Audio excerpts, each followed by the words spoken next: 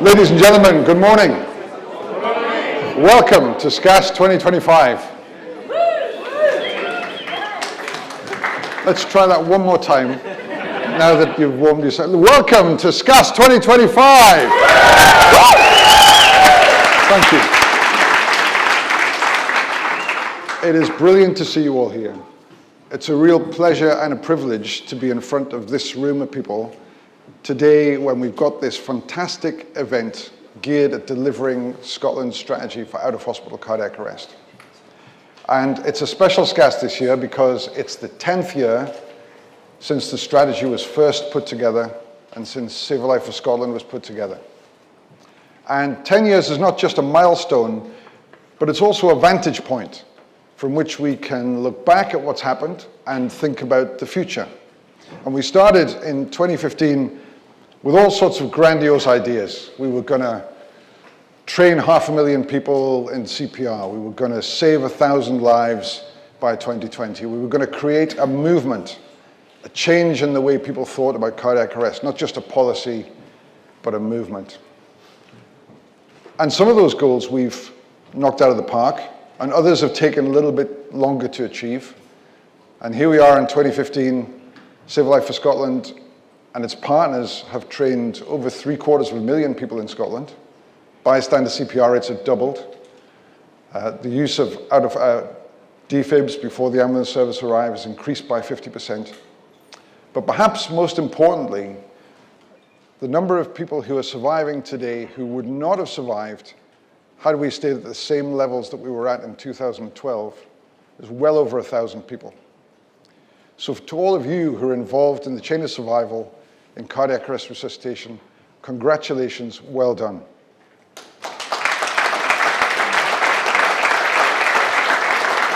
But as well as being a moment to look back and be happy about the good things that have happened, I think it's also a moment to look forward and ask some hard questions about what comes next. I was looking back at some of the old SCAS video and I noticed that a few years ago for 2016, we made a video about Brian, who'd collapsed after he left the gym somewhere in the East Neuk of Fife and was resuscitated by a bystander. And then the community responders came, and then the ambulance service came, and Brian went to hospital and made a full recovery. And in the video, Brian's wife is standing there and she's surrounded by the group of people who'd helped resuscitate him, and there's high-fiving going on, and there's big smiles on everybody's face. And then she says something to the group which has stayed with me very powerfully. She said, when you saved Brian, you didn't just save him, but you also saved me. Because my life would have been so different if things had turned out differently. And that brings home to me the fact that cardiac arrest is not just a clinical event, but it's a life-rupturing, family-rupturing cataclysm. When cardiac arrest happens, everything is in the balance, and so much depends on what we do next, what you do next. So, enjoy today, have a fabulous time, meet some new friends, say hi to some old friends. I hope you learn lots. I hope you feel inspired. I hope you take away things that are going to improve your practice. But I want you to do more than that. I want you to join us in trying to make a difference to what comes next. And all through the day, we're going to be helping you work out ways you can do that, giving you things that you can take away to put into practice. Maybe you need to ask somebody if they want to join Good Sam. Maybe you want to train somebody in CPR. Maybe you want to go in and put something into practice that you've learned today that will up your game in advanced life support. Because the problem of cardiac arrest is not going to be solved by lone wolves or super resuscitators. It's only going to be solved when all of us work together all the time to make it happen.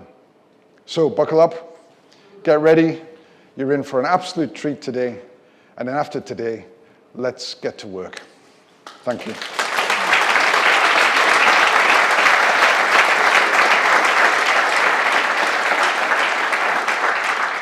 So let me introduce as our first speaker today, John Harden. Dr. John Harden is a man who's worn many hats and still wears many hats. He's the National Clinical Lead for Quality Improvement, Scottish Government, by day and by night, or on a Thursday. He's also an emergency medicine consultant in Wishaw. John's had a long-standing interest in cardiac arrest, been involved in organizations like St Andrew's First Aid as a trustee, and currently chairs the reference group, which keep an eye on the homework of all of us trying to deliver the strategy. So it's with great pleasure that I invite John to share a few words with us this morning. Thanks, John.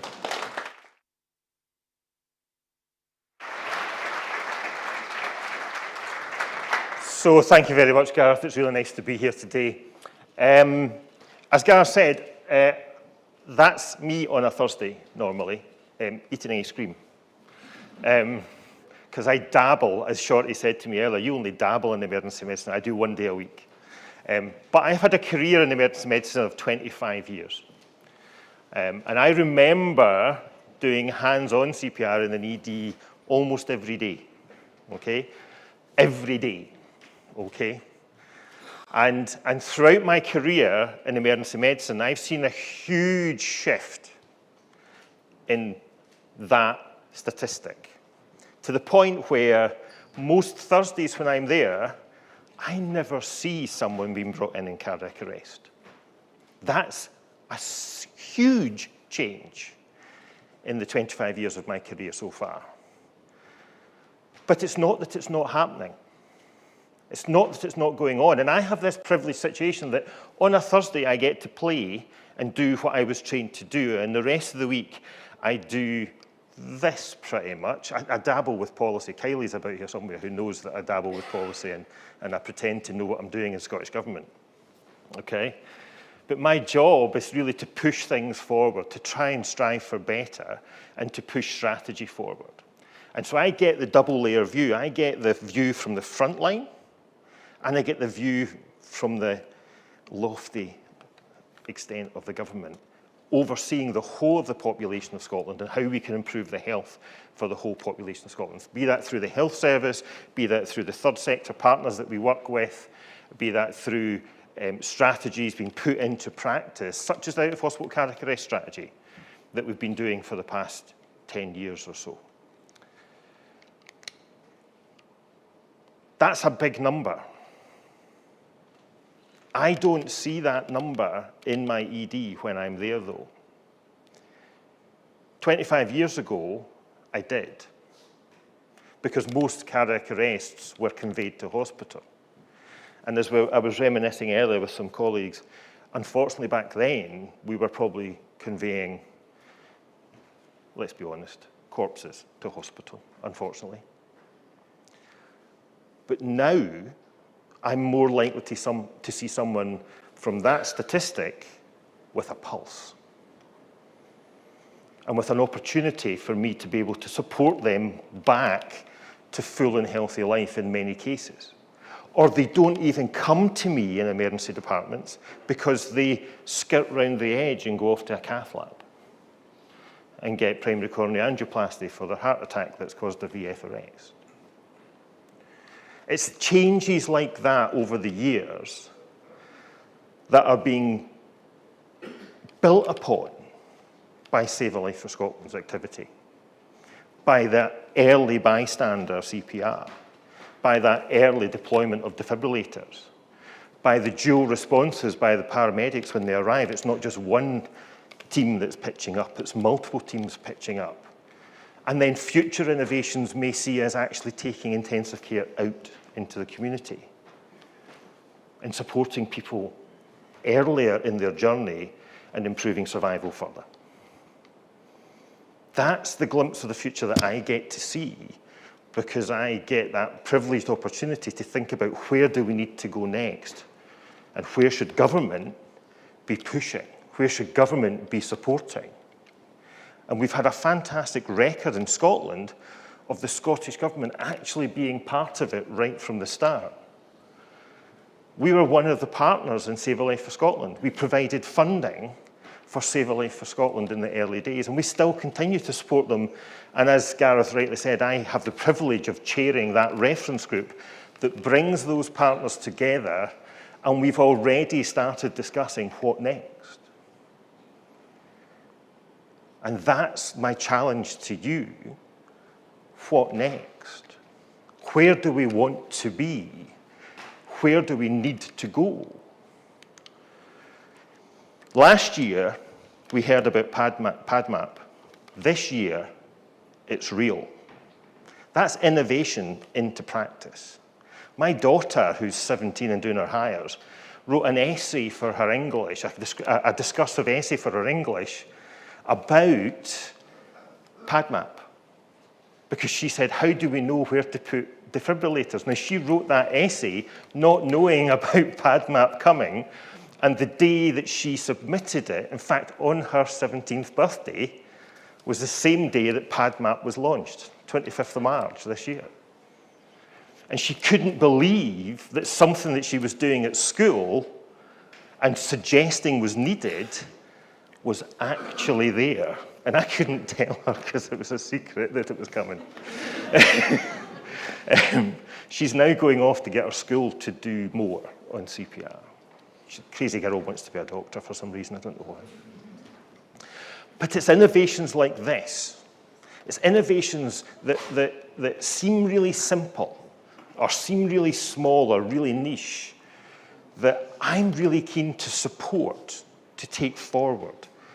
Because an idea like that of knowing where we should put something and translating that into a service that allows people to know where they should put a defibrillator makes a difference to many more people than just, I've got $2.5 in my pocket and I'm going to buy a defibrillator and stick it in the front of my house. Strategy is key. Partnership is key. Collaboration is key. And innovation is key.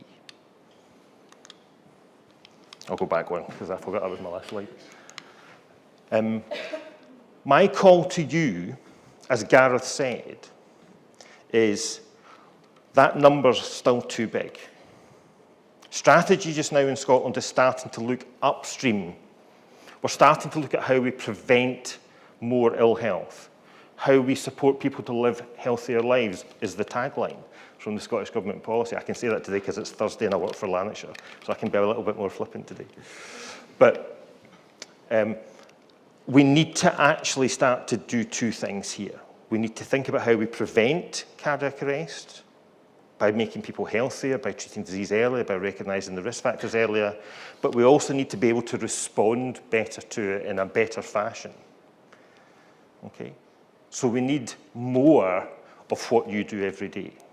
And it sounds horrible, me standing here asking you for more because you give so much already. But we need you to do more. And I know you can do more.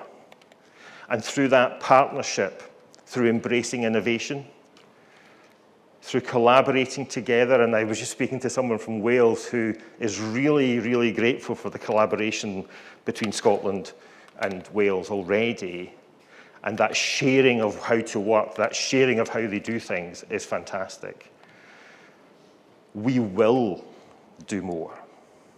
I know it. And it's not just because I'm going to be kicking people to do more. I know you will do more because we know we need to do more. So thank you very much. I hope you have a fantastic day. It's been such a privilege to be here last year to watch the event and this year to be part of the event. And all the best, and please, please, please, please, please, keep doing what you're doing. It is so appreciated by the whole population of Scotland, not just me and my daughter. Thank you. Oh, thank you very much.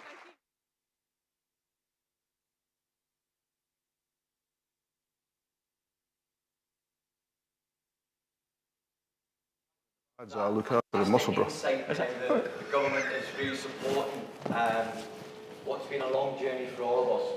And we all know that bit about the technical skills. We can have a huge chat about incubation and drugs and all that. But I'd like to introduce Luke's clinical lead. He used to be in an ambulance service and has done a huge amount of work with regard to bringing ALS into the pre-hospital care environment. We all know the technical skills, we know how important they are, but there's another thing that's really important. So Luke's going to give us his insight into communication and the non-technical skills that I need to see. Luke, thank you.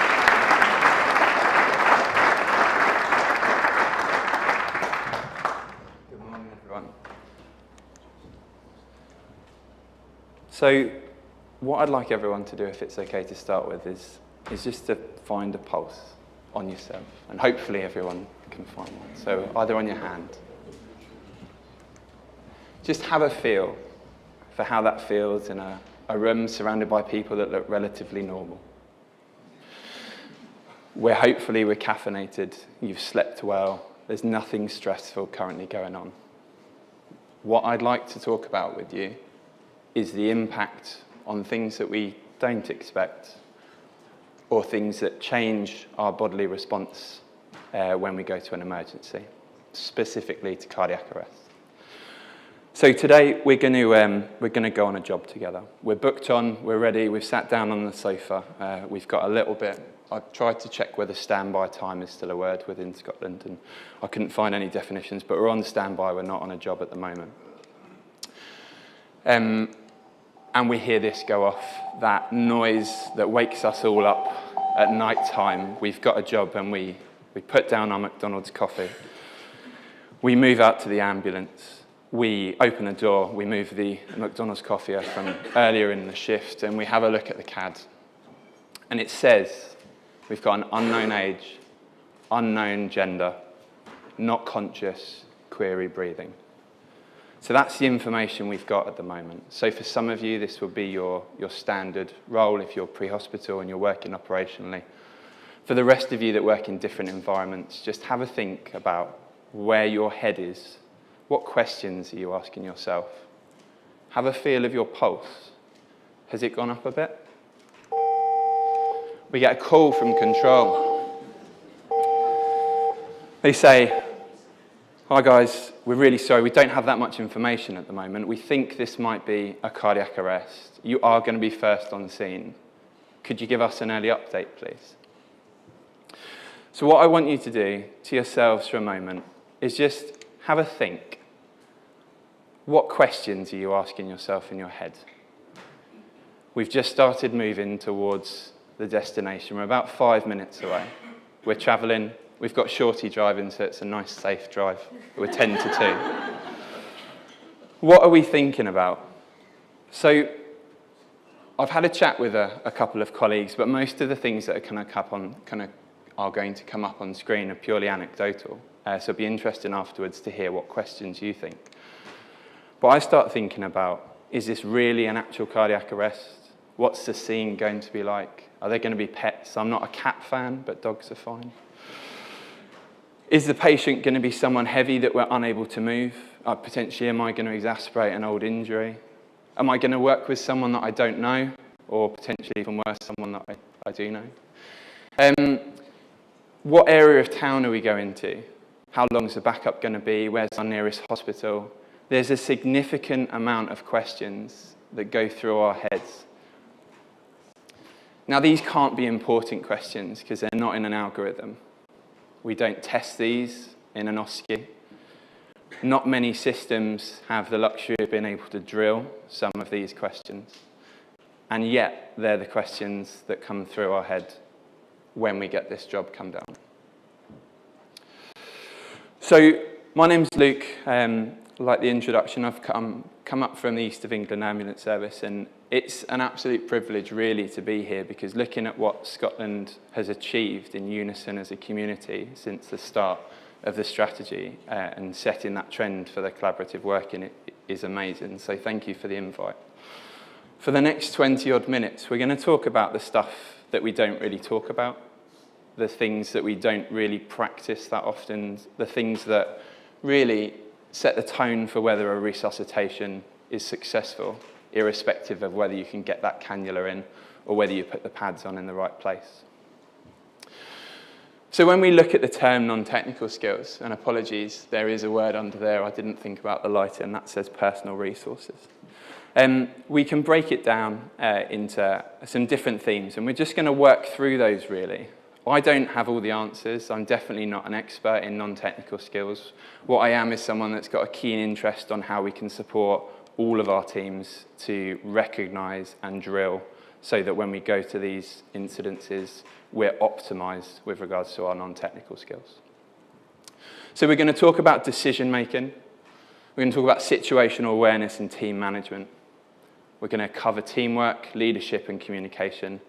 And we're going to touch on those contentious things that we try not to talk about, which is that you work long shifts and you get tired, and we still have to do our job.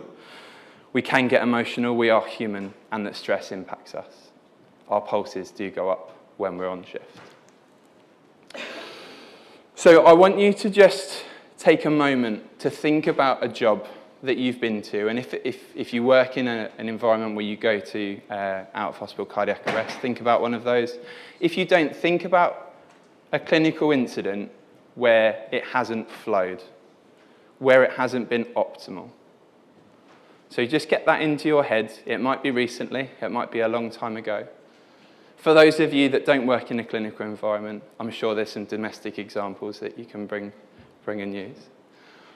I want you to think about what factors were underlying in that example that maybe we didn't examine before. That job where no one could get the EZIO in, and actually we just looked at the technical aspect of it, but we didn't look at all of the other elements. Have a think about what other things go on that sometimes we don't capture in the debrief because we just look at the technical aspects of resuscitation. That's what we practice, isn't it? It's what we do our annual assessments for. It's what we go and do courses in. And we've seen an improvement with recognition of non-technical skills coming into our national RC UK courses, and that's absolutely massive. So, hands up in the room. When you reverse your car, who turns down the audio? Be honest, there's no judgment. I'm glad it's not just me. It's not a diagnosis there. So, we know that stress impacts us differently, and we know that when we need to do something technical, something that requires us to use our brain power, we tend to become task-focused, don't we? We tend to lose some of that peripheral awareness. There's evidence to support that when we get into that task fixation, so going past task focus and having a bit of peripheral awareness, into task fixation where all we can see is whatever is right in front of us, we tend to shut off our ears. We tend to get less auditory processing. So something we should really talk about when we're not at these jobs is how do we recognize that we've turned one of our key senses off? How does that affect us when we're saying everybody stand clear, when we're asking when the drugs were given?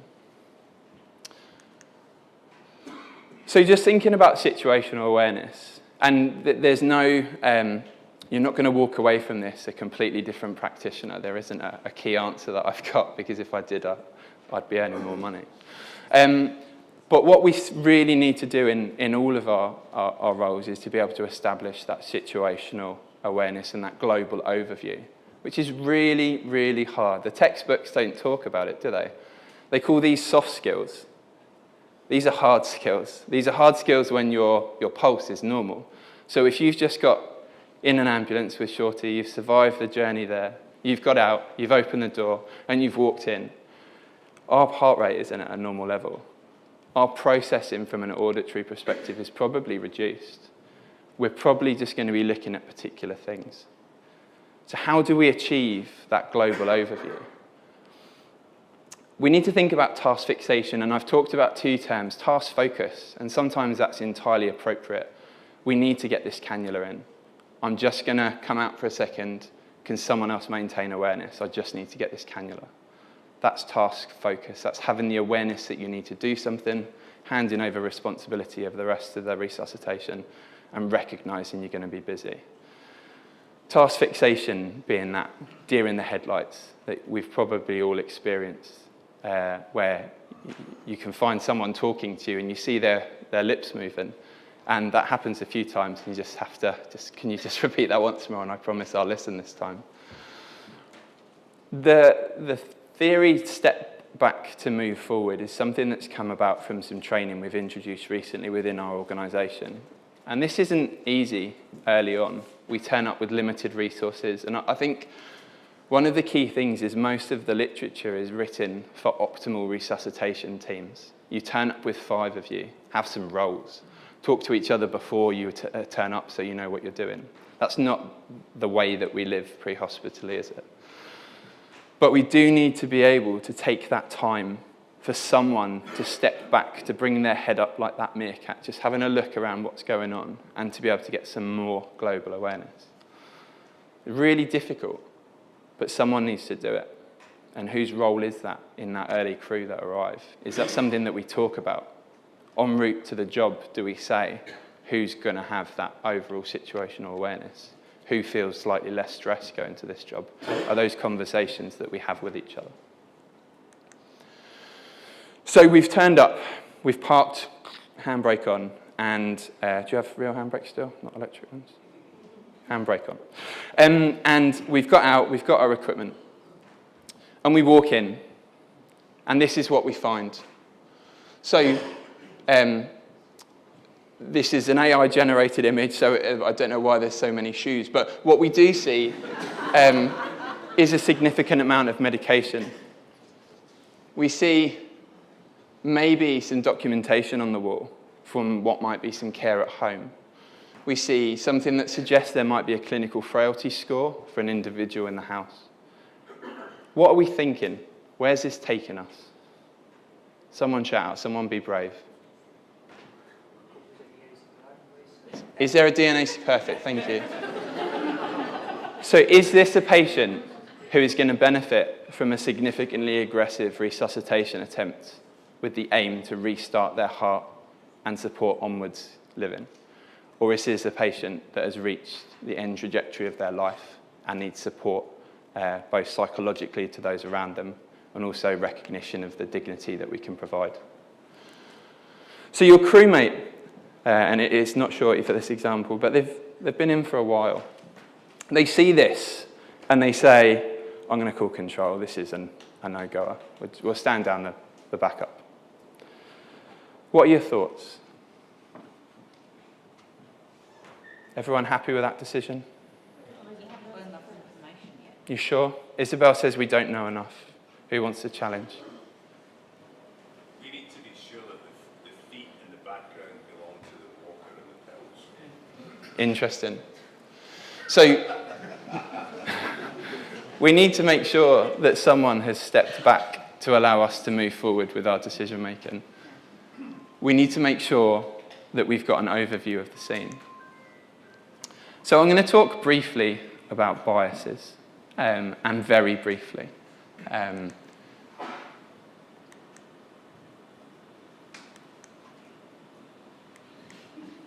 Okay.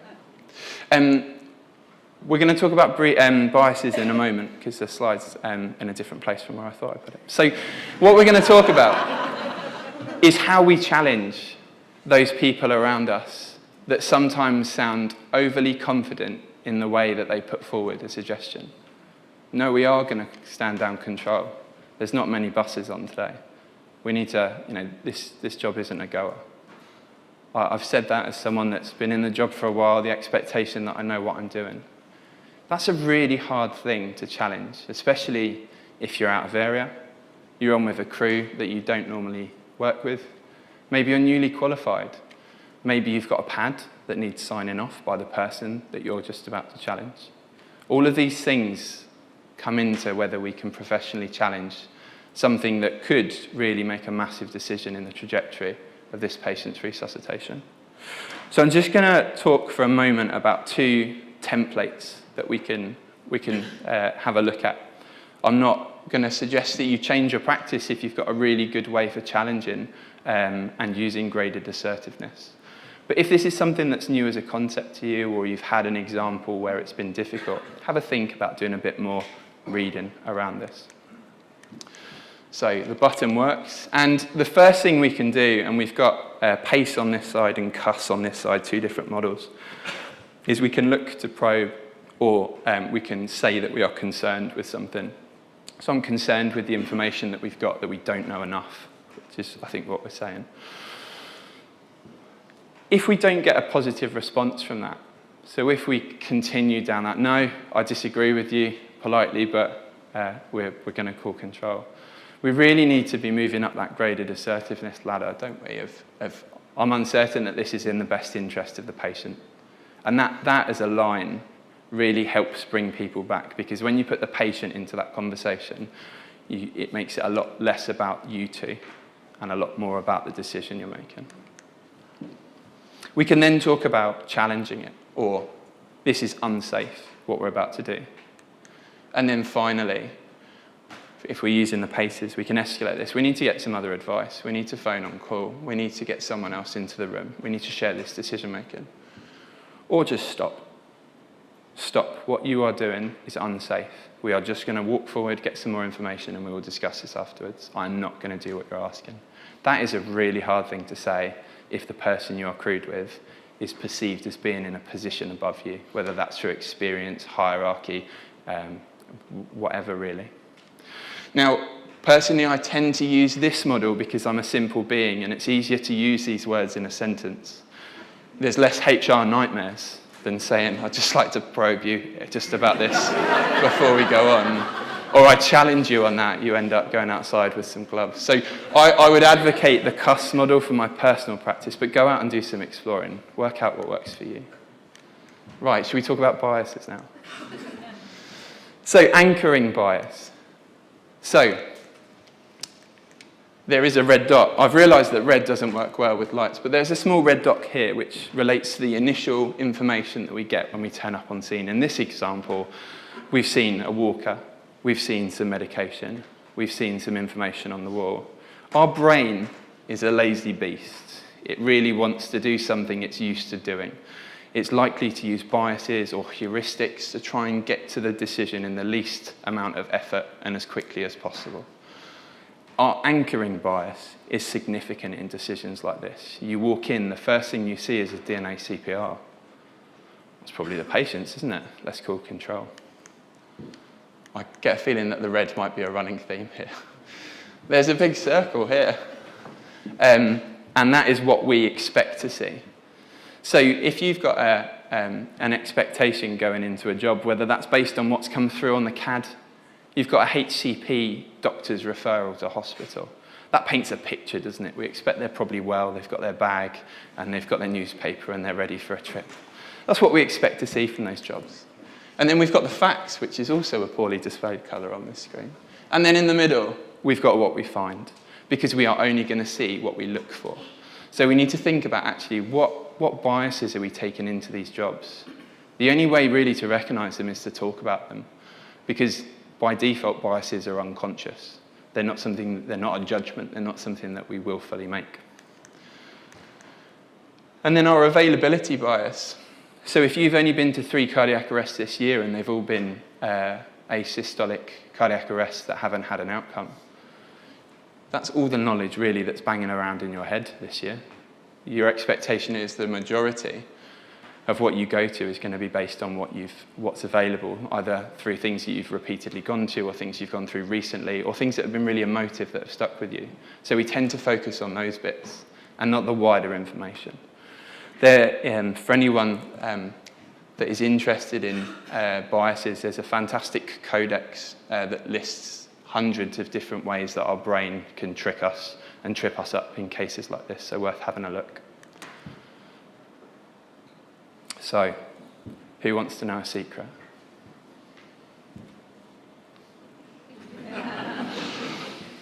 We can't multitask, irrespective of gender. The science, not me, because I'm not that brave, the science says that we cannot multitask as an individual. What we can do is we can flick between channels really quickly on the TV. So we can have 2 tasks, and our brain can do one thing, it can then reset and move over to the other thing, and we can do this really quickly. And you will see this every day, because you'll be looking at your phone screen while you've got a TV screen behind you, and you'll check between them. What you're doing is looking at one thing, and then you're resetting. But each time we reset, we lose a little bit of decision-making, a little bit of bandwidth, a little bit of time. It is not efficient for us to try and do multiple things at once as an individual. But what we 100% should do is we should make sure that the team is optimized so that we are doing all of the right things as a team. We make sure that with only 2 of us on scene, that we choose the right things to do. Because there's a lot of things that we will be judged on if we use the algorithm that we look for of what we need to achieve at an ALS. There's a lot on there, technical-wise, that we need to achieve. But what are those essential things that need to be done right in that first instance? We need to focus on those, and we need to make sure we've allocated those roles. Perform CPR. So we've got in. We've walked past the walker, the 15 sets of trainers, and the medication, and we've gone in. And actually, what we found is on the bed is what looks like a 55-year-old gentleman. His elderly mother's next to him, and she tells you that this is her house. He's come to visit. He had some chest pain for a couple of hours, and he's collapsed. And she's been performing CPR. So going back to our biases, our assumptions as we enter, we need to be able to step back and get that global overview. We've decided, because it's not his DNA CPR, that we are going to start doing some CPR. Now, we're going to move on to communication, and this is not a lecture on trauma, so don't worry. There's some things that we do because we've always done. And a lot of the focus of what I'm working through within our organisation for resus at the moment is around marginal gains. So really small things we can adapt or improve that overwhelmingly increase the efficiency of a resuscitation. And one of them is phraseology. So what we say matters. Show of hands with absolutely no judgment, because I was part of the problem.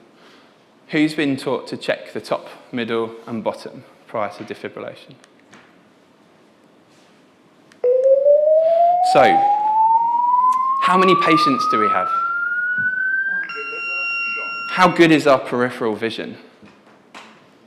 So if you have a look now, are you able to see both of your hands if you were to hold them up? So have a go. How wide can you see? Don't smack the person next to you unless you're not particularly friendly. So our peripheral vision is quite good. We have a good range of vision. Now what happens when we say the top's clear, the middle's clear, the bottom's clear? Where have we stopped looking? We've stopped looking at the rest of it. We've created 3 safety zones. We need to think about the communication that we use. If we can see the whole patient, and every time we use more words, it's more time off the chest. Challenge some of the things that we've always done, and just think about why there might be really good evidence behind it as to why we do it that way. But it might also be something that we've taught because we were taught. Is it better? Is it quicker? Is there less time off the chest for us to just say, the patient is clear, shocking, shock delivered? Can we still achieve safety, but improve on efficiency? So, I didn't know the age group, so I've put in a different range of movies. So, for anyone that isn't aware, Tell Them Your Name, Pike, is essentially the line from this film. And we need to make sure that we use names. Who's been to a job where someone said, can someone give the adrenaline? Can someone get the scoop? Yes, someone can. Who? Everyone's busy, aren't they? You're generally not there with your hands in your pockets waiting for someone to give you a task. It's really difficult. I'm rubbish with names. You know, you get told these different ways. You need to think of a nickname for them and then remember it, but then end up just saying the nickname, and that's not good. So find a way that you can remember people's names. As an organisation, if you've got name badges, that's absolutely amazing. If you don't worry, because I don't think many organisations do pre-hospitally at the moment. But we need to make sure that the person that we're sending our information to is listening. We've already recognised that when we're under stress, our auditory input and processing reduces. So do you think we're likely to listen to something that isn't addressed to us when we're busy and stressed? So communication, if we're going back to the definition, is really the transmission of noise from place A and it being received at place B. If it's not received, it just remains noise. And that's the reason we use names, really, isn't it? It's a difference between just moving noise out of your mouth towards a group to actually communicating to someone. And that takes us on to what is probably the first use of adrenaline. So we need to make sure we're using closed-loop communication. So instead of just saying, someone give the adrenaline, the next step would be, Shorty, can you put the adrenaline in? But still, we've not got that feedback loop, have we? Shorty might be busy. He might be halfway through a really technical task that he's fixated on, or even just focused, and he doesn't get that. So we need to make sure there's that feedback loop. So I'd say to Shorty, after the break, is it all right if you make me a coffee, mate? And then Shorty would say, yes, how do you want it? And then we make sure that the total communication's there, so by the end of it, we've got out of it exactly what we want. So make sure you use explicit terminology and you get feedback that it's been received. Right. We're not going to touch too much on ergonomics because this is more around non-technical skills than the wider human factors side, where we definitely don't have enough time to go into the depth of all of that. But if we're looking at what the future might look like, currently in my organisation, we turn up, we've got some bags, we don't really have a set process for who takes what in. We've got a bit of an understanding of where we think it should go, but if you work in Essex and then you're over the border in Hertfordshire, our bag layout might be different. It shouldn't be, but it might be. People might take different bits of kit in, so that can end up with some real big problems when we start to try and make this efficient. So thinking about our non-technical skills as a team, just take 10 seconds before I show you what I think my answer is as to where you would put this around the patient if you wanted to create the perfect resuscitation area. There might be some kit that you don't want to take in, there might be some kit that isn't on there, in which case you can't have it because it's not on the vehicle. So, do we all have a shared mental model for what a resuscitation looks like? And I fully recognise that this amount of space is not available in the majority of pre-hospital environments. They're probably wrapped around the U-bend here. But we need to really be able to optimise our environment so that we can communicate well. And although this is probably lapsing in into the technical element of how do we do things with equipment and positioning, if we look at this from communication, everyone's got a direct line of sight to the person who is giving the instructions and receiving the instructions, that team leader. We've got a relative that's involved in the resuscitation with the evidence suggesting a significant benefit to being part of that if they opt into it. Everyone can see the monitor. That gives us the ability to be able to use graded assertiveness to challenge anything that might be incorrectly recognised. Gives us the understanding that we can look at when things need to be given. We don't need all of the equipment on the patient. And this is something that I think sometimes we bring everything in and we just put it down. We kind of collapse down and open up like one of those fancy tents from a decathlon that just blow up. We need to make sure we've only got the kit around us that we need. There's some really interesting papers around there around actually, are we more efficient if we don't need to move once we've moved into one position? So does an efficient resuscitation mean that this person doesn't move once they're in position and they've got all the kit within their reach? How do we achieve that as a team? I'm not going to talk too much on leadership, but what I do want to just recognise, and it was something I came across, I've got a 2-year-old son who is interested in a lot of things, but one of them was birds the other day. And I went and had a look around who flies at the front, because he asked some really weird questions. And when geese fly in formation, the person at the front isn't any better, any faster, any stronger. It's not that alpha goose. It's just the one that's got the most amount of energy at the time. And then when they get tired, they move to the back and someone else joins in, which reduces the resistance on all of the ones behind it. It allows everyone to be able to move forward in the direction. And by using that process, they're able to fly for longer, for further. So do we have that process in place where we can recognise without any psychological impact or judgment that sometimes the person leading might need to tap out, or they might need to go and do something that means we need to swap out that leadership? I think leadership within the cardiac arrest environment is something that we sometimes still struggle with pre-hospitally, because sometimes we don't want to be seen as trying to take over. Someone needs to lead, and it doesn't always need to be the same person, and it doesn't need to be the same person throughout that cardiac arrest. But without leadership, there's no movement forwards, there's just repetition of technical skills, and repetition of technical skills on its own probably isn't going to get a good outcome. So, I'll tell you another secret. It says personal resources under here. So, There's a lot of studies out there, isn't there, into fatigue. A lot coming out of Sweden, Denmark, around the impact, the long-term impact to our health as healthcare professionals that work on shifts. We know that when we're fatigued, it correlates to essentially being over the limit with regards to some of our fine motor skills, some of our decision-making. We tend to have less of a good read on people's social interactions. When we're tired, we tend to assume the worst. Our social skills definitely don't do that well. I've got a perfect balance of the right amount of caffeine and the right amount of sleep for me to be optimal. And it's really the question that we need to take away for ourselves, going right back to how do you feel when you're stressed. Do you ask yourself that question when you go into these jobs? Am I in a good place? Do I need to let the team know that I might be struggling a little bit? Do I need to kind of put it out there, guys, I'm not 100% today, I might just need a bit of support? Because if you don't say that, what happens? Let's follow that through. So you go in, you don't want to be honest about it because it's quite a taboo topic.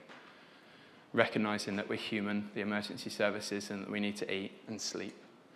So we don't tell the team that we're tired. We go in. The amount of medical mistakes that occur significantly increases based on the fatigue of the individuals within the team. So we really need to own that, don't we? If you don't feel like you're running at 100%, whether that's through stress or whether that's through fatigue, you just need to let the team know. That's then the team's responsibility to be able to choose the right roles, to be able to do the right things, and to work together. Emotions. So we are human, and I think that's one of the best things that means that we'll never be replaced by AI, hopefully, is that the response that we can give patients on their worst day of their life is based on human interaction and vulnerability.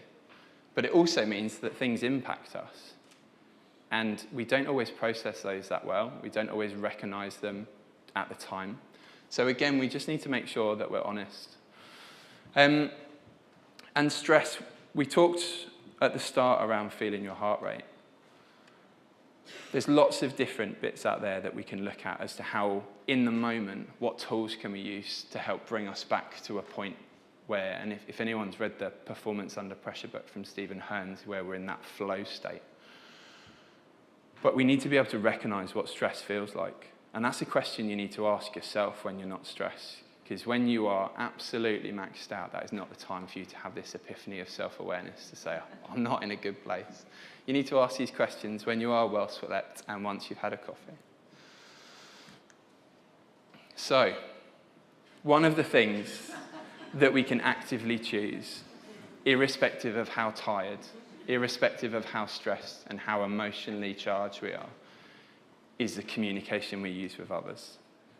And civility has a significant impact on patient safety and on our team. There's a lot of work out there, and I'm not going into the data, I'm more talking through the anecdotes in this session, but go and have a look at civility saves lives. Go and have a look at the impact. So we're looking at studies from quite a while ago now around the reduction in quality of care and also the reduction in us wanting to help others when we've been exposed to civility within the workplace. There's some interesting papers coming out now around people that are testing BLS scenarios and just measuring how many mistakes occur when you're rude to someone, which sounds like a really good thesis, doesn't it? Because you just get to be rude to people with research approval. But what we're seeing is that there's a massive increase in the mistakes being made in CPR when we're not civil to each other. And that's massive. So we need to be able to ask ourselves, really, what toolkits can we use? How do we recognize when we're stressed? And how can we really challenge ourselves to come across in a civil way? It's hard. I'm not here with the answers. This is something I struggle with. I've definitely finished a job and done a debrief and said, I need to apologize for the way that I came into that job. It did not help how this job flowed. You need to own that. That is the end of the presentation. I think there's a period for questions if you wanted them. Or, yeah? Yeah, so thank you for that. It's been a great insight. I think what would be useful, time for one quick question, but you will be about all day. We're not sending you back south yet. No, I'm not Good. been deported. Just Good, good. So we've got time for one quick question. Anybody? Stunned into silence. I think what you've touched on there, though, is really important, that civility thing. I think it's important at cardiac arrest. I think it's important all the time, you know. It's nice to be nice. It's nice not to be, I seen that slide. So thank you. So Luke will be about. Thanks a lot. Thank you.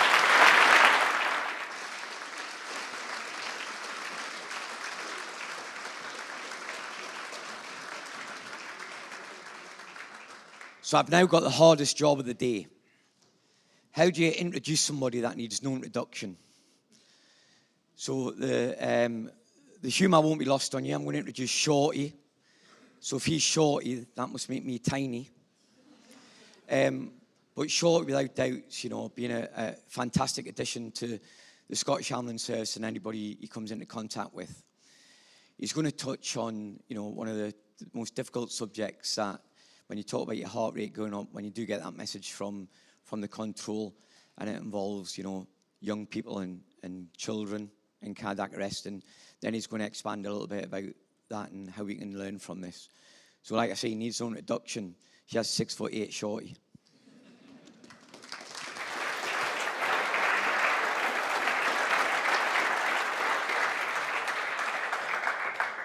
Morning, everyone. Great to see some familiar faces and a few new ones here at SCAS this year. Yes, I'm going to talk about quite a difficult subject this morning, but not one we should shy away from. What I'm not going to talk about is high-performance CPR in kids, because there's much more to this story than that, but I do want to give you the cautionary note. These conversations can trigger stuff for us, so put your head down, think about something else, walk out the room if you get to the point that you need to. Please just look after yourselves during this. So I want to talk about a few things. I want to talk about the context of paediatric cardiac arrest and SUDI and SUDICA in Scotland. I want to talk about some of the myths that come along with the resuscitation of young people and kids. I want to talk about the process, and I want to talk about the review, and all that will make more sense as we're going through it. So, you broke it again, Luke. There we go. So the context. So Scotland's got a bit of an unpleasant secret. We have the worst child death rate in Western Europe in Scotland currently. This is the latest report from the National Hub for Child and Adolescent Death. We have about one SUDI, so sudden and unexpected death in an infant, every 7.5 days in Scotland, which is probably more than people think it is. A lot rings true with the other health inequality stuff. If you live in the most deprived areas of Scotland, so a deprivation score of 1, you're twice as likely to see sudden and unexpected death in children and infants. And it's the stuff you've all heard about previously. There's absolutely still links to rollover and co-sleeping, smoking, alcohol, drugs, all have a huge impact on this stuff. And because of that, there's work in progress now to try and improve that through this learning, but I'm going to touch on that a little bit later on. I think if you boil that down to what we see as an organisation, as resuscitators, as people who go to these things, this is our latest data. And if you look at right at the top of that, 0 to 9, it feels like first impression, tiny, small numbers, but actually it's not that small, is it? Under 19, there's about 90 cardiac arrests a year. These are worked arrests. These are people who resuscitate. These are not the people that we turn up and don't do resuscitation. That number is even higher. That being said, for most clinicians, it's a once or twice in a career event. So it's impossible to be slick and be on top of your game. And just like Luke's spoken about, it is a heart rate increaser, and it is stressful, and they're not pleasant jobs, and all the other stuff that comes with them. All the other sensitivities on scene and the difficult things we're dealing with are all adding to that burden for us.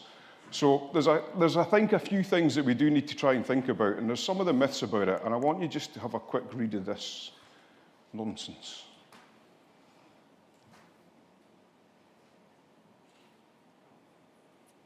Who remembers this? JRCALC 2016. Lots of you in the room will be familiar with this. And pie in the sky. like attempting to perform advanced life support procedures in the back of a bumpy, moving ambulance, which you're trying not to fall over in, let alone performing advanced life support procedures. Because all you've done on scene is scoop and run, scoop and run. Does that sound familiar? And if you didn't scoop and run, what happened? You would get criticism from your ED colleagues because you should have been here 20 minutes ago. You get back on station and went, nah, you should just have gone, should you not? It's a kid, you need to go. And it's really interesting this, because that's J.R. Calc's 2016, except before then, there was papers being published in 2015 to say, actually, that's bad. And there's quite a lot of literature about this. So it is a myth that we should still scoop and run, and we still do in about 40% of the cases of paediatric out-of-hospital cardiac arrest we deal with. But actually, if you read some of this literature, if you stay on scene for at least 10 minutes and optimise the resuscitation, we're not asking you to stay there forever, but, you know, secure the airway, get some access, and think about delivering fluids, then actually you double the chance of getting ROSC. So there is some myths out there, that's one of them. And there's one other myth I want to quickly touch on. Kids don't have shockable rhythms. Yeah. And to be fair, overwhelmingly they don't. We all know that it's hypoxia and hypovolemia because of the disease process, and they get sicker and sicker and sicker, and they drop off the edge of the cliff. But tell that to the 3 kids in Scotland this year already who've had VF arrests, all witnessed, all in public places, all with chain of survival that was epic, all shocked by a public access defib, and all alive. So it is rare, but it's a myth that it doesn't happen. Be aware of it. We do see VF in kids, and they do survive it. We see it much more in hospital, but they tend to have existing cardiac disease.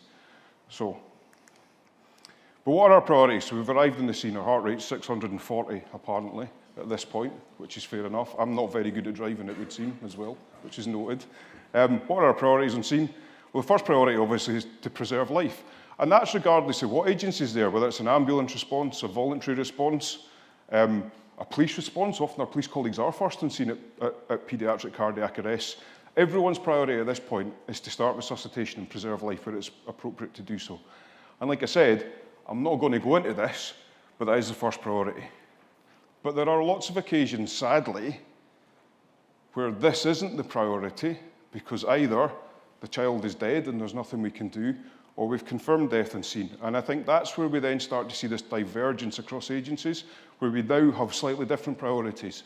So ours would be that confirmation of death, starting that family support, starting that arranging of conveyance still to the emergency department or wherever we're going, which we'll speak about. Our police colleagues now have to start to think about finding a child death senior investigating officer because it's a specific role.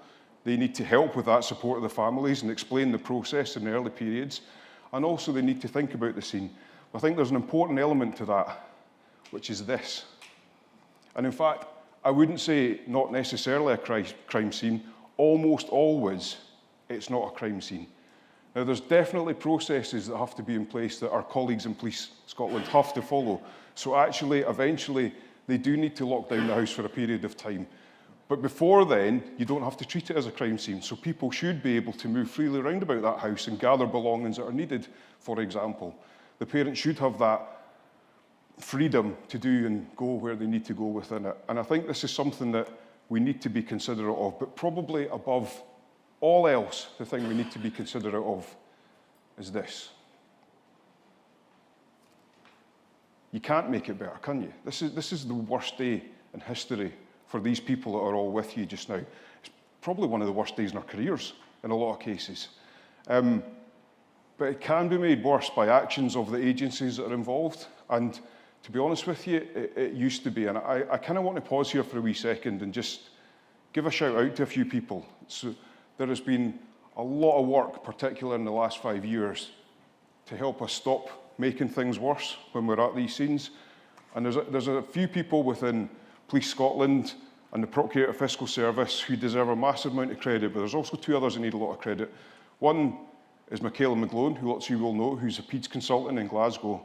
Another one's Dave Bywater, who have worked ridiculously hard over the last 5 years to help us iron out this process so that we don't make this worse and that we make sure all the agencies are working together to ensure that we get all this communication on scene right.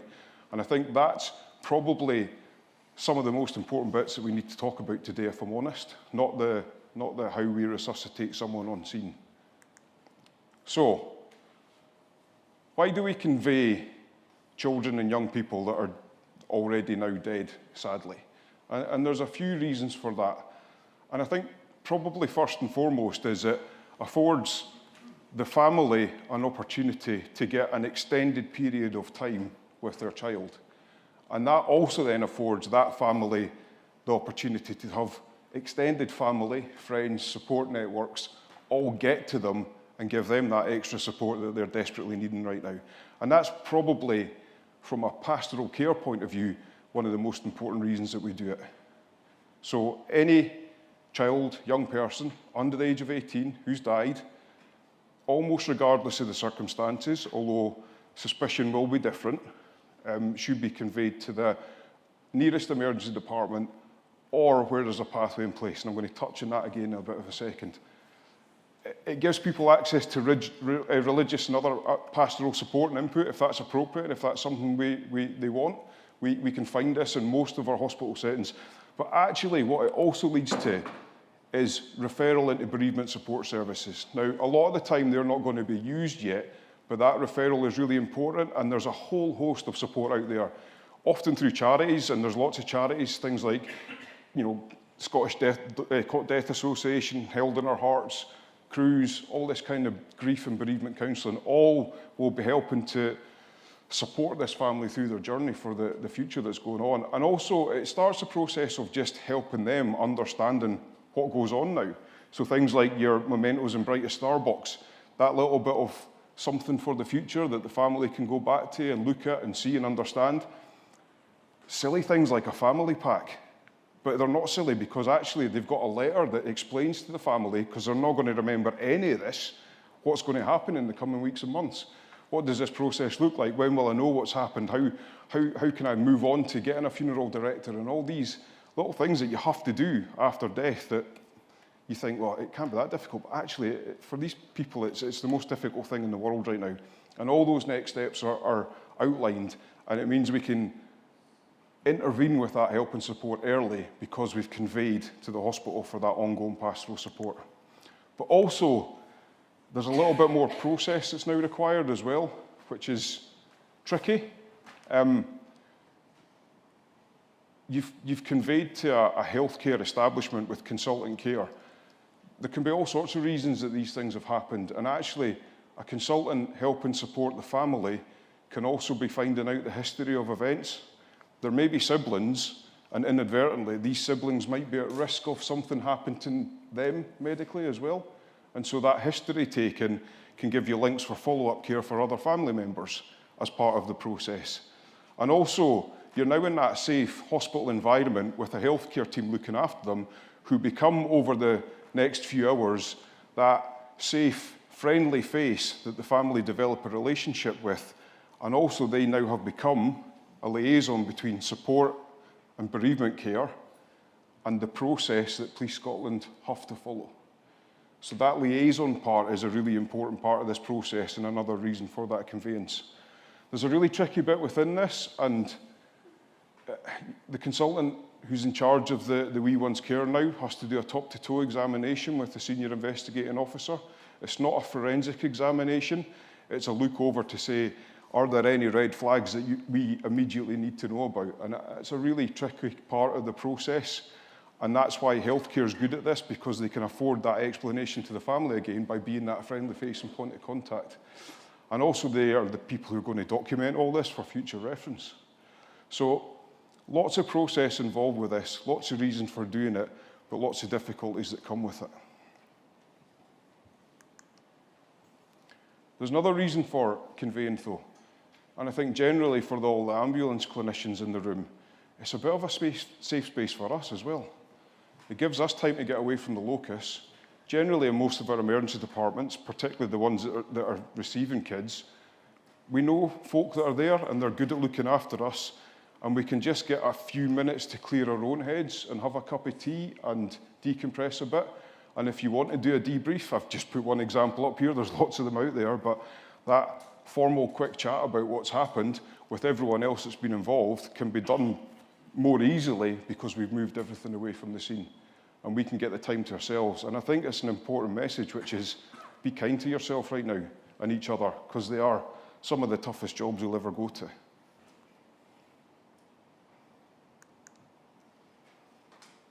There is still lots of challenges out there with it though. And I want you to keep thinking about that slide. You can't make it better. Don't make it worse. We still have a little bit of a challenge across all organisations and all agencies with a lack of awareness about what this process is, because it's rare, because it's once in a career for most people, and that's across all agencies. Even when the specialist officers come in, they don't deal with it often either. And so knowing that we should convey to the hospital often does become a challenge for us. Sometimes when we speak to the hospitals, they don't realise that the wee ones should be getting conveyed to them. So they may refuse to take them. Or if you're out of area, they say, no, that shouldn't be coming to our health board. And there's one real big challenge out there, which is 16 and 17-year-olds. So in police terms, you're a kid under the age of 18. In healthcare terms, certainly for our dedicated receiving paediatric centres, you're an adult after you're 16, you should be going to adult services. And I think we can pretty much all agree right now, the worst place to get nice pastoral care after you convey them is an adult emergency department in Scotland and all the chaos that's going on there. So there is now processes in place at every health board, and we're about to make that available, but they still are a challenge for us on scene, and they can cause us a bit of grief. So that on-scene communication is key. And I think don't be shy about discussing this pretty frankly with our police colleagues and saying, we're trying here, but it's not always that easy. And unfortunately, we have had occasions where it's been a funeral director that's had to intervene so that the young person, 17, 18-year-old, hasn't been on scene for longer. But actually, our biggest challenge, to be honest, all that aside, is the top-to-toe examination. So our amazing colleagues in the emergency departments really, really struggle with this. It's difficult, it's upsetting for them.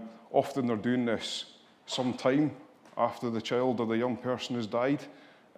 They muddle up what's the ask. Am I being asked to do a forensic examination? I'm not a pathologist, I'm nervous about this. And for them, that's probably the biggest challenge that exists. And we're aware of that, but we made it much, much better than it's ever been before.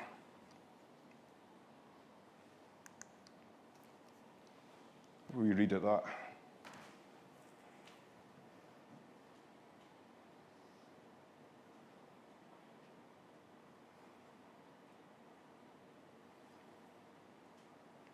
It's a pretty powerful statement, isn't it? We're quite behind the curve with a lot of this stuff in Scotland, but we kind of have now got our house in order. Our colleagues in England are very familiar, who've been doing child death reviews, multi-agency child death reviews for well over a decade now, have lots of data and lots of understanding. We're only just catching up since really 2021, but actually mostly since 2022. Any child, so anyone under the age of 18 who has died, gets a multi-agency child death review to look at the circumstances surrounding their death. And actually, if they're a care for child or they have care experience, that goes right up to the age of 26. And it's to look for common themes and to ask questions like, is there anything that we could have changed? Or across an entire data set over a number of years, actually, is there common themes coming out? So the obvious one is rollover during co-sleeping. And we're all familiar with that and the risks that adds to sudden and unexpected death in infants. There was a massive campaign round about that last year, and there's another campaign going to happen in January 2026 about it. And in a meeting with Police Scotland yesterday, they said, actually, this year so far, compared to the 4 previous years, they have seen significantly less sudden and unexpected deaths in infants perceived to have been caused by co-sleeping and rollover. And if you think about those GRCALC guidelines I put up at the start, and think about what it says now, where it says, actually optimise resuscitation on scene before you leave, that came from our data set.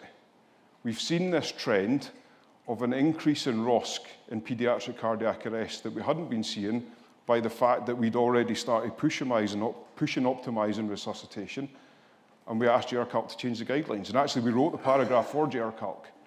So we have had early learning from this, despite the fact our data set is nowhere near as complete as it used to be. But it's an important part of it. For the ambulance service people in the room, we ask you beforehand, you were at this job, is there anything you'd like to feedback? If you want to come to the child death review, you're welcome to, but most of the time we go to it on your behalf. So the question is always asked out there of you if you want to do it, and if we get any feedback, we'll always endeavour to send it back to you afterwards. But I just want to leave you with one last bit, and this is the third time in SCAS that I've left you with this one last bit, and perhaps on this occasion, it's the most important time I've done it. I'm going to put that slide up that we're all familiar with. I'm going to stop there, and I'm going to thank you for listening to what was a difficult subject. Cheers.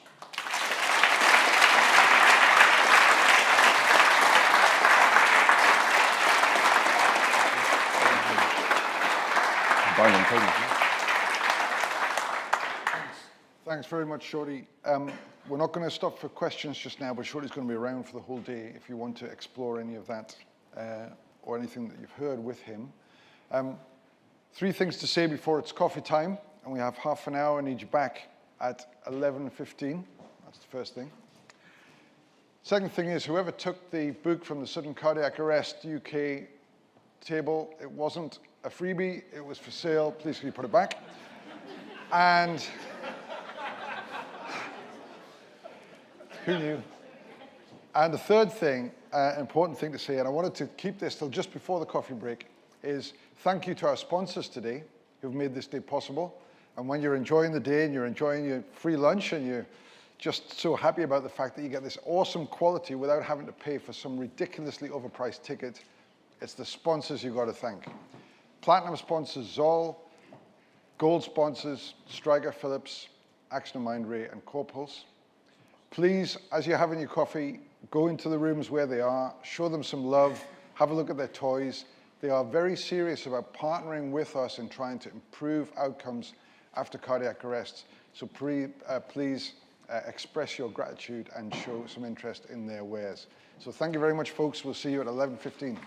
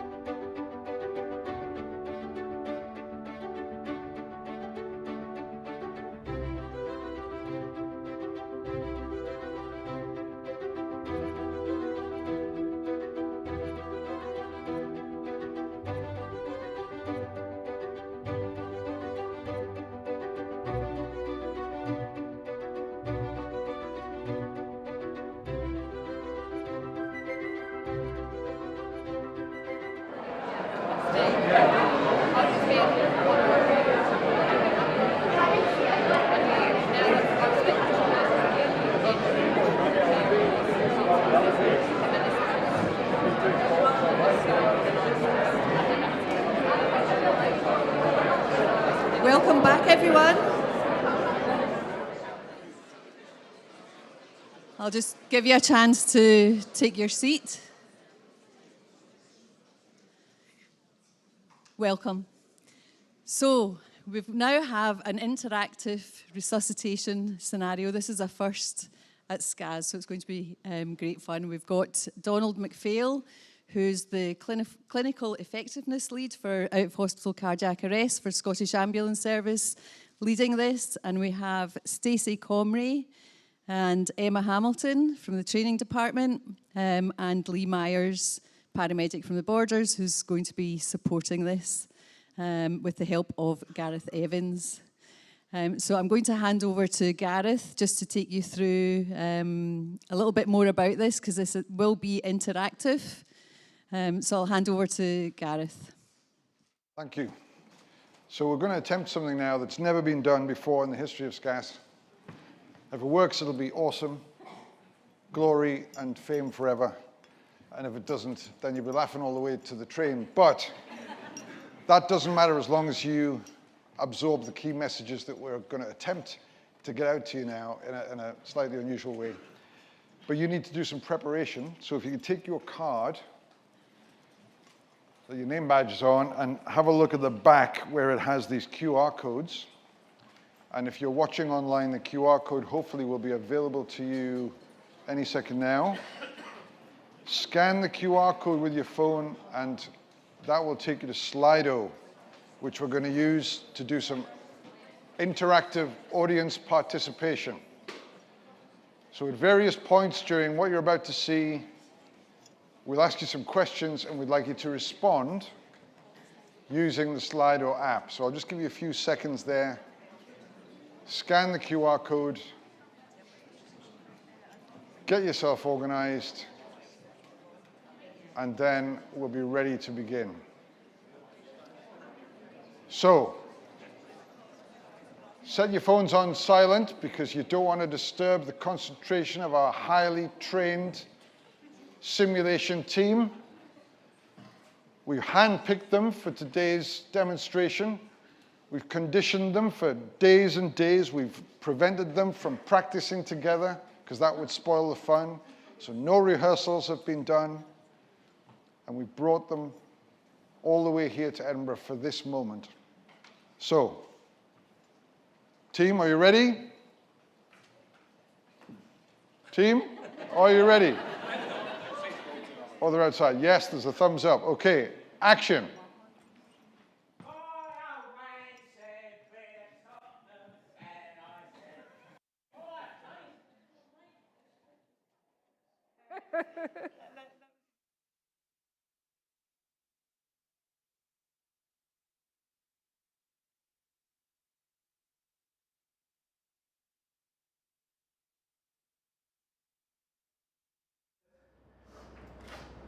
No, I don't think he is. No, I don't think he is. No. Yeah. Right. Hang on. I'm going to put the phone down.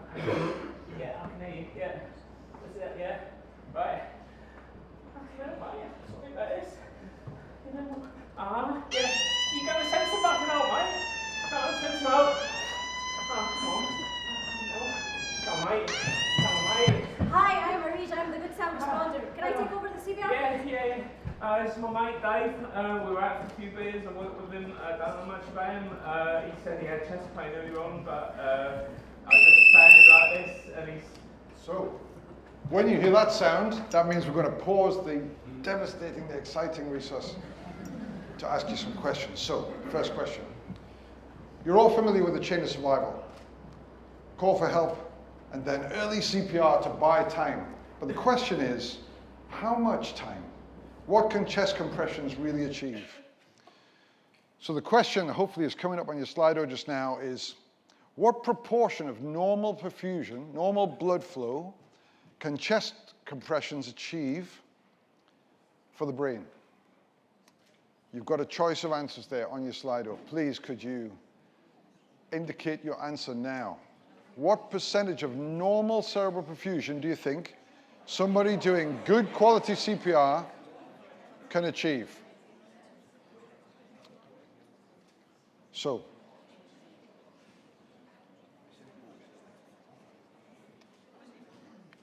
All had a chance to vote. Mr. Slido, can we see what people's answers have been?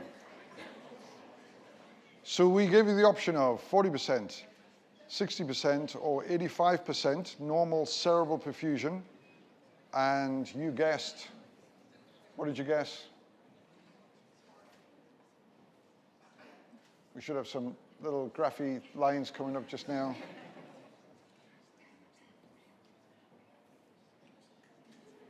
Put your hand in the air if you thought it was 85. You were wrong. Put your hand in the air if you thought it was 60. You were also wrong. Who voted 40? Pat yourselves on the back with that hand because you got the right answer. Thank you, Slido. All right, excellent. Okay, back to the resuscitation. Yeah, so he just collapsed. He said he had chest pain, and he just, I've just like this. Come on, mate. Hey, come on. Hey, wake up. That's gonna hurt him.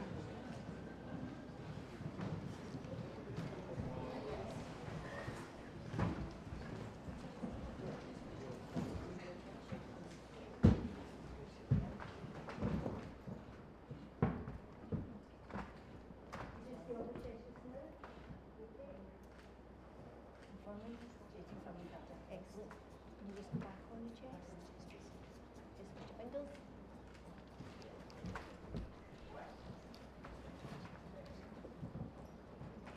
Okay, we'll get the pads on. Emma, Lee, are you okay at your position? Are you okay if I just take team leader role?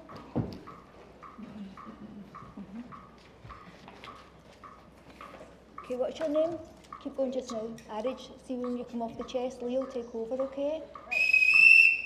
Okay, just freeze for a second, guys. And let's halt the demo. We've got the crew have arrived, they're taking over. We're just going to skip past the next one. And then we got to CPR. Now, you'll see what's happened here. As the team have come, they've swapped over the CPR operators because CPR, crucial though it is, it buys us some time, but it doesn't stop the clock completely. It only buys us a period of time, and only if we do it maximally efficiently. So, my question to you is, how long will it take before one of our responders here gets fatigued and their CPR quality will drop? How long does it take until fatigue means the chest compression quality will drop below the level of effectiveness? So you've got some options on your Slido now. How long do you think you've got before you need to swap for another operator or things are going to go bad? Okay, please vote now. That's great.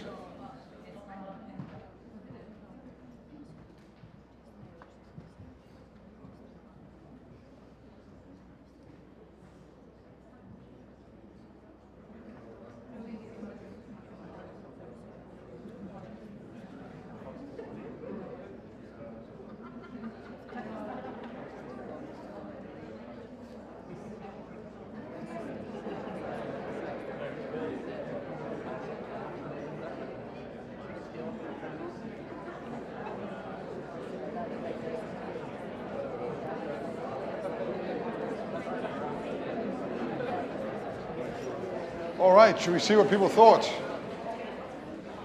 What did you think? So your options were 50 minutes, 7.5 minutes, or 2 minutes, and nobody was fooled, or very few people were fooled. The answer is, of course, 2 minutes. And I just want to show you a graph. We can go back to the slides for a second. There's a lot of research being done on this, and here's the very, very interesting graph. It shows a couple of things. Minute 1, minute 2, minute 3, minute 4, minute 5 along the x-axis. And then adequacy of compressions on the y-axis. Were they deep enough? Were they fast enough? Was there recoil? And you can see that there's a line across here at 70%. And once you get below 70%, your compressions just aren't working. Sometime during the first minute, most people's compressions will drop below 70%. Almost always by the end of the second minute, even with well-trained responders, the effectiveness of CPR will drop below 70%. Using things like real-time feedback, if you use a puck, you use a metronome, that will help, that will preserve your quality, but 2 minutes is the maximum time you want anybody doing manual CPR before you swap, if a swap is available. And here's the extra bonus interesting fact. You see the red line over here at 250 seconds. That's when you begin to become aware of your fatigue. Your CPR becomes rubbish sometime during 1 and 2 minutes, but you start to feel tired after 4 or 5 minutes. So don't wait till somebody wants to stop. Swap them out after 2 minutes maximum. Okay, let's get back into it, folks.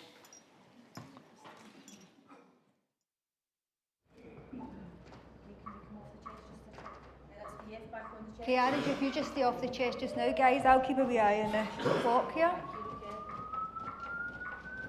Okay, stand clear. Arij, can you tell me what's happened? He suddenly collapsed. He just collapsed. Was he complaining any pain or anything beforehand? No, he wasn't complaining of any pain. So the bystander actually saw him suddenly. Okay, no worries. So we don't got much history. No, that's okay. Don't worry about it. Arij, are you okay just to switch out every 2 minutes for CPR? I'll let you know when the next one is. Are you happy with the airway and everything? Perfect, no worries. And Lee, are you okay? Yeah. Good stuff. So we've got a shockable rhythm. We've not got much history. We try and work through some of our reversible causes. You can let us know how the airway is, Emma, when you ventilate.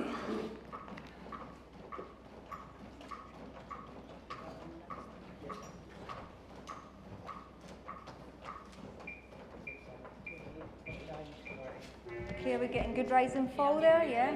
Excellent. There's no any blunt trauma or any trauma to his chest or anything.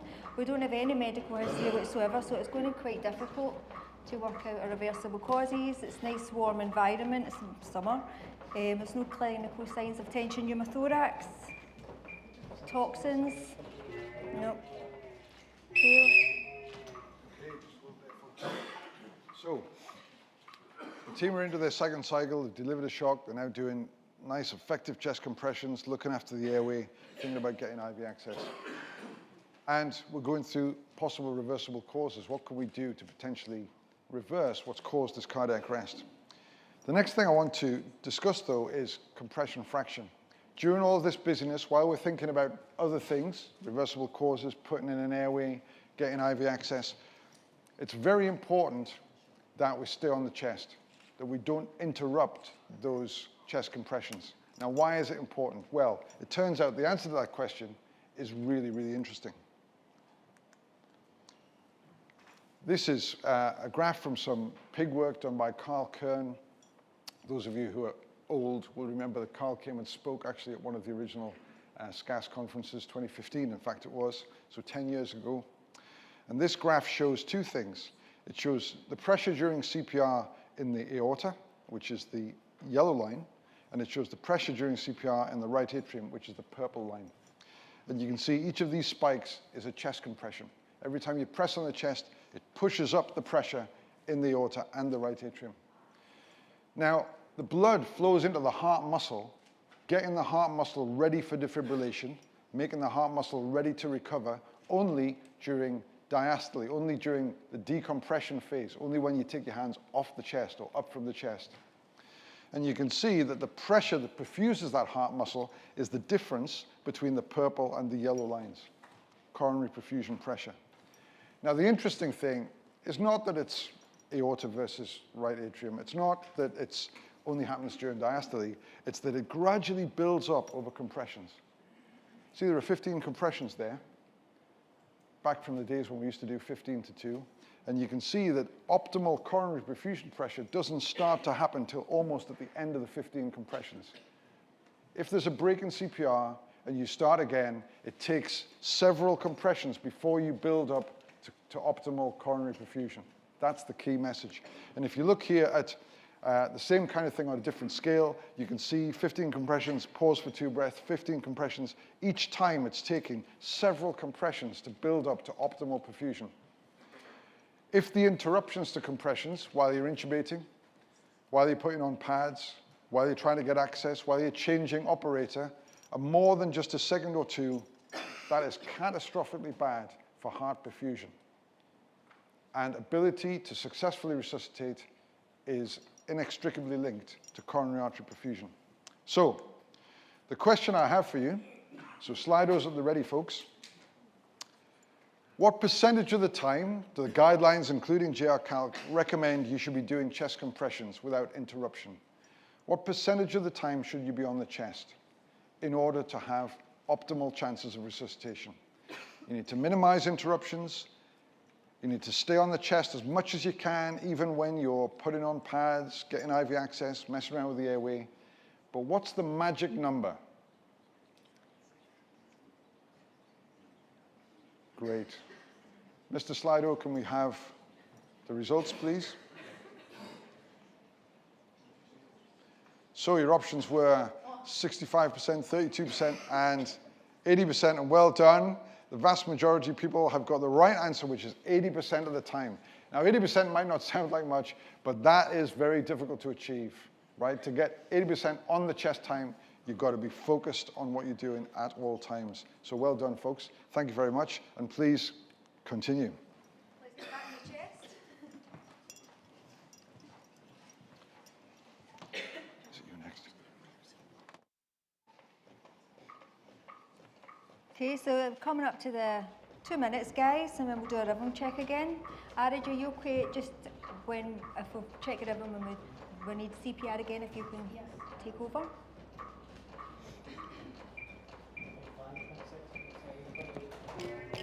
Okay, let's do a wee rhythm check. Okay, still in VF, back on the chest.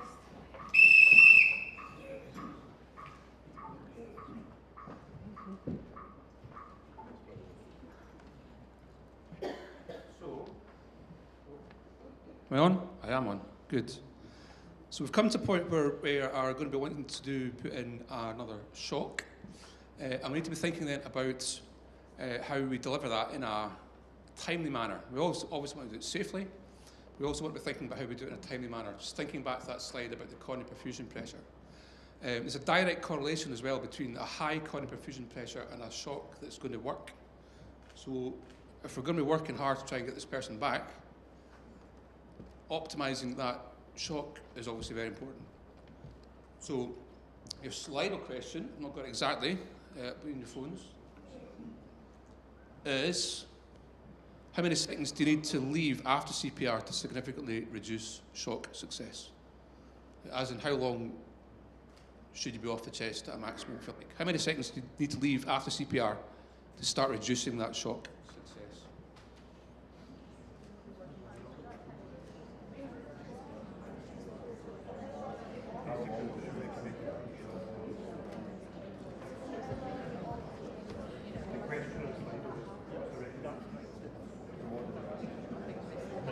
All voted. Let's have a little look at the results then.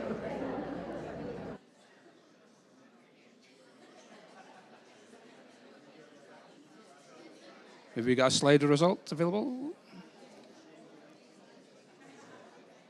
So we had options less than 5 seconds, less than 10, or less than 20 seconds. And again, most people have got that right. So we should be off the chest at that pre-shock pause for a maximum of 5 seconds if we can. And actually, 5 seconds is possibly quite a long time in this context. Can we come back to the slides? Thanks. So here's one graph of one study. Numbers aren't huge, but this is showing over time a gap, increasing pre-shock pauses versus the shock success. Again, this is done on pure pigs. And is this really showing, this study, that over time, the longer you're off the chest, the less likely you are to have a successful shock for the same patient, if you like. And there are other studies that show this it could be even worse than that. So how can we optimize this? Well, one tip, one suggestion might be when you're coming to that rhythm check time, that whoever's the team leader asks for everybody else, apart from the person doing compressions, to come away from the chest and only leave the person doing chest compressions while the defib is being charged. That then allows for the person delivering the shock to be much safer in terms of only needing to confirm that one other person's come off the chest before they put the shock in.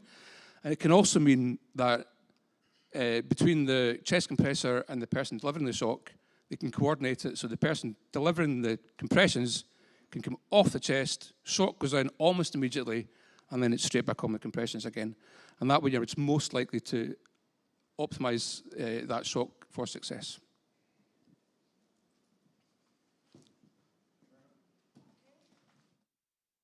So Arij, if you just stay back just now, we're going to charge up.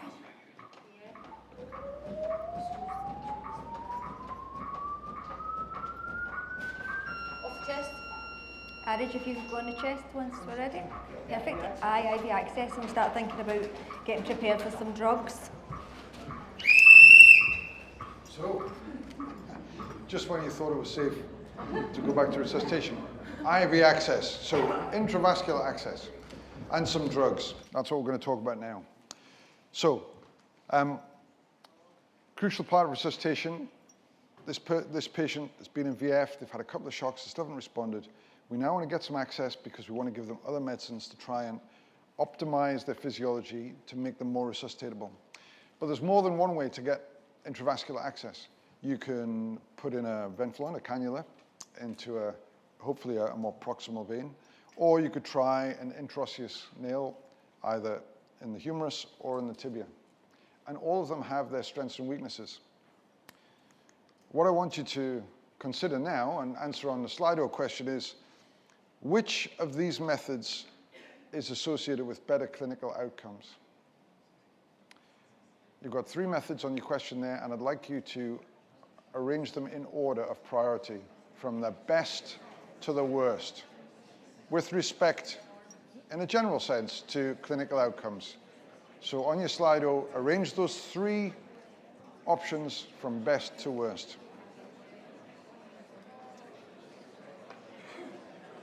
Great job. All right? Well, wait and see, wait and see, wait and see. Yeah. It's doing great. This is.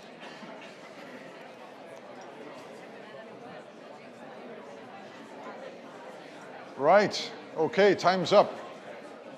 Answers, Mr. Slido, please. So rank the 3 methods, and do you know what? It's almost as if you read the answers in advance. So the answer, of course, which is the best method? The answer is, oh, hang on. It depends. It depends, okay? Intravascular access has been associated with increased ROSC, though there aren't very firm clinical studies showing that it improves survival. But the drugs get in quicker through an intravascular route than they do trying to squeeze it in through the bone, okay? So intravascular access is associated with more ROSC. However, sometimes intravascular access is difficult or impossible. And then without delaying, you want to go for intraosseous access. Faffing around trying to get a cannula into a patient that can't be cannulated in the context of cardiac arrest is going to cost time, so go for IO. But then the question is, should you go for IO in the humerus or in the tibia? Now, all other things being equal, there's probably a marginal benefit in terms of speed of drug delivery in going for a humeral IO nail rather than tibial. It's closer to the heart. I guess it makes sense. Okay, so my suggestion is that the ranking should be, yes, it depends, but all other things being equal, assuming you can get it, IV access into the ACF or proximally, followed by IO in the humerus, followed by IO in the tibia.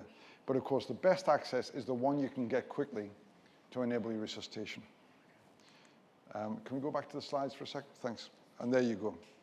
Best might be quicker, slower delivery, but IV access is preferred if it can be established without delay.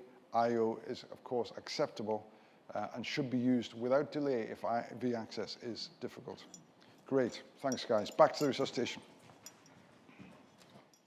Okay, so we'll get some IV access. Emma, we're going up to the iGel as well. Perfect.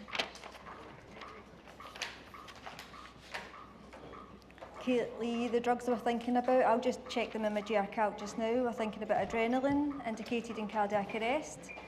No contraindications in this situation. If we stay in a shockable rhythm, we're going to give it after the 3rd shock.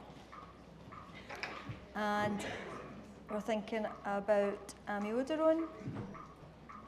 Again, cardiac arrest, shockable rhythm, we're in. If we stay in that, we're going to be thinking about that. and we'll do our drug checks when we're ready. Okay, Arid, are you okay? Yep.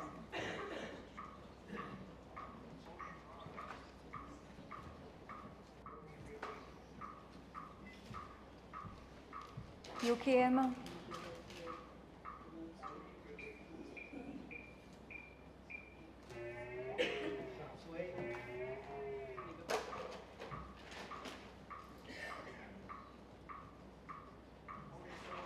We've got end-tidal CO2 as well, yeah, perfect. And we've managed to get IV access, okay? Fantastic.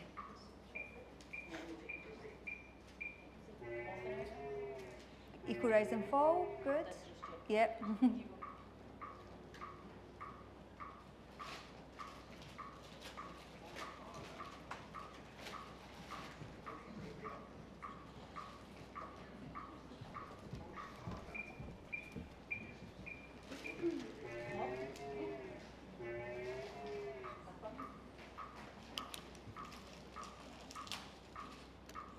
Good stuff. Okay, this will be our last cycle, and then we'll do a rhythm check.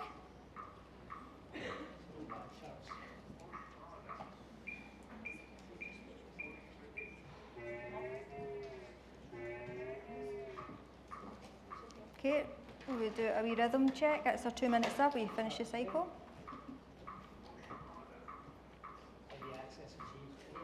Okay. So after these 2 vents, we'll do a rhythm check, guys, okay? We'll just keep... Okay, Aries, you stay off the chest just now. Still in VF. Good.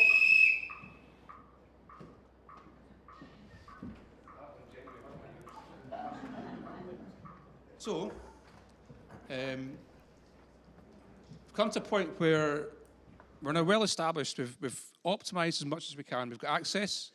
We're managing the airway. We've now got end-tidal CO2, so we can keep an eye on that as well and learn from that too. We're coming to a point where we've had a shock, and we're about to another shock. So what do we do if it's not working? The shocks aren't working. We keep on trying the same thing, and we're not getting any success. We're now in refractory VF. What are we going to do? There's lots of different options. Here are some of them, some of which apply to us as ambulance clinicians. So on your Slido, it's now select which of these you think are the priorities.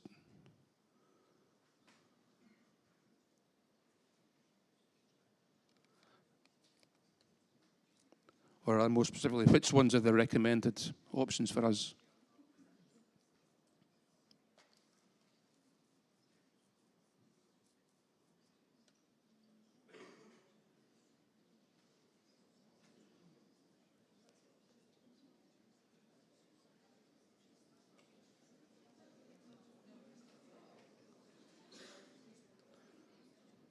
Are we done?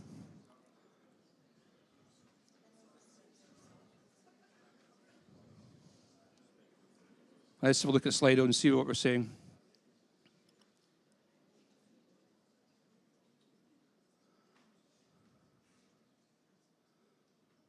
Still a couple coming in. So we have had 3 shocks. So in a shock of rhythm, quite correctly, we need to be thinking about drugs. For us, it'll be amiodarone. Lignocain's an option in some places too. So certainly that is one of the recommended next steps we take after we're given 3 shocks. High quality ALS, good chest compressions, all the rest of it. We've optimized that, that's great. And thankfully, a lot of people have picked the next one as well, which is recommended, that after a number of shocks, if you're not successful, you want to change the pad position and try a different position, different vector. Some part of that heart muscle has initiated this VF. And if your shock isn't going through that part of the heart muscle, it might not respond and revert back to sinus. So by changing your pad position, you're giving an alternative pathway for the shock to go through the heart, and possibly you'll have success after that point. After 3 shocks, it's possibly a good time to start thinking about that. So we're going to come back to the slides, if that's okay. We're quite correct. That's a high-quality ALS, amiodarone, and then a vector change, And then in this next cycle, we'll try and optimize that and change pad position.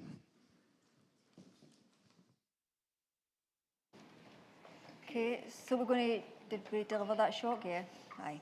Full chocks in, okay. Adrenaline 1 in 10,000, expiry is December 2027.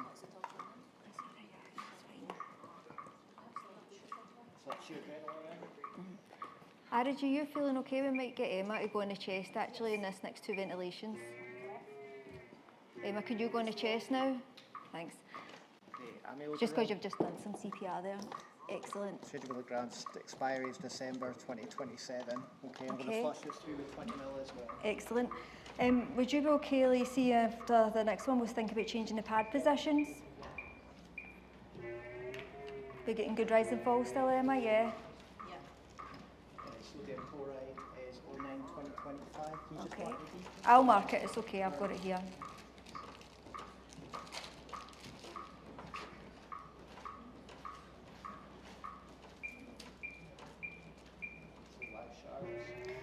So we've given 3 shocks, we've got our drugs in, we've got iGel in, we're getting good rise and fall.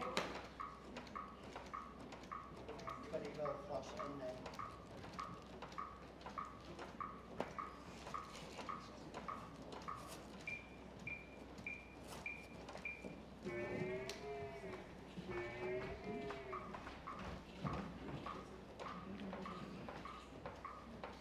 Are you okay, Arij? Yep. Okay, so what we'll do is, when Emma does the next 2 ventilations, we'll get the front pad on, and then we'll just go back to CPR, and then we'll sacrifice the further 2 ventilations after that.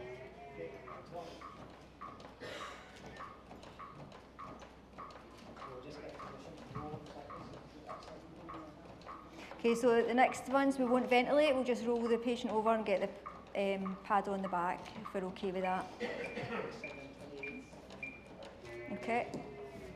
Let's go. And we'll get back into our CPR. Barry, do you want to come round to that side just now, just in case we... And that's us. Yeah, that's us coming up to our 2-minute cycle as well.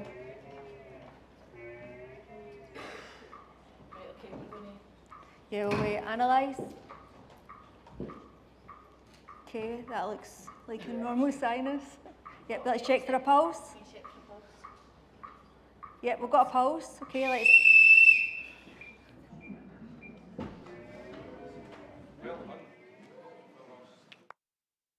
Oh. Not quite finished yet, not finished. No, not finished, sorry, no. Just congratulating them so far. So we've got Ross, so now what? That's not the end of the story by a long shot. It's a good place to be, but that's certainly not the end of the story for our team and certainly not for the patient. So the question now is, what do we do? What are our priorities now we have ROSC? And rather than giving you a multi-choice, on your slider you should be able to just write your own thoughts. It's like a word, 2 words of what you think the priorities are now. And then we'll just get a sense of what people think. Lots of things to do. What should the priorities be?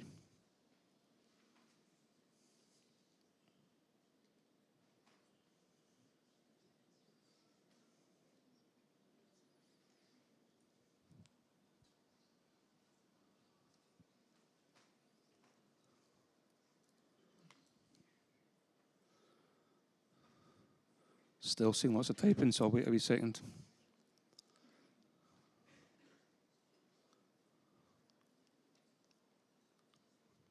So have a look, see what people think. If we can get the Slido up.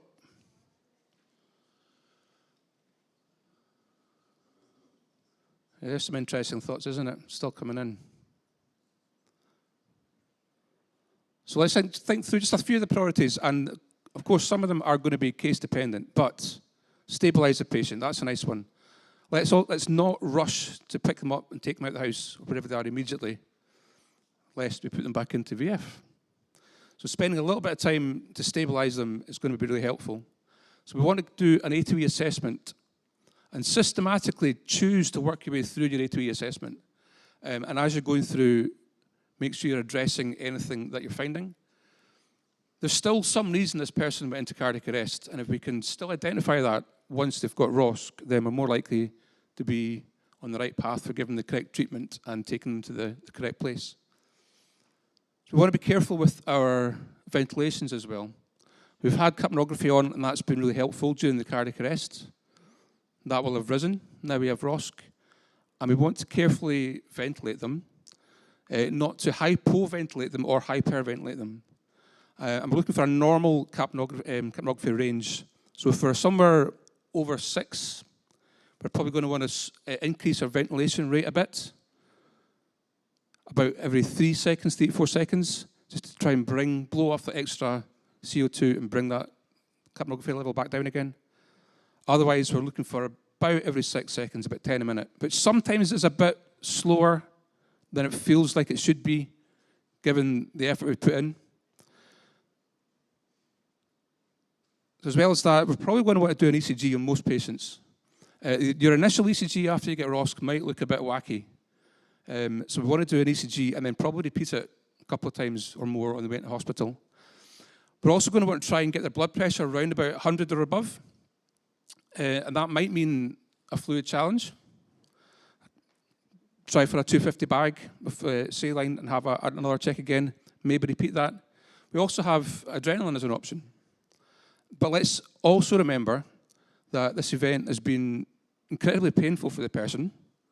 If they're at all responsive, they're likely to be in quite a lot of pain. And they may have been in pain before it. If they'd had an MI, they might already have been in pain before the cardiac arrest. So we want to be thinking also about some pain relief. Some of the agitation that we sometimes see might actually be them responding to the pain they're feeling. And if you look at your GRCalc, there's a nice little line in it which advocates starting some IV paracetamol and supplementing with tiny little bits of morphine. Also then make a plan for extrication. And then once you're in the ambulance and traveling, it would be good to raise the back of the bed a little bit. About 30 degrees tilt up is going to be helpful for the blood flow to the brain and be useful just for that ongoing care as we take them into hospital. Lots of other things we can do, but we're out of time. Thank you very much.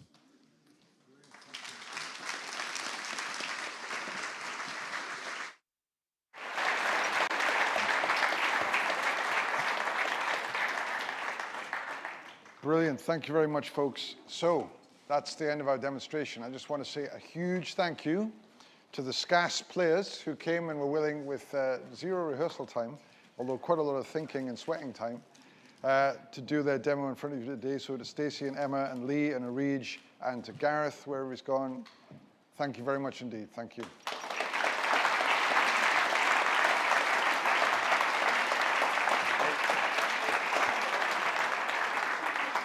And just before I hand back to Susie, and while these guys are moving this stuff off stage, I was just going to run through a quick summary of the take-home messages that we had, and now I'm going to be forced to remember them. So the first one was, good quality CPR will perfuse your brain and your heart, but not as much as a normal heart rate, so you haven't got infinite time. Doing high quality CPR will work, but you'll become fatigued after a minute or two, so swap often. Stay on the chest, because every time you break CPR, it takes several compressions to build up coronary perfusion pressure, and that's what perfuses the heart and makes it shockable. Thank you, that's awesome. Pre-shock pauses kill patients. Keep them down to a maximum of 5 seconds. If you can do it in less than 5 seconds, and often you can, try and keep them short. Vascular access, IV is best, humeral IO is next best, tibial IO is better than nothing, a lot better than nothing. Refractory VF, if you're going to do something, do it early, so don't wait till the 17th shock before you think about changing pads. If you've got 3 shocks in, still in VF, give some amio, change your vector, don't forget all the rest of your high quality ALS. And finally, once you've got ROSC, I don't have anything to add from what Donald said. Just remember analgesia. Often the agitation that people express is because they've got an MI or a broken rib and all the rest of that. Thank you so much for your attention. Remember those things. Go and be awesome.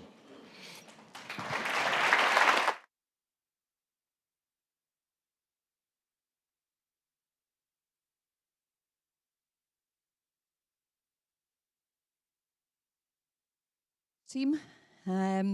So next up is the Newton Awards. I would like to introduce you to Gregor and Judy Newton. Gregor is a cardiac arrest survivor. He had his cardiac arrest 10 years ago, but he'll give you more information about that. And Lisa McInnes, there you are there, the lovely Lisa. The face behind Save a Life for Scotland started 10 years ago. So yeah, I'll hand over to Lisa, who's going to take you through the Newton Awards.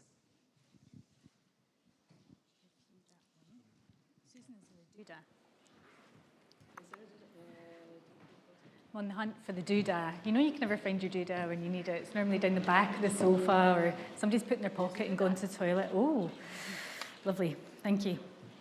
Afternoon, everyone. This is one of my most favourite times of the SCAS proceedings, and it's the Newton Award, so it's my pleasure to introduce to you Gregor and Judy Newton. Some of you will know them, some of you not. Where do I point? Here we go. I'm going to ask Gregor just to give a little bit of an introduction in a second, but really, it was back in 2014, Gregor, wasn't it, when you had your cardiac arrest? It was, yeah. Thanks, Lisa. When you said it was your favourite time, I thought it was just because it was nearly lunch, but... So, yeah, I'm Gregor. Hi, everyone. This is my wife, Judy. 2014, cardiac arrest. Came out of obviously nowhere, survived obviously, although I do think sometimes, I don't know, but we got... Hey, you're here. It's not a dream. You know, when you're sitting on the bed or you're sitting at home and you're thinking about everybody that was involved that day, it is really humbling to think the amount of people that were involved that day to save our family. It was huge, and you know, you do it without thought of what you're just an everyday potential occurrence for people. There's first, you know, bystanders who gave up their time and came across without any thought for themselves. They just got stuck in straight away. So after that, we were sitting and we just wanted to try and give something back. There's not much we can give back compared to what we've been given. But we came involved with SCAS after that for a period of time, and it's been great to watch the innovation, the education, the learning, the appetite from everybody that's been involved in this over the years. And I would like to say thanks to Gareth and all the team for everything you offer over this period of time for people to get better at what we're obviously trying to do is get more survivors of cardiac arrest. So that's where the Newton Award, then we decided to do that. As much as, you know, we're looking at the future and making things better, we want to celebrate what goes on in nationally in Scotland over the year. And, you know, that's what we're here today, and we'll just be doing very quickly there. But whatever job you're doing, whatever role you've got in this, everybody plays a part, everybody's important. It doesn't matter where you are and what you're doing. So, thank you. It's just...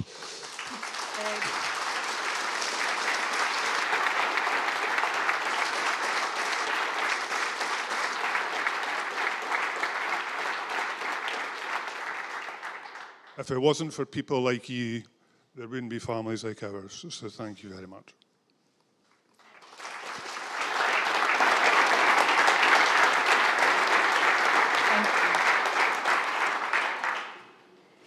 So this isn't the Oscars, but we've had some great nominations this year. So we always say there's no winners to the Newton Award. We just want to recognise what people have done. Some people are in the room who've been nominated. Some aren't able to attend today. So what we're going to do is start with those in the room, hopefully. When I read out your name, I'd love you to come up. I'll say a little bit about what you do, but then I'd also really like to read out your nomination, because that's important that people know why you've been recognised.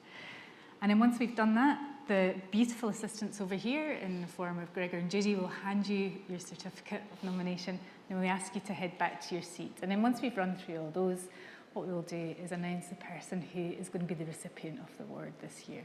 Is that okay with everyone? Let's crack on. So, first of all, we've got Craig Lusk. Craig, are you in the room? Oh, is Craig in the toilet anywhere?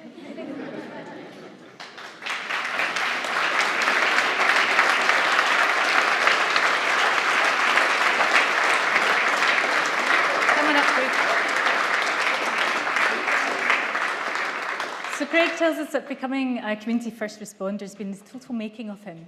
And he's learned that the more he gives to that group, oh, you can come up, Craig, if you want, then the more he gets out of it, especially if he needs some help. He's lived in Peebles all his life.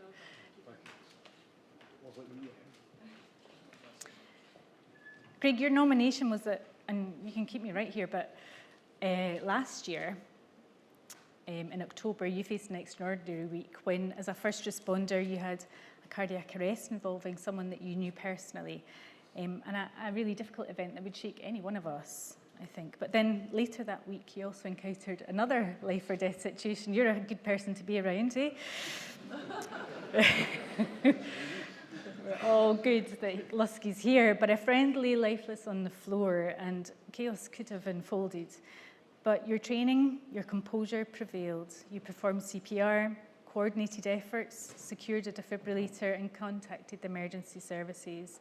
And against all odds, your friend survived. Your actions exemplify what we've been talking about today, the chain of survival, the early recognition, immediate CPR, and AED use. And beyond that slightly crazy week that you had, you still decide to continue as a community first responder. Known and loved by your town, your dedication, humour, and humanity resonate deeply, making you emblematic of what the Newton Award stands for. You're a shining light, Craig. So thank you so much. And I'll get you just to head back to your seat.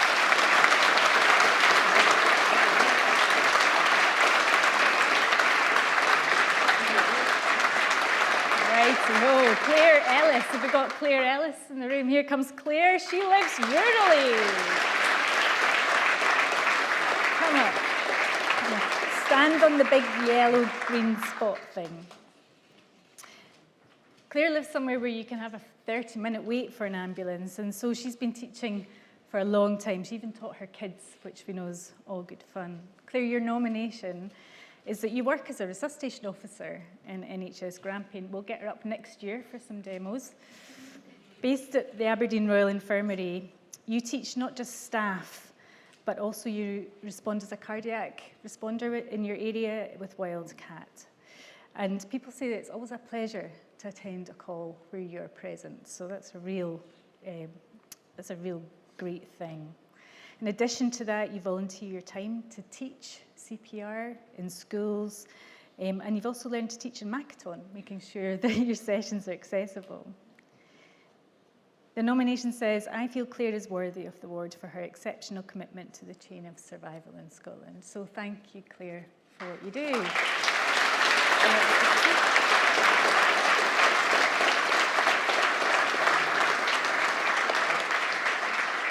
Have we got Emma Curry in the room?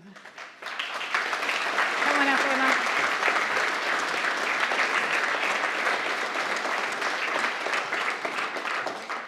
Emma, or Wee Janny, I think we're going by today. Yeah, this is Wee Janny. She's a janitor and a playground assistant. Are you running away? Oh, sorry.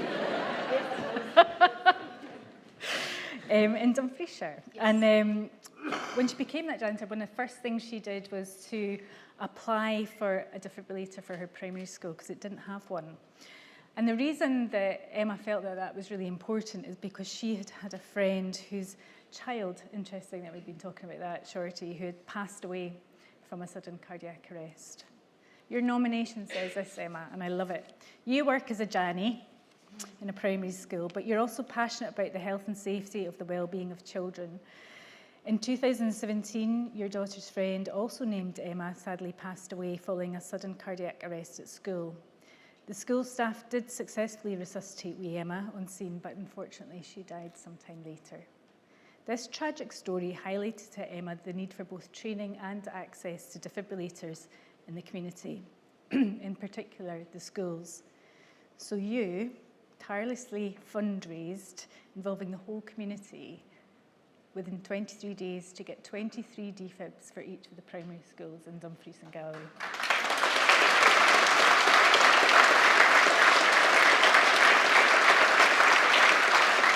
And not just that, we all know that upkeep of pads is quite tricky. You've also got funds to support those for the next 10 years and make sure that there's training both face-to-face and online available. So, Janie, we thank you.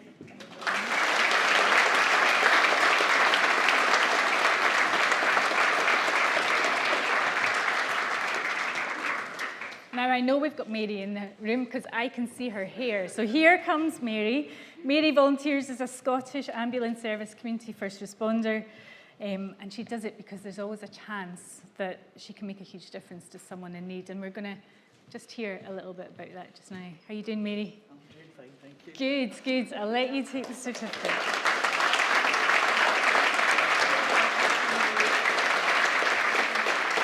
Okay. So I'm going to read out the nomination and then we'll just check in with Mary how she's doing. In January this year, in Ochtermachty, a community first responder experienced a sudden cardiac arrest while at home with his wife, Mary, and son, Michael. Mary, also a community first responder, acted immediately with extraordinary skill and composure. She quickly assessed the situation, initiated CPR, and applied the AED. If Mary and John hadn't undertaken their CPR training or their community first responder training, the outcome would have been tragically different. They weren't to know that such an event would happen so close to home. Her calm demeanour under pressure ensured every vital step was executed flawlessly. And thanks to her decisive actions and commitment to our community, John is alive today. Is he here? Yeah.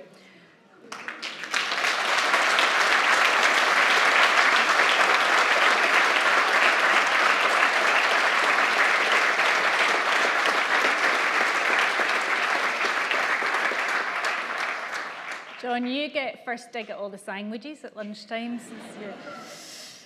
It's your unwavering commitment, Mary, that highlights the importance of CPR training and the extraordinary difference that it can make. And your survival, John, is a testament to your wife's exceptional skills. And you stand as a role model and CPR advocate within your community. So thank you. Thank you.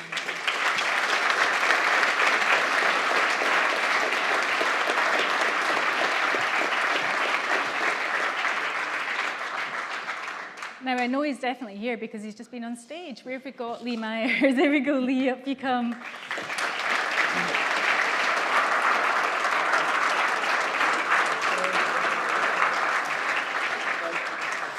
Lee, as you can see, is one of our green suits. Oh, you're running away. Is there something about me? Is it right?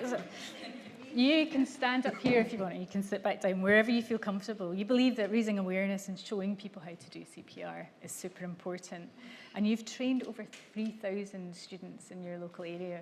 And as your daughter Kaylin would say, you can make the difference. So it's always good to have a young person's voice. Let me just read Lee's nomination, because it's a great one. So you've been delivering hands-only CPR training in high schools throughout the borders, and I said you've trained almost 3,000 students, or over 3,000 students. And due to that phenomenal success, that led to the Restart Heart Live sessions that happened last year. And it exploded massively. I know from our team and from some of you who were maybe involved in that, it was absolutely fantastic. You were supported by Save a Life for Scotland, but then such a wider group, the government, Resuscitation Council, police, fire and rescue, Met Police in London and Save a Life Wales. So really exemplifying that whole partnership approach to doing something like this. We're doing it again this year. Are you in? I'm in. Oh, good man. Thank you for absolutely everything you do, Lee. It's so greatly appreciated. And keep going, we need you. Okay?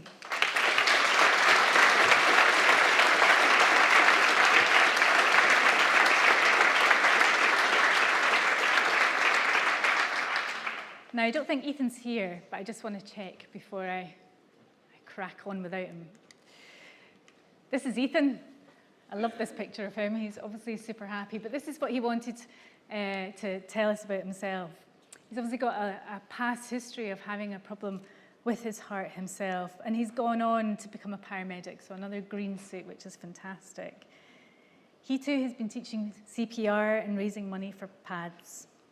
And the nomination says that they're nominating Ethan because he's a truly motivated individual who's always shown care and compassion for those in his wider community. He's studying to be a paramedic and is currently involved in organising a CPR awareness fundraiser which aims to teach members of the public how to recognise and respond in a cardiac arrest, whilst also raising funds. Within the Paramedic Society, he runs a CPD and simulation event for other students to practice, and he's enrolled in the Good Sam app, find out more about that if you need to, and is always on hand to help with life-saving treatment when he isn't studying or on placement. So thank you, Ethan, if you watch this back or in your life for what you do.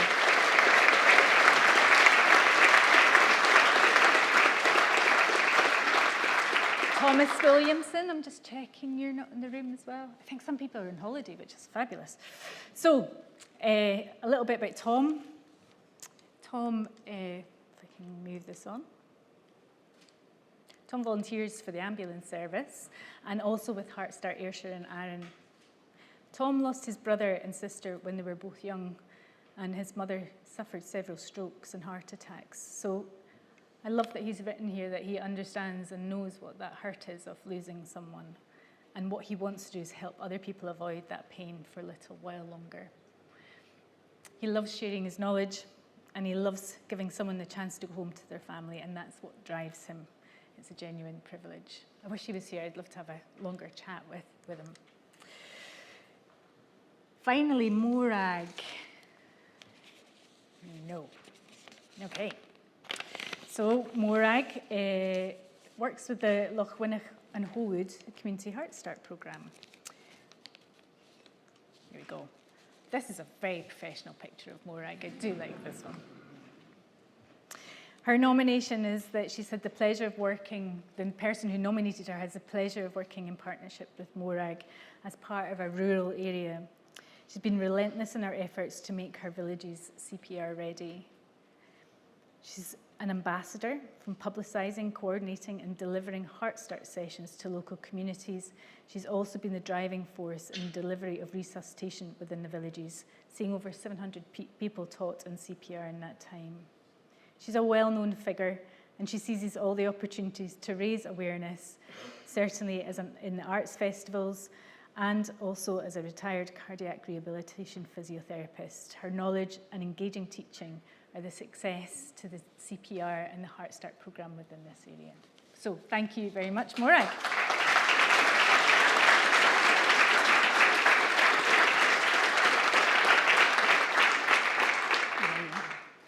As we said, there's no winners. We'd give you all a day off if we could. But Gregor and Judy are the ones who have decided who the recipient of the award this year will be. You happy? And the person who will receive the award this year is wee Janny, Emma.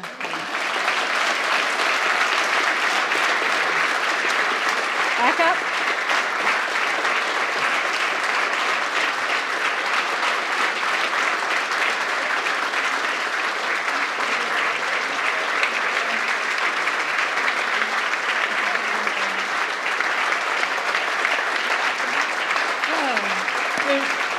Your mic. How are you on the microphone? Oh, yes. Oh, yes. Anything that you want to say, Emma? There's usually lots that I have to say. I think taken away from today, I think one of the things is what's been spoke about a lot is a lot of working in partnership with people and collaboration, as well as all the important stuff that they do. It's always about the people that help you and support you. I was lucky enough to have a team straight away behind me in Dumfries, including the NHS resuscitation service who are here with me today, good friends of mine. Somebody like myself has absolutely no clue about a lot of stuff in this field, so who knew how many defibs there was out there, who knew costs, who knew so many different aspects of things. Thankfully, from support like these guys, charities, community groups, and as well as my town of Dumfries, who, like you said, had 23 days, we'd raised the money for 23 defibs. Everybody got behind it, organisations, businesses, individuals, community groups. Like it was phenomenal, the effort that everybody put in, and we would not achieve what we've done today with every primary school in Dumfries now having a defib, having access to CPR training, but also at no cost to the schools, which is obviously very important. They don't have any concerns about pads and batteries for quite some time, and it's still ongoing. There's the awareness of it is raised even more for putting another few defibs in. There's more CPR training going on because of the campaign. So it's forever going, and I'm glad there's a legacy there, and all in memory of wee Emma. So thank you very much. Cheers to wee Emma. Thank you so much. Thank you.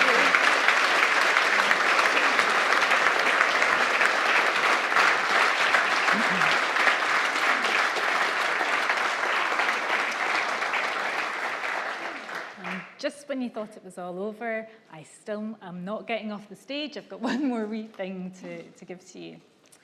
This year, we received an exceptional nomination as a Newton Award, a nomination for a friend and colleague, and perhaps one of the most passionate individuals I've had the honour of knowing and working alongside, whose drive was always to save lives from out of hospital cardiac arrest. And their name was Ross Cowie. Ross worked tirelessly to help communities to be ready to save lives from cardiac arrest long before Scotland's strategy existed, and he was a founding member of the Save a Life for Scotland partnership that was brought together in 2015. For those of you who don't know, Ross sadly passed away in October last year, and for those of you who knew him, you will all hold your own memories of him. I, for one, missing seeing his name on the phone as an incoming call, as Pam usually said, at 5 to 5, just as you were thinking, I'm going to get clocked off quite soon.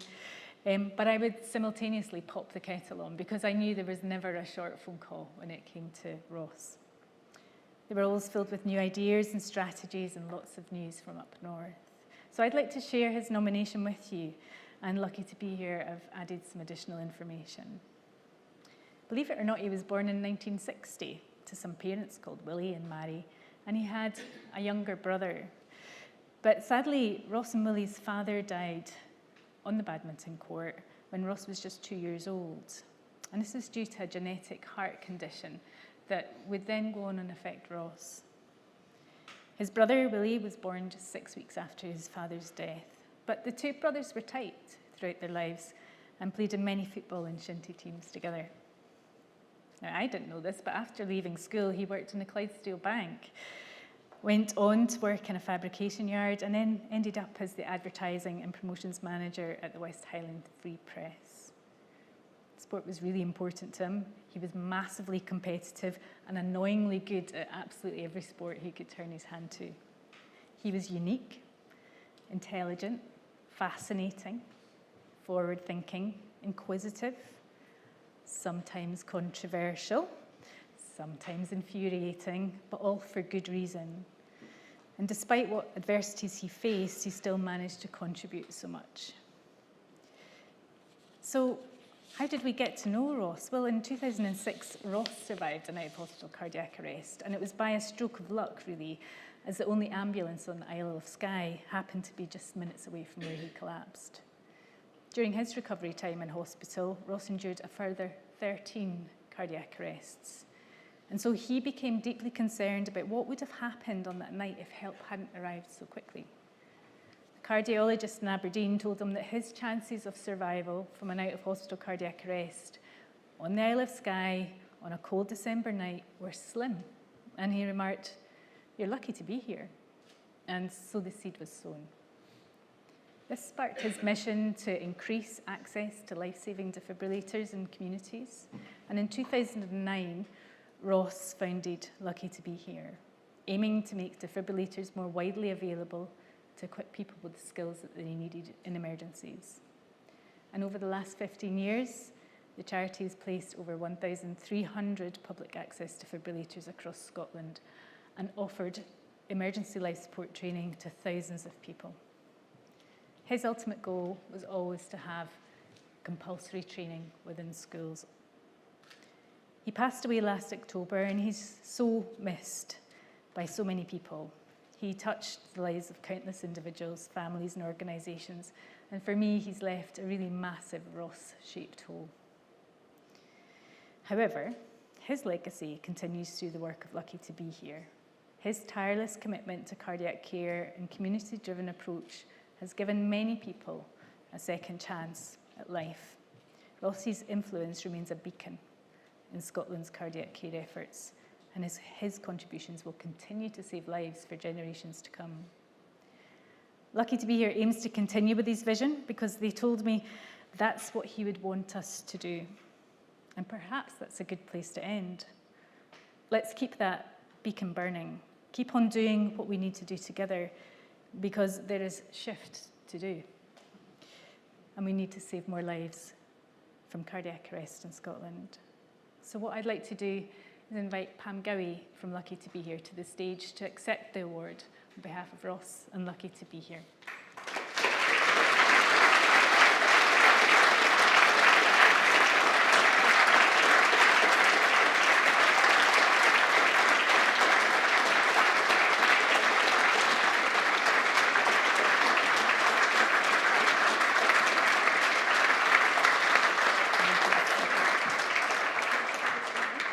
Pam, you've come a long way. Thank you for making it down here today. We just want to be able to wish Lucky to Be Here all the best. And I know that everyone in this room who's worked alongside them and worked in partnership with you wants to know that we stand with you. And anything that you need, you just always need to pick up that phone and I'll pop the kettle on. Is there anything that you want to say at this point? Thank you. I've been watching the conference on the way down the road from Inverness this morning. I was not driving, my husband was. And I just want to thank you all on behalf of Ross's brother, Willie, and his wife, Maggie, and everybody involved in Lucky to Be Here for this award today. We are working hard to keep Ross's legacy going. We've got a small group of trustees now, and I think I spent half my time in Skye, but we're a close, small group, and we're trying to do everything we can to continue his legacy. So thank you today.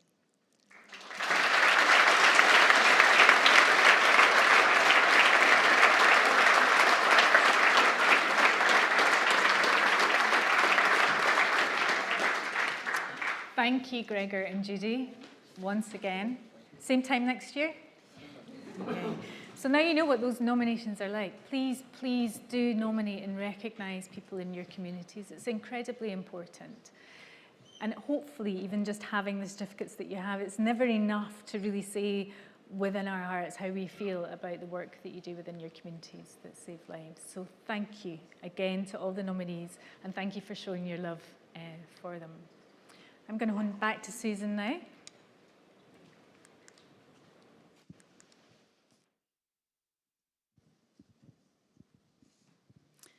Thank you, everybody. I would like now to introduce somebody that you all know well, Jim Ward, Medical Director for the Scottish Ambulance Service. He's been the Medical Director since 2014, and he's going to be doing the Newton lecture this year. So I'll hand over to Jim, if you can all give him a round of applause.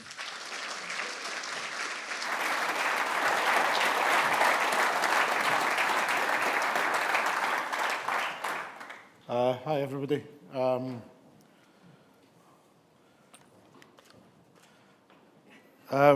When Gareth phoned me up and said, will you do the Newton lecture, I was absolutely delighted. The Newton family have been part of this event since 2015, and just to get the opportunity to stand and share some thoughts with you.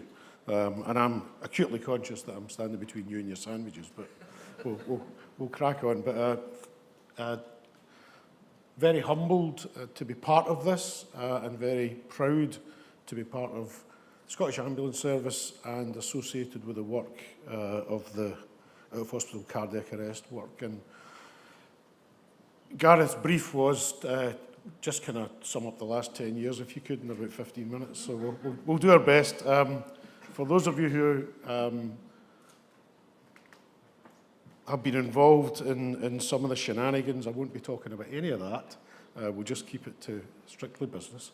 I was lucky enough to become part of the ambulance service in January 2014. Very different world back then, very different world. But some things were about the same. You know, we still had about 3,500 worked arrests. Going back to 2012, as Gareth was talking about, it was about 5% survival. And our main focus in the ambulance service was actually chasing 8-minute response times. That was the thing, with very little attention to resuscitation outcomes. But there was this little beacon of light in Edinburgh, and from as you can tell from the way I speak, I'm from the West, so took me a little bit of time to kind of really appreciate what was going on. Gareth calls Edinburgh that Goldilocks city, not too big, not too small, just right. But they were doing some amazing stuff in terms of feedback to crews, and when we were looking at ROSC outcomes, there was a big difference between Edinburgh and everywhere else. So there was an example of what's the art of the possible here, and at the same time we had some really interesting people who were engaged with us at Scottish Government level. So links from what was going on there. Paul Gowans was on secondment to the government at the time. David Klein, sadly missed, was one of the main policy officers who did a huge amount of work. And Michael Matheson at that point was the Minister for Public Health and was hugely supportive of us doing something different. The international context was also very important at that time because there was a plan. You know, there'd been the Utstein meeting, I think Paul was at that actually. There was a lot of data coming out of Seattle and Copenhagen around, you know, what a system can do. I've mentioned Edinburgh, and there was reasonable consensus between the Resource Council in the UK, European Resource Council, ILCOR. So there was stuff out there that talked about what could be done. I'll say a bit more about the chain of survival, and I'll say a bit more about the Global Resuscitation Alliance as well. And so what then happened was we were presented with a challenge by the government, which was, okay, write this up, give us a plan. And I was lucky enough to be asked to chair the group. Chairing the group was great because you don't do any work, you just chair the group. Gareth and lots of other people did tons of work, and what then happened was we came up with a plan. It was based on this chain of survival. This is probably version 3 or something of it, with a big focus on the left-hand side. I think, was it last year it was shift left? Or maybe the year before, I'm not too sure. But, you know, so all that stuff around community preparedness and listening to the nominees for the Newton Award, they're all in that space, aren't they? It's absolutely amazing, the activism across the country that's contributing to saving more lives. So who got involved? Scottish Government obviously sponsored.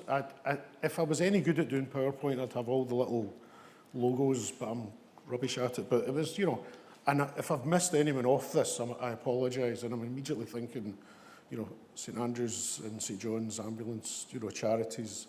But basically, what, you know, the statutory guys got together, Police Scotland, Fire and Rescue Service, ourselves, military reservists, resuscitation research group, Sandpiper Trust, massive support, Chest Heart and Stroke Scotland, British Heart Foundation, and basically what essentially you had this coalition of the willing. No one was dragged screaming and kicking into this space. They were all determined to make a difference. And so the strategy was launched in 2015. The aims were to improve survival. The aims were to train more people in being prepared to deliver CPR. Lisa and Salfs, and their multiple partners that did an amazing job.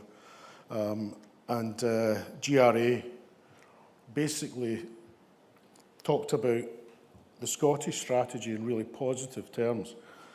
I'd mentioned Seattle and I'd mentioned Copenhagen and other places. These are cities. This was the first time a nation had ever had a national strategy to improve survival from cardiac arrest. I put 3RU at the end, but again, Shorty and others really reshaped in large effect how the ambulance service responds. And 3RU, which was a thing in Edinburgh in 2014, or before that, is now a thing across Scotland. We got a relatively small amount of money, and with that we recruited some really important people. We recruited Gareth as an Associate Medical Director, we recruited Dave Bywater as the cardiac arrest lead, and we recruited Shorty. And they were then charged with spreading best practice across the system, working with our training departments, getting involved in learning and practice, and getting involved in supporting things like this. And the result was that as we got towards 2020, we'd pretty much doubled survival compared with 2012. The initial aim to train 500,000 people, or equip 500,000 people, was exceeded by Lisa and our friends at Salfs. And as I said, we were recognised as an exemplar. So really proud and really felt this is going great, you know, what's going to happen? And then this happened. Now, I don't know how you feel thinking back on it, but in some ways it's almost surreal. So what are the implications of resuscitating people in full PPE? That's going to affect things, isn't it? You know, how's it going to affect our staff? How's it going to affect bystander CPR? Unbelievably surreal meetings about what's an aerosol generating procedure. You know, oh my God, who cares, right? You know, cloths on people's faces and just anyway. That had an impact because, you know, the progress that we'd been accelerating towards the 5th year of the strategy then became massively affected by this. But notwithstanding that, remarkably, bystander CPR rates remained pretty well established. Survival dipped a little bit. How much of that was to do with the way we were approaching resuscitation? How much of it was to do with actually coronavirus? Who knows? But we regrouped, and instead of relaunching version 2 of the strategy in 2020, which was the plan, it got itself together in 2021. So we are 4 years into this. We're looking to increase survival to 15%. We're looking to get bystander CPR up to 80%, and we're looking to increase public access DFib, and we're making pretty decent progress towards that. The survival in your most affluent areas is already 18%, but I'm really pleased in the strategy report that was published for 23-24. We saw a decent increase in survival in the most deprived quintiles, which is a real challenge, the whole issue about health inequalities, etc. So it's good to see that.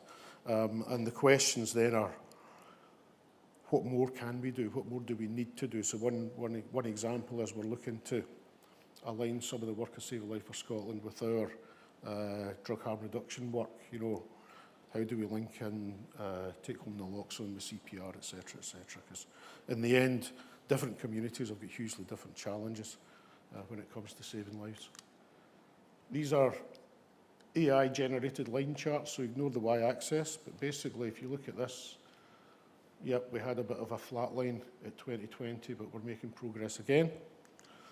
CPR training, the Salfs are just unbelievable. You know, that just continues to progress, and the bystander rates continue to improve.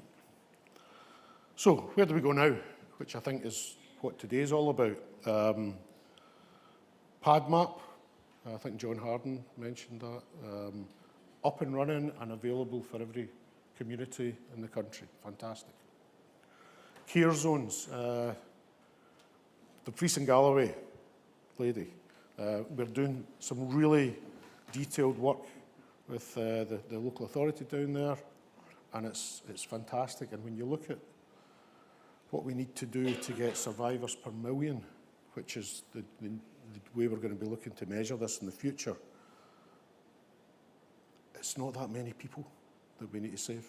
It's not that many to become absolutely world class. But the enthusiasm from the local authority, the health board, community groups in Dumfries and Galloway is amazing at the moment. And what we're looking to do is package that and spread that across the other 30 council areas in the country. That's one of Gareth's objectives. But if you'd ever like to have an impossible job, be Gareth's line manager. Anyway, happy days.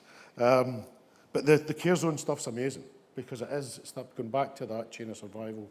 It's all the preparedness. Engagement, our ability to engage across the whole country is a bit of a rate-determined step, you know. But we're looking at that, we're thinking about that, and we're looking to say, well, how do we use our heft as a national organisation to kind of get into these conversations. So what's new? What's happening techie-wise? You know, from AI identifying cardiac arrest through to what about there was a mention of taking the intensive care unit to the pavement. You know, what's coming next in terms of this? Where next for the Save a Life for Scotland partnership? And in terms of partnership working, we had some really interesting work going on with, for example, Fire and Rescue Service, really interesting work with Police Scotland. How can we pick up some of that again that's maybe a little bit of unfinished business? So from my point of view, as Medical Director for the Scottish Ambulance Service, who here works for the Scottish Ambulance Service? Brilliant, fantastic.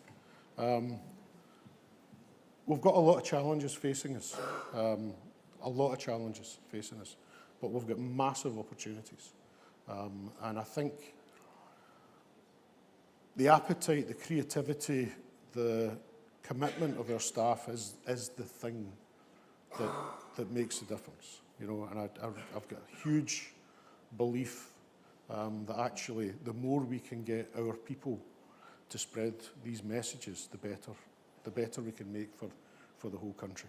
And that includes, crucially, our staff in ambulance control, who determines so much of what we do. So that's pretty much me for now. So we're 10 years into this strategy. There's another milestone coming in 2026. We've made amazing progress. You've made amazing progress. A lot of that is to do with volunteers, partners, bystanders, but a huge amount of it's also to do with the ambulance service. And we're very proud to be part of this. And I'm so delighted to acknowledge the Newton family, their work, and what we've managed to do is create 1,000+ Newton families with the work that you guys have done. So thank you all very much.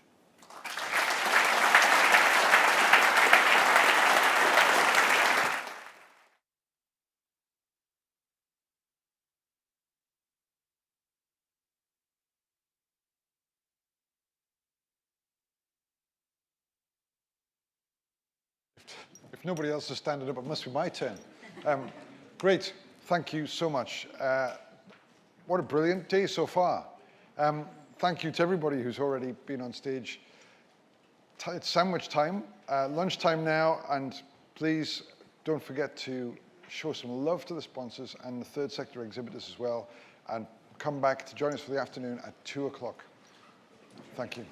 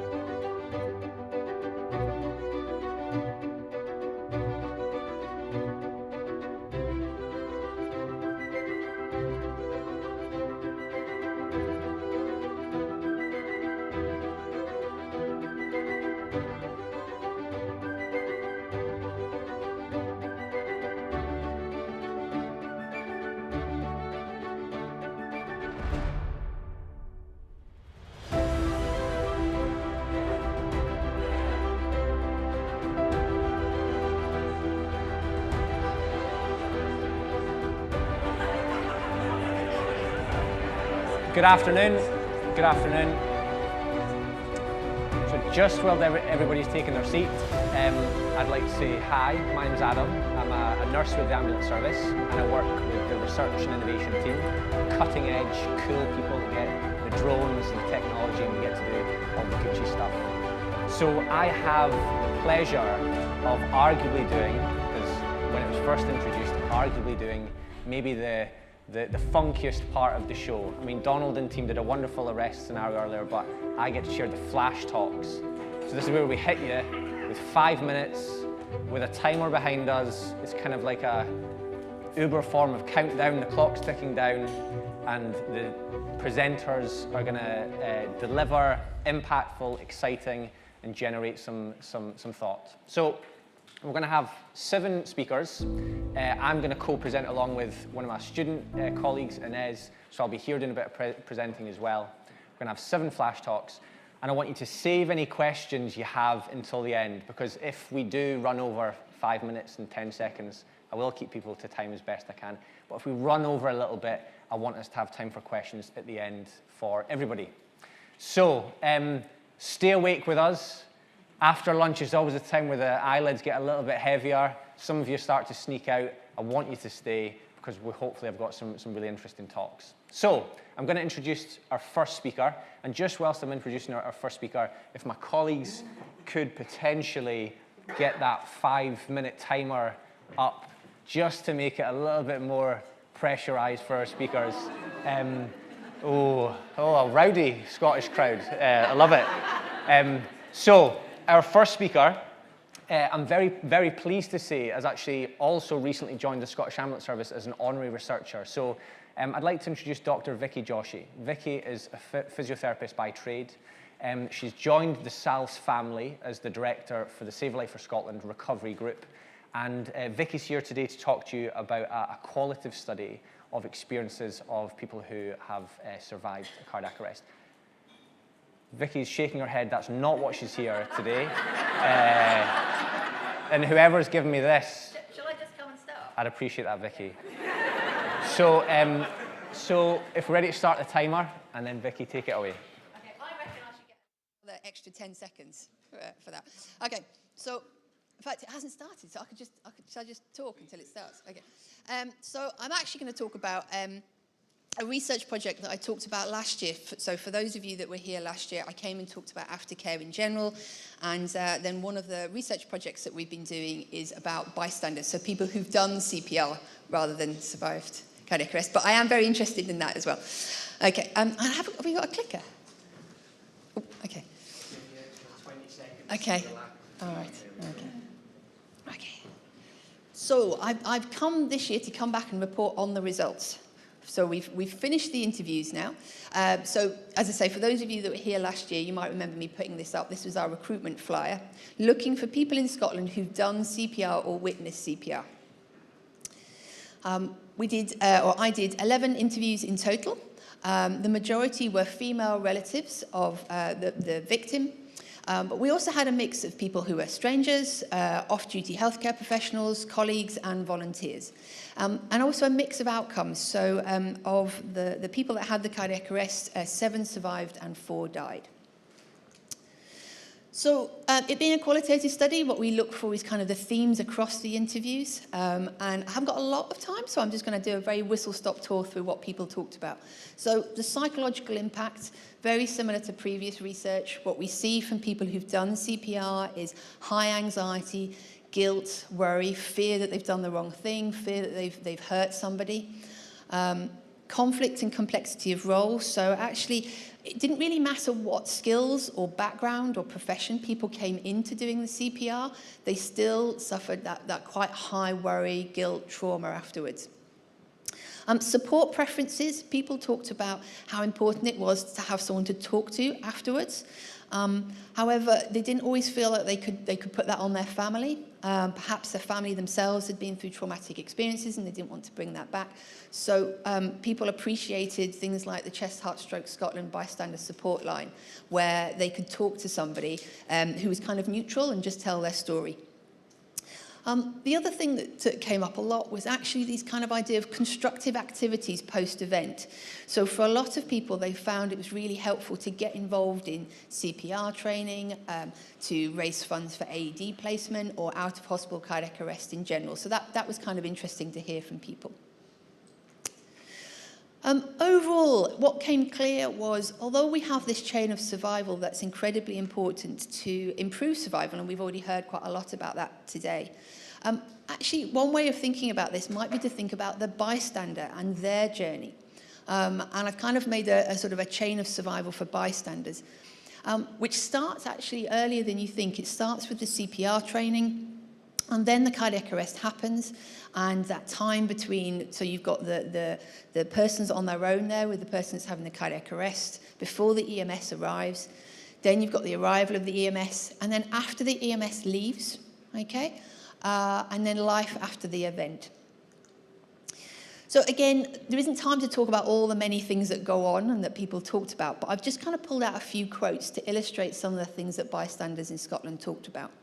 So one of the things was it wasn't like the training, and I think everybody would recognise that. You know, very rarely, in fact, I can't think of any circumstance where, you know, a cardiac arrest happens in the middle of a gym, you know, in a nice, clean, safe environment.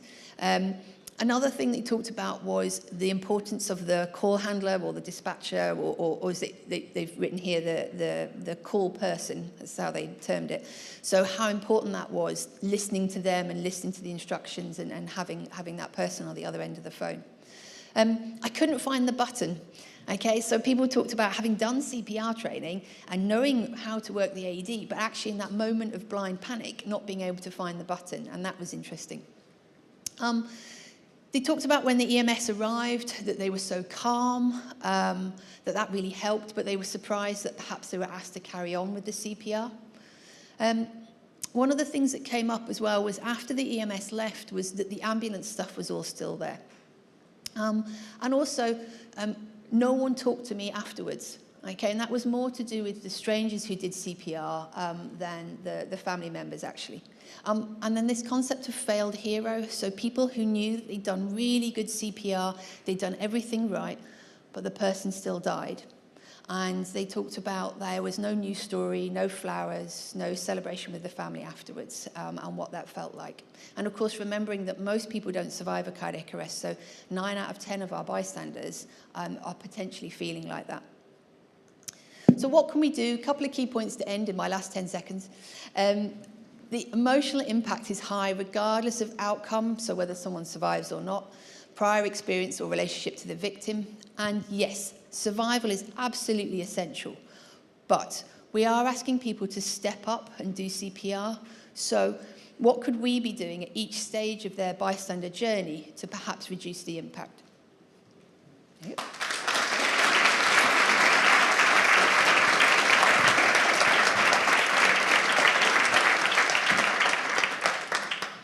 Wonderful. Thank you, Vicky. And as before, keep your questions poised at the end. I found it very interesting about the idea of an alternative chain of survival. So that's wonderful, Vicky. And I apologise, I robbed you of 30 seconds at the start there, so I'm glad you took that. I hadn't actually realised that the 5-minute timer turns amber and then red. It makes it even more scary as a true countdown. So our next Flash Talk speaker is Dr. Barbara Farquharson, a former colleague of mine at the university, and Barbara's now an associate professor at the University of Stirling. And Barbara's going to talk to you about a talk which I hope is titled, and forgive me if it's not quite correct, I hope is titled, Applying Behavioural Science to Enhance Call Handler Assistance and Increase Rates of CPR.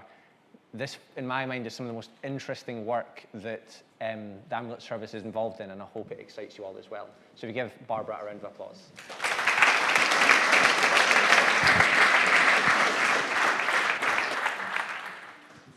Is this on? Oh, yeah, it's on. You can hear me. Thank you for that very kind introduction. So I was here a couple of years ago, but to remind you, people who weren't here, what I'm about is seeing whether we can incorporate psychological behaviour change techniques into what call handlers say to the bystanders that Vicky was talking about, to see if we can get to CPR faster. In earlier parts of the study, we identified these as the main barriers that we think we can do something about. We think these would be amenable to behaviour change techniques. We identified those from calls and from interviews with call handlers. Your clicker is holding things up. The blank screen is really helpful, but I don't know what's going wrong there. But what that says is that we worked really closely with behavioural experts and experienced call handlers from all across the UK to develop wording that call handlers could say that includes the behaviour change techniques. And what we ended up with was a series of if-then statements, and this is an example of one of them. So if the call handler identifies that the caller is concerned about doing harm, then they would say a form of the wording on the right. So for example, I understand you're concerned, but doing nothing is more harmful. We need to do CPR now. So having developed the wording, we wanted to check that the call handlers would know how to deploy it. So we did some reliability work where we gave 11 call handlers excerpts from recorded real calls to see if they could identify the barriers. So they were asked if there are any of these barriers in that excerpt or if there are no barriers at all. The call handlers did amazing. They got it right 85% of the time. But that isn't the real life of a call handler. They're not reading bits of paper, they're listening to things like this. If anyone's likely to be upset about hearing a real call, this is the time to leave.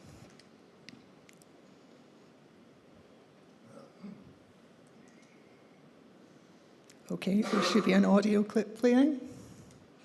Sorry, it was an audio clip of someone being very upset.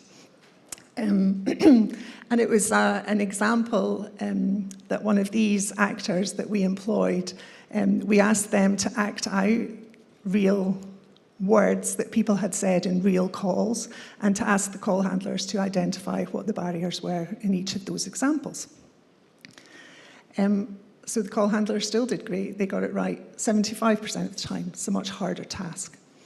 So now we're pretty confident that they know when to say the right thing. We also gave them lots of examples where there weren't barriers. And so across all of those, there wasn't a single time where the call handler said there was a barrier where there wasn't.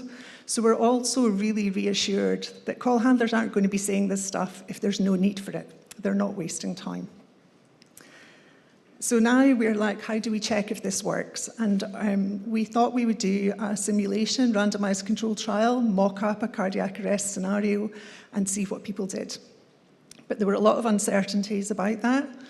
Would we be able to get people to take part in something like that?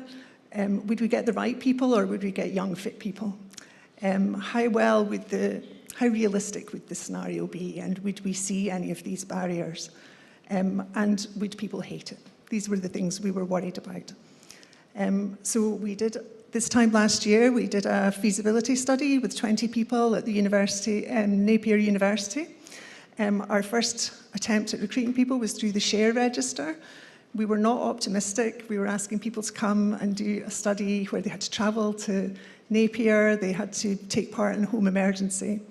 But the good Scottish public really surprised us, and we made our number in a week. It was really easy. And the people who turned up hobbled in on sticks. They had grey hair, support dogs, severe depression. They were exactly the sorts of people we wanted, just ordinary members of the public. How well did the simulation do? Well, we managed to recreate barriers about physical capability, and people were concerned about doing harm, even though it was a plastic dummy. And we measured emotion before and after so that we could tell if it had affected people. And those scores changed really dramatically. People were really affected by this real life scenario, but crucially, not to the level where you could hear it in their voice, the way that I've heard it on the clip that didn't play. And what we didn't get were anyone saying that they didn't know how to do CPR or that they thought it was too late or futile. So it seems like simulation isn't the way to go. The science worked well, and actually I was really fearful that people would be traumatized by it and hate it, but 60% of them said to me they find it beneficial. And I think it was for the reason that Vicky highlighted, that it felt really real, and now they know they can do it. So they really enjoyed that part of it. So having decided against simulation, we've gone back to the British Heart Foundation, who've kindly agreed to fund a trial for real. We'll be, over the next year or so, training up 30 call handlers from the Scottish Ambulance Service and trying this out in real calls and measuring how quickly we get to CPR. I look forward to telling you more about that next year. Thank you. Sorry, the audio didn't work.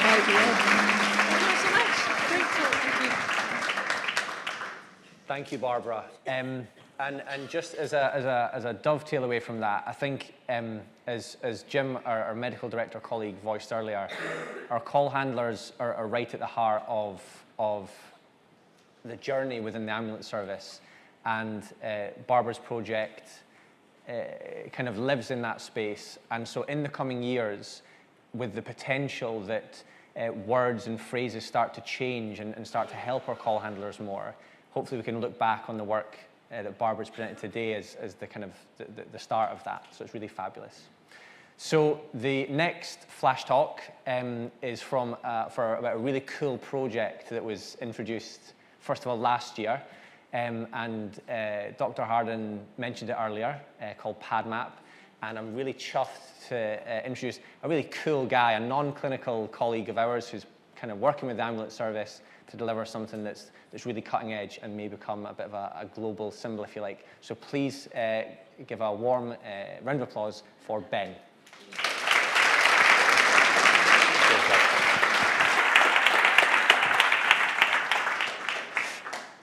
All right, let's see if,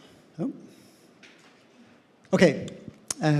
Yeah, thanks very much. We were here last year telling you that we, working in collaboration with some members of the team here, we were going to be launching Padmap. And this year I can come back and tell you about the launch. So firstly, I know there's quite a few of you who weren't here last year, may not know what Padmap is, and so it's trying to solve this problem. We know that AEDs work really well in the hands of a bystander, particularly when they're close by. And in that top chart, you can see Scotland, there was a 3-year period when Scotland was placing a lot of pads, still are, but you can see we doubled the number of pads in Scotland. But this is where we sort of see the problem. Over that same period, this is the kind of average usage of pads in bystander incidents, and it's not really changing at all. There could be lots of reasons for that. One of the reasons we think is that most pads are too far away. You can see the vast majority in Scotland are 500 meters away or more from cardiac arrests or historic cardiac arrests. So the team came together. It was a collaboration between lots of different individuals. You can learn about that collaboration on the website. What is it? It's a free tool to find optimal locations for new pads. And it's really good for individuals. You can just find your area, slide it down to one pad, and it will give you the optimal location. Or if you're a council or a larger pad placing organization, you can say we want to place 50, and it will find you the optimal 50 places, considering the impact these new pads will have on distances. Let's see. Okay, so this is a graph, well, this is a heat map of cardiac arrests in Edinburgh. Historically, you can see there's certain hot areas. And the way the tool's working is it's taking that historic cardiac arrest data, taking all the existing pad locations, bit of math, bit of AI, generating the optimal locations. And great news is we know it works. There was a trial in Falkirk where they placed around 100 pads, 40 or so using Padmap data. And compared to the others, we see them having twice the number of deployments and 66% more shocks. So placing optimally is a good thing. Okay, the tool's now live. It went live about 4 months ago. Just over 2,000 people have been on using it. And the data shows they're really highly engaged, which is great. So the next question is, will they start placing pads more optimally? What's next for us in the summer? The wider team, again, some of whom are here, will be deploying quite a few improvements based on feedback. We're also going to add feedback capture into the app so that when you're using it, you can feedback on your experiences. Gareth recorded a lot of really helpful explainer videos especially demystifying some of the kind of terminology around pad placement. And probably the most encouraging thing is we've got some new sources coming. So in progress, we're working with Welsh Ambulance Service and the Northern Irish Ambulance Service. Hopefully this year would be great. So if you're in one of those areas, you'll be able to use Padmap to find optimal locations in your region. Quite a few discussions ongoing with a variety of English ambulance services. And it's been really interesting to speak with Slovenia and Canada, who are in the position where they really want to improve pad placement, but don't necessarily have the data. So working with them to establish the feasibility of capturing that data. Okay, 2 last slides. How can you get involved? Number 1, please use it and feedback, even if you're not in Scotland or not from Scotland. Let us know what you think's working, what's not. Tell us if anything's confusing. If you're in Scotland, place a pad with it. That would really help us. Just share anything social, however, share it, make people aware of it. And if you're from an ambulance service somewhere else, come and talk to us and add your data. And hopefully, we can come back next year, and Gareth and the team have designed a study, or are looking to design a study, where we look at, on average, are pads in Scotland starting to get closer to cardiac arrest, because that's the ultimate test. And so hopefully we'll share that next year. And you can help by placing a pad optimally, because that will influence the data. So thank you.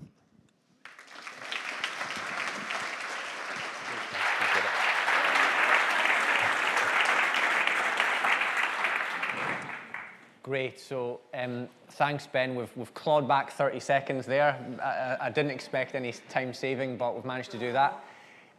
So the next presentation is going to introduce a student paramedic who's right at the end of her 3rd year, just about to be a paramedic and just to join the ranks of the colleagues in the room. So I'd like to welcome up Inez.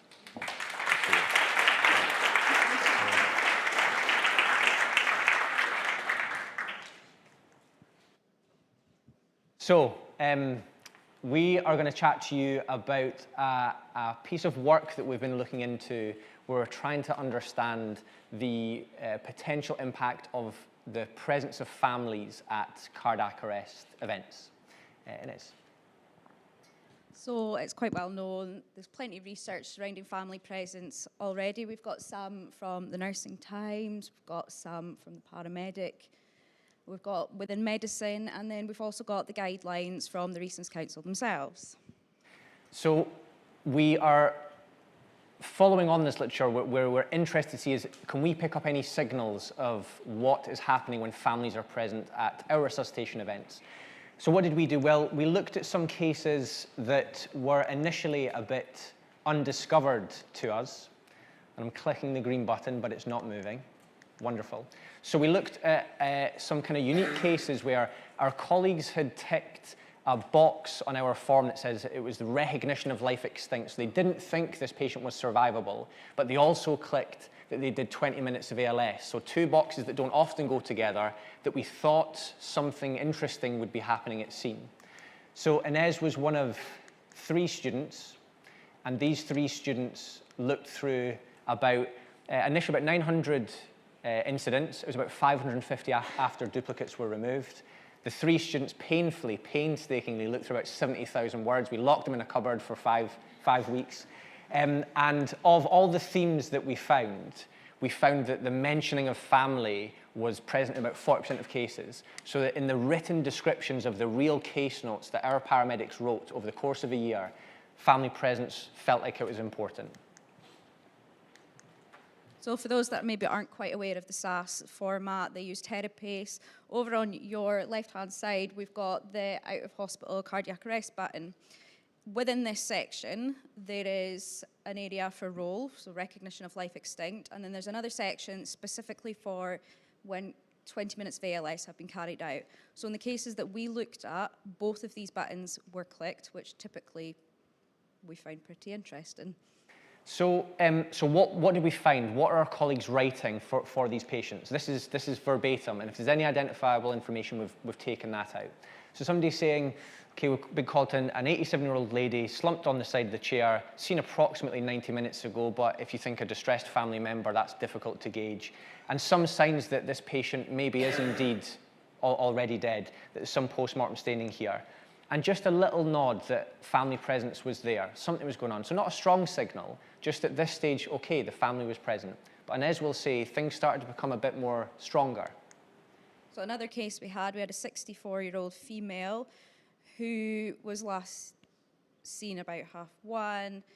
Partner couldn't wake her at 5:30. Post-mortem was staining was noted, as well as rigor, and rigor mortis in the jaw. CPR was continued, and then additionally the crew had stated the son was downstairs in the flat who had initially commenced CPR, and the family had been distressed throughout the incident. So again, this time just a little bit more emphasis on the family, a little bit more that the family presence is maybe a factor in there. Another case we found was another male patient found unresponsive by his wife. On arrival, the patient was cold, there was staining to the groin, the legs, the pupils were fixed and dilated, all signs that were potentially incompatible with life. However, again, the crew mentioned they continued CPR in view of the wife's attempts. So now it's becoming more explicit. We're finding more evidence that actually our crews are saying to us, I'm continuing this in some way to manage this difficult family dynamic. And potentially the most explicit, the most obvious one. So this patient had history of cancer. There was no DNA CPR in place. ALS was commenced, PEA throughout. There was enough clinical evidence to carry out a confirmation of death. However, due to family expectations and now being in the ambulance in a public place, decision was made to continue resuscitation efforts despite high likelihood of futility. So, take-home messages. It can be uncomfortable reading, and is the take-home message simply family presence, sometimes it's really bad? Is it, well, we're reading that quite explicitly in some situations family presence is prolonging resuscitation, and is it as simple as there's some relationship between family presence and futile resuscitation? I'd say hold in your mind, no. It's too simple.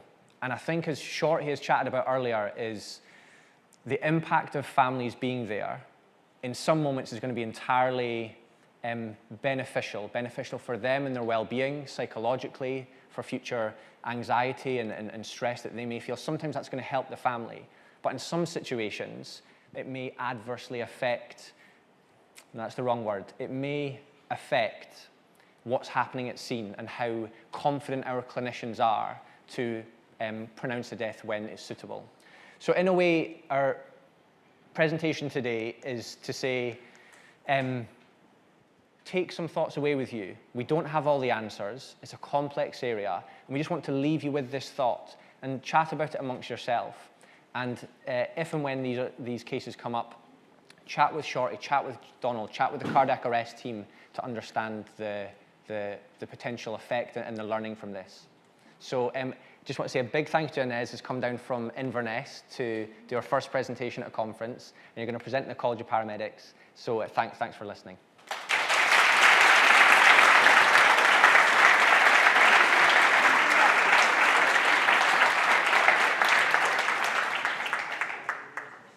So I shamefully stole time there, and I'm not sorry about it. So thanks for bearing with us. Next up for a flash talk, if memory serves me correctly, there's a couple of captains of SALF. They are the quarterbacks of everything that happens in SALFs, and I'm really happy to introduce a colleague, Susan Gardner, who's going to talk to you about some of the Save a Life for Scotland work.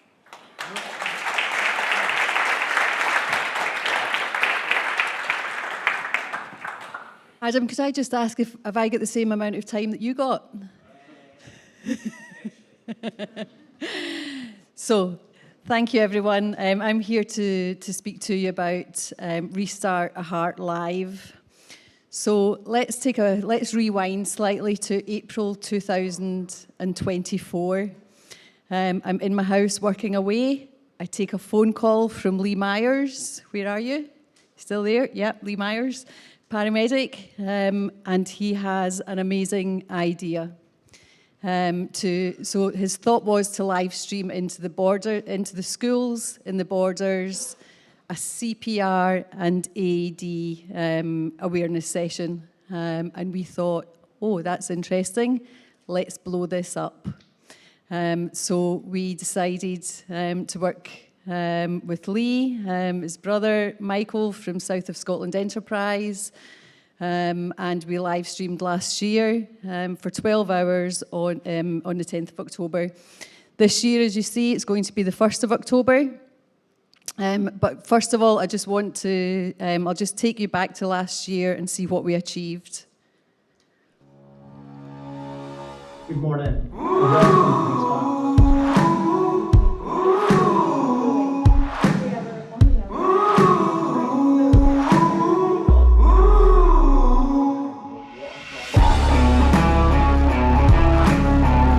Take your second hand in and lock your fingers together. Push your arms out.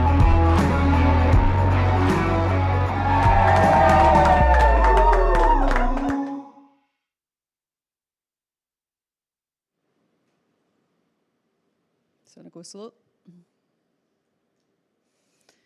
So as you can see from here, we achieved the Guinness World Record, which was absolutely amazing. So where do we take it from here? How do we move forward and make this year bigger and better? So we're really looking for everybody's help with this. We're going to be going live again the 1st of October, live streaming from day 6 in Edinburgh. This year we have RC UK on board. We've got Northern Ireland, Yorkshire Ambulance Service, ACE supporting it. So already it's grown much bigger. So it's gone from something that started off in Scotland with Wales on board last year, and now it's a national event.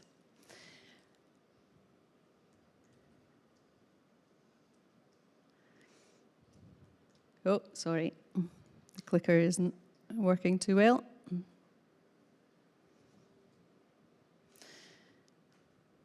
We're trying to get all communities involved. So we make this very, very easy for people. There's no equipment needed, okay? So we're trying to get all the schools registered. They need no equipment. Everyone's got a rucksack. You can pop your jacket in there, a pillow, cushion, teddy, and everyone gets involved. So it's very easy to do. We're going to do all the work here because we understand teachers are, you know, very busy, full curriculums. We need 20 to 30 minutes of their time to get the children into the assembly hall, all eyes on Restart Heart Live, and they can learn the life-saving skill.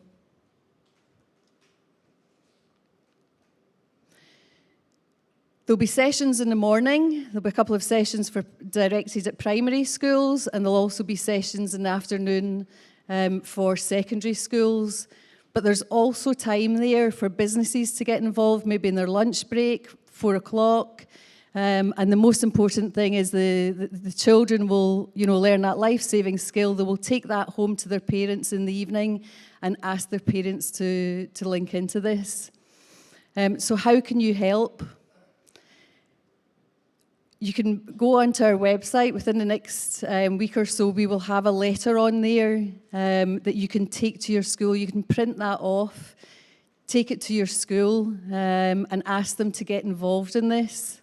Anyone that's wanting to help, you can also support the school on the day by going in there. And also, if you can share anything that we're putting out on social media, and just tell everybody about this. You can also do a short video, a 10-second video. And now it could be that it's your local gym or, you know, local club, your local ambulance station. We've got some from the community first responders. But I'll just show you a few from last year. And thank you very much. I hope you will help with this. I'm not giving up, no, not me.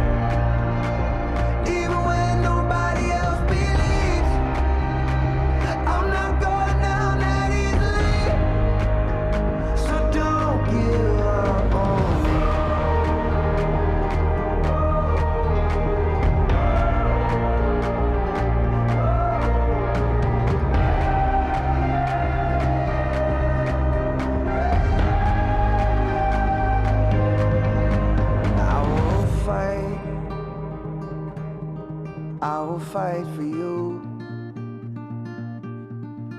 I always do until my heart is black and blue.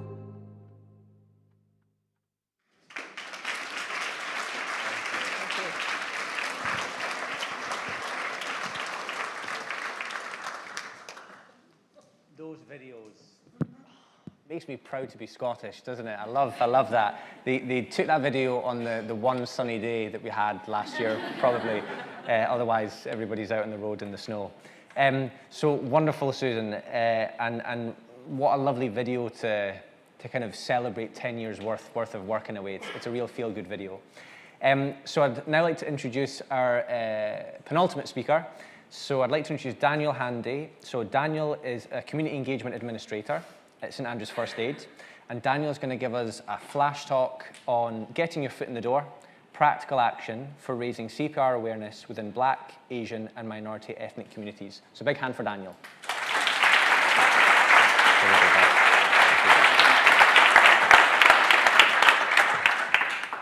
Hi, everyone.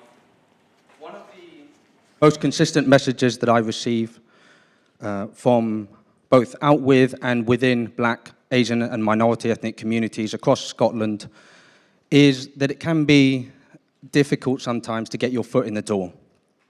And to a certain extent that can be true, but I think only because it requires you to do more than you normally would for a mainstream community group or charity.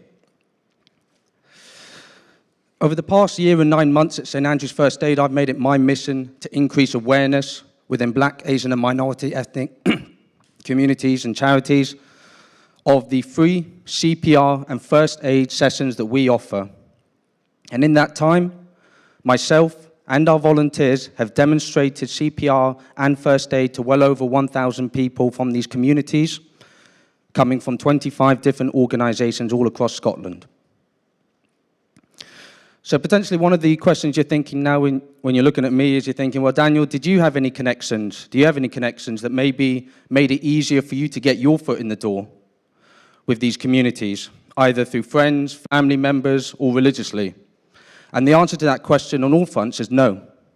And the reason why I'm telling you this is so that you know that when I talk about the actions that we took and the success that we had, it's been achieved not by who we knew, but the actions and what we did. So what did we do? So the first thing first is we were proactive. When I first started out, I couldn't understand why people from these backgrounds and community groups and charities weren't just going onto our website and filling in our online booking form or emailing in, like the rest of mainstream was, and continue to do so. The answer to that question is a 5-hour flash talk. The answer, but at the end of the day, the reality is that they weren't coming to us, which means that we needed to be proactive and go to them. And that's what we did. What did that look like? It's just going onto Google and researching them. I'm not going to say it's anything special, right? But that's what we did. We researched who were our local community groups and charities, contacted them, and continued that open communication with them to ensure that we delivered those CPR demonstrations to their service users. The second thing we did to get our foot in the door and build trust within these communities is by showing up ourselves, by me specifically showing up, making sure that I build that trust with them face to face, that they understand and see what it is we're offering, and that they hear it from me specifically as well, which was very important. So if you're organizing something within these communities, make sure that it's you, if possible, that's going as much as you can. The third and final thing we've done to get our foot in the door is truly believe in the work that we're doing. We have to truly believe, because at the end of the day, people will challenge us. We will be challenged internally, externally, about what we're doing. Externally, I've been challenged by people within the communities about whether or not I'm going to use them as a tick boxing exercise. And that's something that, unfortunately, some of these organizations within BAME community and charities have experienced. And so that's something that I've got to make sure that I truly believe in, so I get that across to them, that that's not what I'm about. The second way you might be challenged is internally. Other people within your organization might not understand what you're doing. They might also be interested in ensuring that equal action is taken and advocating for equal action as opposed to equitable action. At St Andrews First Aid, our mission is to create a nation of lifesavers for everyone, regardless of your cultural background, regardless of your ethnicity, whether or not English is your first language, regardless of your geographic location, your socio-economic status, and regardless of whether or not you've been in this country 100 years or 100 minutes. And if you'd like to find out more about the work we're doing within Black, Asian, and minority ethnic community groups, we have a stall downstairs. Thank you very much.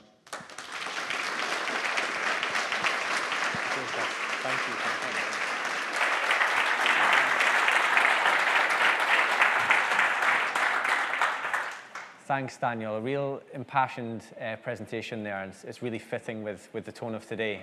So our final presenter is the second captain of the ship of SALFS, who you would have seen probably emailing you all and chasing you all up and keeps everybody right. And so Dominika Skroka is going to come and give us a talk about some myth busting with Good Sam. So welcome up, Dominika.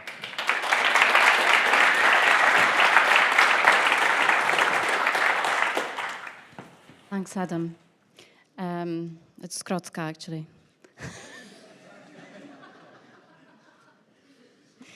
So today I'm going to talk about Good Sam again.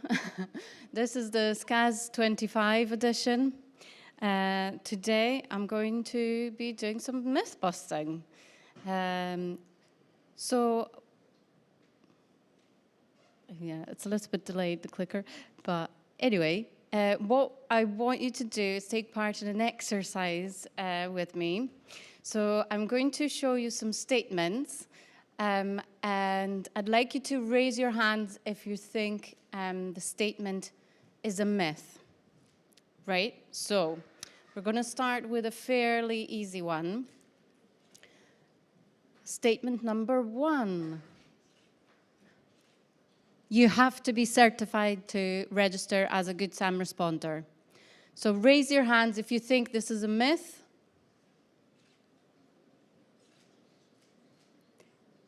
Yes, well done.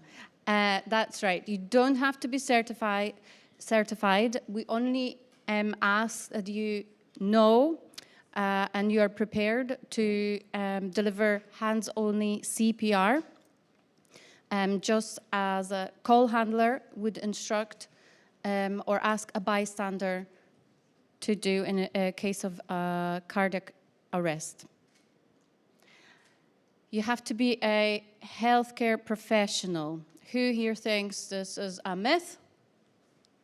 Yay! That's right. Do you know why?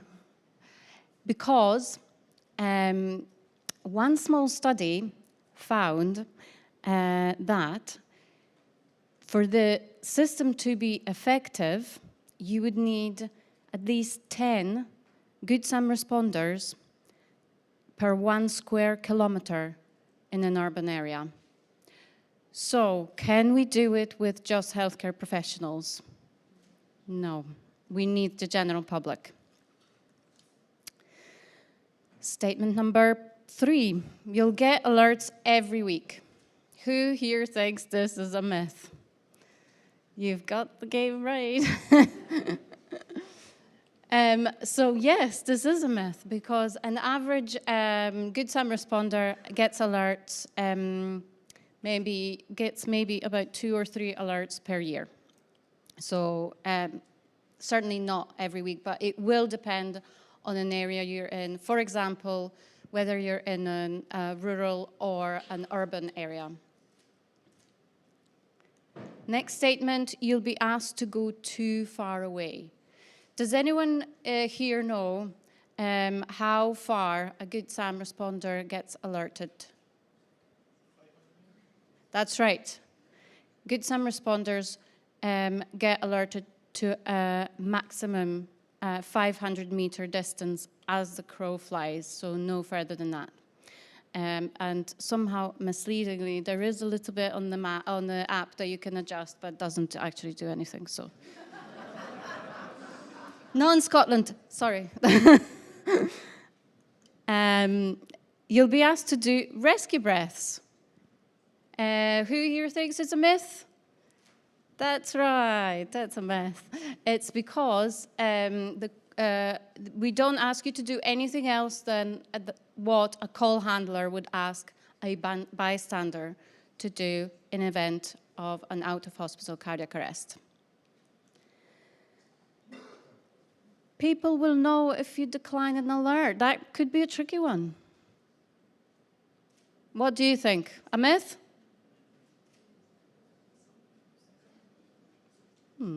It is a myth. Because do you know what happens when you decline an alert? Absolutely nothing. The system is fully automated. Not even the call handler will know that a Good Sam responder was alerted. They won't know if you turned up unless the person on the call tells them that somebody here turned up who says they're a Good Sam responder. And most importantly, the dispatch process will not be affected. So sign up today. We've simplified the sign-up page. It's very easy and straightforward. And so go out to the world and promote this to whoever you can you see. Encourage communities and neighbors to help support each other to protect our nearest and dearest. It's what we do. Thank you.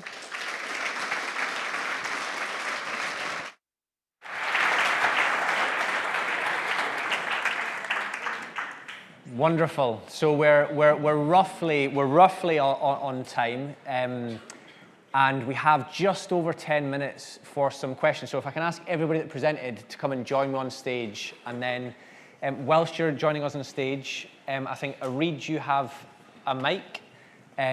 So I'm going to hit the verbal pause button. Barbara, I'll just give that to you in the middle, just in case anybody has to respond. So, to kick us off, for any of our 7 presentations, has anybody got any questions that they'd like to ask? Hand up there. Go for it, Reid. Yeah, my name is Ewan from Operation Heartstart. So this one's for Ben, for Padmap. And thank you again.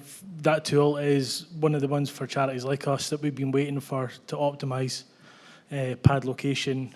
However, the historic problem we've always had is finding a host. So while Padmap will maybe say, right, in the middle of that street there is the perfect location, getting someone to host it isn't always going to be ideal. So it's possibly going to be on public buildings or sporting locations.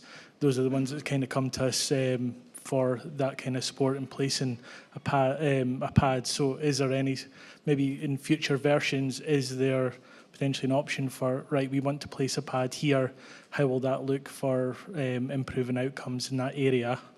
And the second one is on potentially introducing data from the deprivation index to see if that would have any effect on outcomes as well, and introducing that into the Padmap. A couple of good questions. One of those, the last one's probably more a Gareth question than a me question.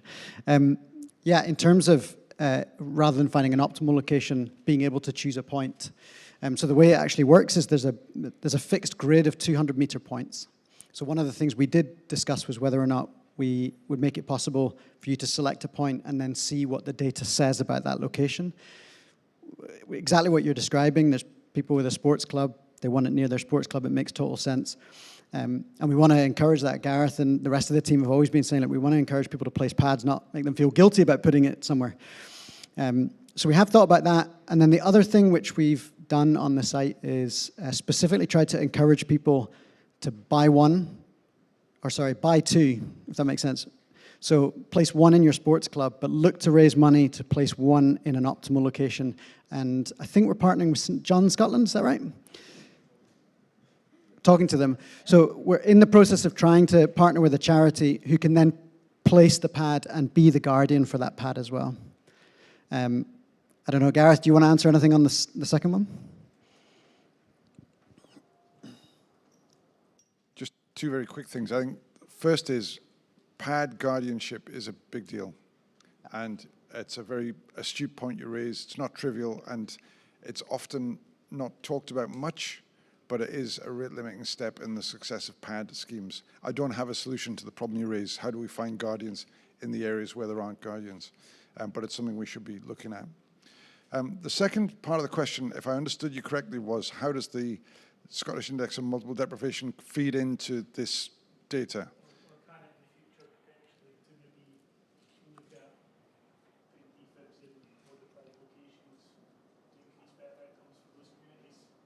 Yeah, and it's interesting. I think it feels like there are two aspects to that. One is cardiac arrests happen twice as often in deprived communities. So if you look at SIMD 1, the least well-off communities in Scotland, they have around 28% of all cardiac arrests.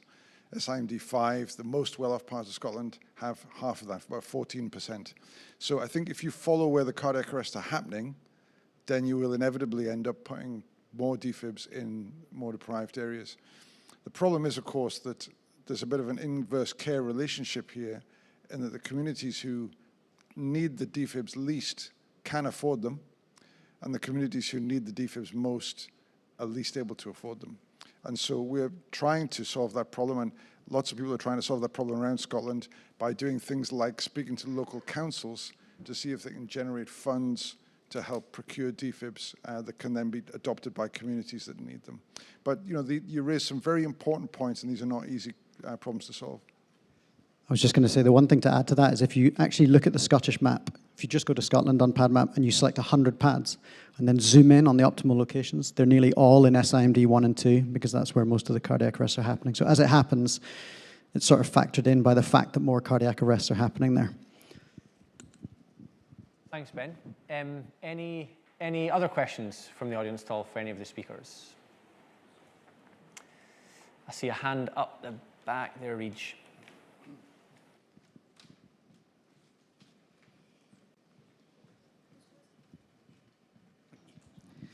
Hi, it's for the Good Sam app. You say that to be certificated is a myth, and I believe that, but when my wife's tried to sign up for it, it was asking for a certificate, and she is the basic first aid that you would get through Police Scotland. So in Scotland, we recently updated the registration page, and it no longer asks, if you go through the link on the Save a Life for Scotland page, you'll be taken directly to the link for Scotland, and you'll no longer be asked for a certificate, just a photo ID. Okay, so, that's great, thanks. Yeah. Thanks, Dominica. Any other questions from the audience? Just while the audience is maybe thinking, if I can maybe ask one to Vicky, if that's okay. I mean, we've all been familiar for years with that kind of classic chain of survival, very kind of medically focused, and you introduced something that to me felt quite new, that kind of chain of aftercare. Is there work happening elsewhere in the world that's looking into this? Is that something that's been published? Because that feels like quite a nice take on just how important, with more survivors, how aftercare and the well-being of bystanders is. I think that this idea of needing to look after the bystanders is starting to come up in other countries. We're part of, or we started here with the group in Norway who have been doing bystander support for about 5 years now. We've partnered with them through Chest Heart and Stroke Scotland, and Uzma, who's going to come and talk shortly. And I think we've got 9 countries now who are involved in what's called SABRE, so Support After Bystander Resuscitation. Is this kind of collaboration of trying to get together, because it is quite a new field, it's quite a new idea, this idea of looking after the people who've done the CPR. So you're absolutely right, this is something that's quite new. Actually, I have to say that idea of the bystander journey, I came up with that, I think. I don't, unless someone else has copyrighted it already. I thought of it as a way to, I suppose that, particularly for me, it's that beginning bit as well. So I think we often think about bystanders being involved in CPR, you know, when the person collapses in front of you. But actually, there is the whole kind of training aspect as well. And there is conversations going on around, well, how much do we talk to people about the realities of doing CPR? We don't want to put people off. But on the same time, what we're hearing from bystanders is it was so different from the training. Actually, it might have been useful to know what it could actually have been like. And I think we're just at the beginning of those kind of conversations. I think there's a lot more research to be done. Interesting. Hand up. Oh, there we go. Reach just in front of you. Oh, sorry, there we go. For Dominica again, regards Good Sam, does the reporter know that a member of the public may well be coming to the door first? Are they made aware of that? So the first chap at the door may be a member of the public? No. They don't know that? No, the call handler will not know anything about it. Sorry, the reporter, the person that's phoned it in, sorry. The person? The person, the house that's having the CPR event, will they know that a Good Sam responder is turning up? Because the call handler won't know that. Okay. So they will not be informed about a Good Sam responder coming in because they might not come. So even if somebody accepts the alert, they might not get there before the ambulance arrives, so they then might be turned away. I guess there are many reasons for that, but the main one is that the system is just fully automated and runs in the background. So the call handlers will not have that information to give to whoever's calling in. Thank you.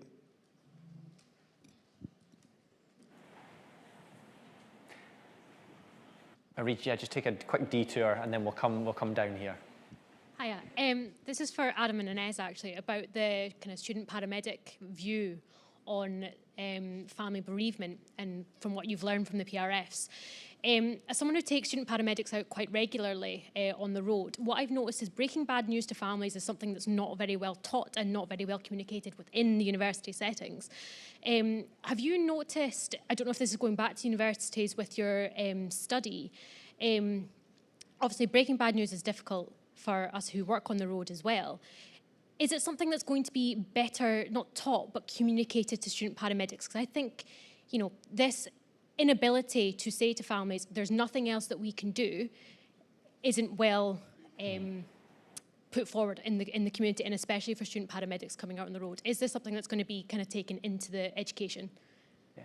Well, I guess, Inez, you know, you've been through the first life cycle of the 3 years at university, and knowing that I think all your exams are finished, nobody can fail you now, so you can be really honest if you want to. I'm thoughtful there's a few lecturers in the crowd. So Inez, you know, what are your thoughts on that kind of a student experience? Does that feel true? I think coming from a student perspective, university-wise, we've not really covered direct conversations with families. I think this is something that we, if we're unfortunate, or for whichever way you'd like to look at it, our mentors are probably the ones that we speak to the most when it comes to, I know I've been to a lot of jobs where we have had to be the ones that break the news, and I feel like the education personally that I have had has been from my mentors as opposed from university. That isn't to say university doesn't discuss it. I can't speak on the programme. I know RGU has currently gone through a total rephase, so that their programme will now be completely different from what I have just completed. So maybe it is something to take on board. However, if it's something, even as other as a clinician, that you feel your student isn't feeling confident in, have the discussion with the universities. They're not going to turn around and say that they can't do it, but from experience, no, it's not something we covered at uni. I think from that kind of answers what you were asking. I think from a feedback perspective is you know, our approach for this, and for us as the research innovation team working alongside the clinical directorate, kind of hand in hand, working with Shorty and Donald on this, is some of that is quite clear, isn't it? It's people saying, I know this is futile, I essentially know they're dead, but I'm continuing because the family's here. So we've chosen that method because we want to bring to life what's really happening at scene, and the common method of measuring this is often by retrospective surveys that come out to all of us. Hi, were you involved in a futile resuscitation? Hi, when was the last time this? So we're trying to give voice to the reality of what people are experiencing. I guess maybe before we start to be able to feed that back, our good practice or checks and balances is we know that we might have a bit of bias. We want to try and add some more rigor to our analysis. And then in time, we want to kind of feed that into our cardiac arrest colleagues and think, what is that message? You know, is it too crude just to say, this is rubbish, we suck at this? That doesn't feel fair.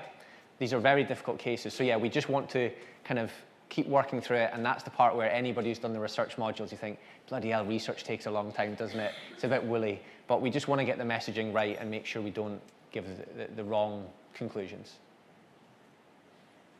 And so I reached with somebody just at the there we go. It's for yourself, Dominica, just regarding the Good Sam app.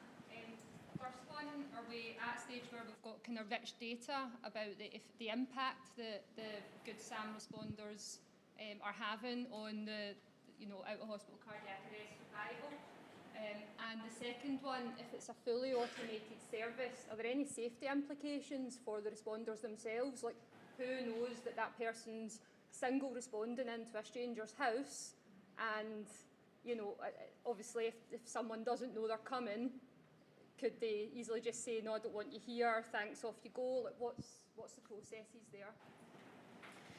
These are very, very good questions. There's a handbook for Good Sam responders. When you sign up, you can download it and have a look through it. And some of these questions are looked at, especially the safety one. So the Scottish Ambulance Service will know, but not the call handler. Another part of the Scottish Ambulance Service will know that you've responded to a cardiac arrest, and you'll be contacted after the event. Not entirely sure about safety in terms of at the actual arrest. I might pass that over to someone else in a moment.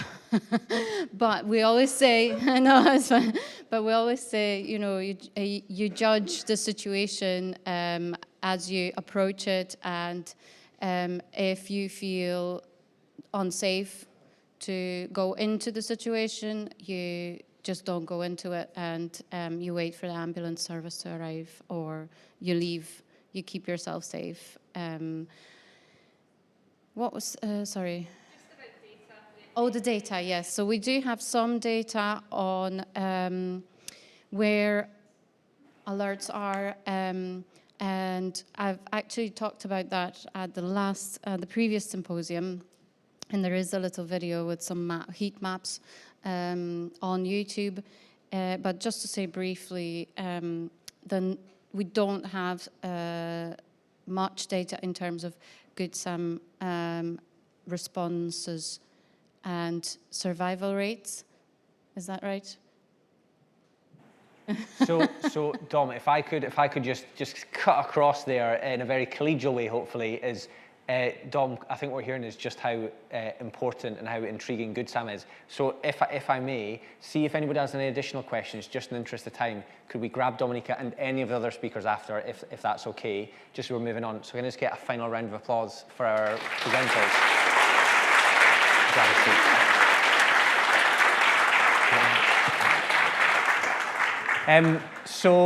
Stay seated. We're still in the afternoon session. Your coffee's going to come in about 20 minutes' time. And we are going to have a very interesting talk. And anytime there's a talk at a medical conference that's something along the lines of the only way is Essex, then you're going to be intrigued. I know you are. It's not some dry medical phrasing here. So I'd like to introduce you to Dr. Uzma Sajjad, who's going to give a talk for the next 15-20 minutes or so.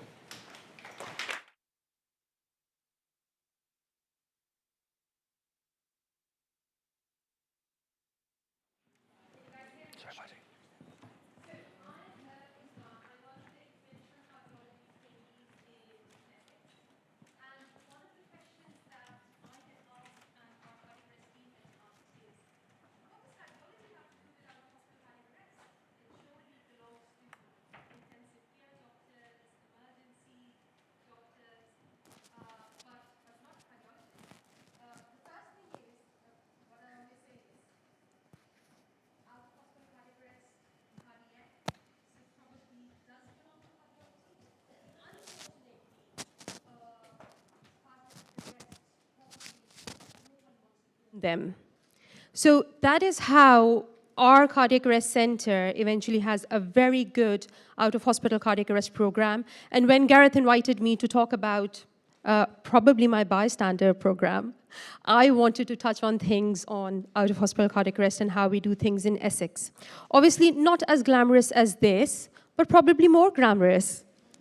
So our cardiac arrest team consists of interventional cardiologists, intensive care doctors, neurologists, clinical neurophysiologists, psychologists, cardiac arrest medical counselors, East of England Air Ambulance Services, and a huge collaborative stance with Sudden Cardiac Arrest UK. So what is the similarity between Scotland and Essex? Certainly not the beautiful scenes. The geography and the population does not match either. It is said that Essex has the sexiest accent, but probably not as much as Scotland. The tacky fashion sense from Essex does not match either. What matches is this, but what I learned this morning was that Scotland has about 3,700 cardiac arrests annually. Essex, though a smaller population, has about 3,500 cardiac arrests. That does say a bit about the health of our population, but anyways, we have about 75% bystander CPR rates. I asked ChatGPT to give me a typical scene of an out-of-hospital cardiac arrest. Got lots to learn from that here.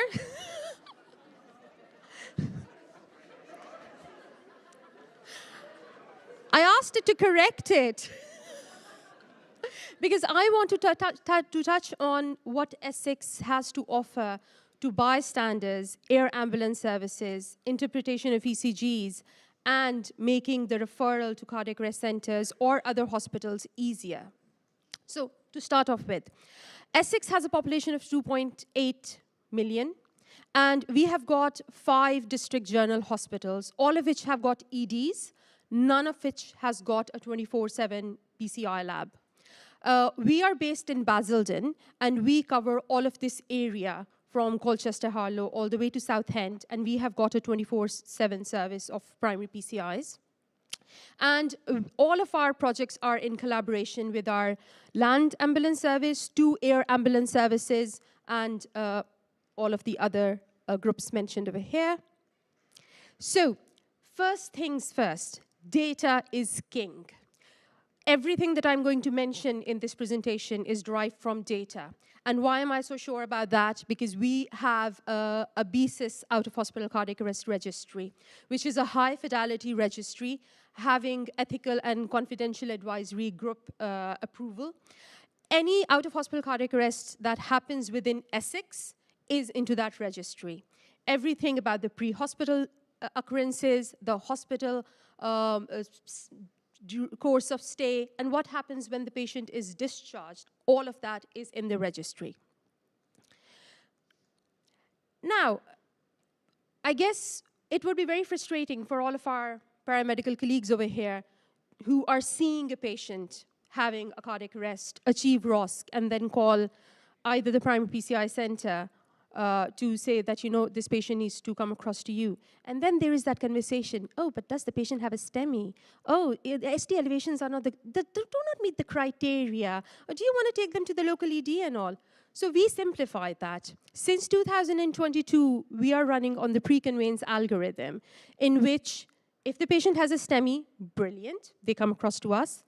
But if the patient does not have a STEMI, but has a shockable rhythm, they come across to us without any questions asked. All air ambulance or land ambulance have to do is pick up the phone and say, we have got a shockable cardiac arrest with ROSC, and we are coming in 30 minutes or 15 minutes. And this activates our primary PCI service. All non-shockable cardiac arrests without ST elevations, they go to the local emergency ED. And then there is the option of crossover, obviously, if these non-shockable cardiac arrest patients do develop any ECG changes or any indication that there could be a coronary culprit. So since application and implementation of this algorithm, it has been nearly 3 years now, The survival of out-of-hospital cardiac arrest within our cardiothoracic center has improved from 18.7% to 34%, which is huge when it gets to out-of-hospital cardiac arrest, because we know how survival is abysmal all over the world, even more in the UK. If we look at the all-cause mortality, the survival benefit is there, the probability of survival in the blue one, which is a blue line, which is the post-implementation of this algorithm. You see that the survival probability is a bit better. But then look at the shockable rhythms, the patients with shockable rhythms. So this is our algorithm, post-algorithm survival, huge separation of curves. So the survival has improved. Why? Because of a 40% increase in direct conveyance of these shockable rhythm patients without ST elevations on their ECG. Our PCI in non-STEMI patients has increased from 15% to a 23%. And there is, even if the angiogram is normal and the coronaries are fine, there is ready access to advanced cardiac therapies, a dedicated cardiac intensive care unit.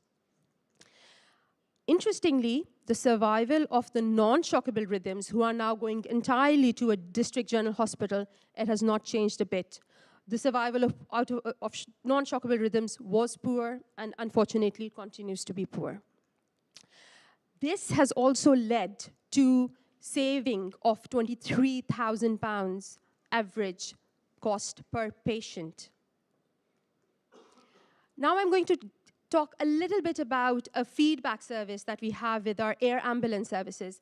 Apologies for this dry diagram. So we did a survey with our air ambulance colleagues at EHAT who wanted more information and a feedback about the patients that they bring in. They bring in about, I think, 70% of our out-of-hospital cardiac arrests. So after lots of information governance and data sharing agreements back and forth, now we are able to give them feedback within 24 to 48 hours of their bringing in a patient, which includes the likely diagnosis, likely cause of the cardiac arrest, presenting ECG, echocardiogram, ABG, what did the cath show, what could they have done differently.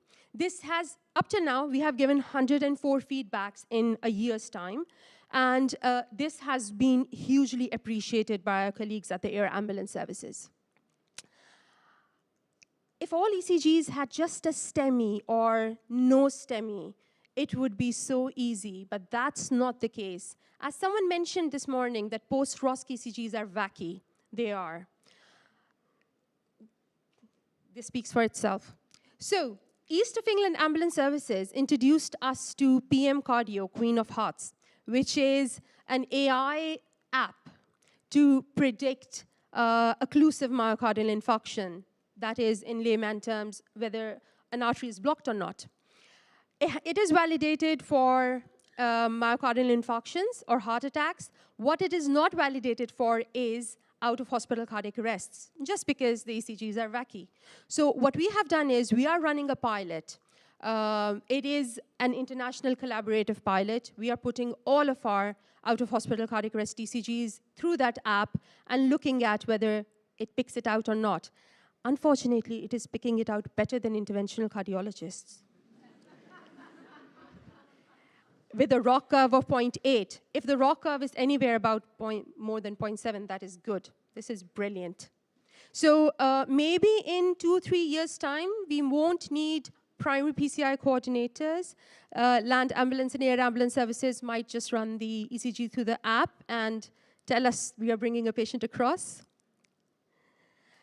Now, what happens when a patient comes to the intensive care unit? They wake up within 24 hours, brilliant. But what if they do not wake up within 72 hours? What happens then? Do we continue with ventilating a patient and all? No, we have got a very good neuroprognostication service. We have ad hoc MDTs 1 to 2 times a week, depending on the need. And decisions are made based on at least 2 poor prognostic modalities. And if 2 or more markers of poor prognosis are there, then life-sustaining treatment might be withdrawn. In the last few years, the data shows that the average time to this neuroprognostication has been 76 hours. And the MDT decision for withdrawal of life-sustaining treatment has been on an average of 6.7 days, which has led to a decrease in our average intensive care unit stay from 21 to 6.5 days. Now, this obviously saves NHS money because of futility, withdrawal of treatment in futile cases, but this saves the family such a lot of heartache and such a lot of distress during prolonged intensive care stays. We are also running a care clinic since 2019. On an average, we see about 196 patients per year. The contact is made with survivors before the discharge, and then a telephone call is made at about 3 weeks to find out how they're doing.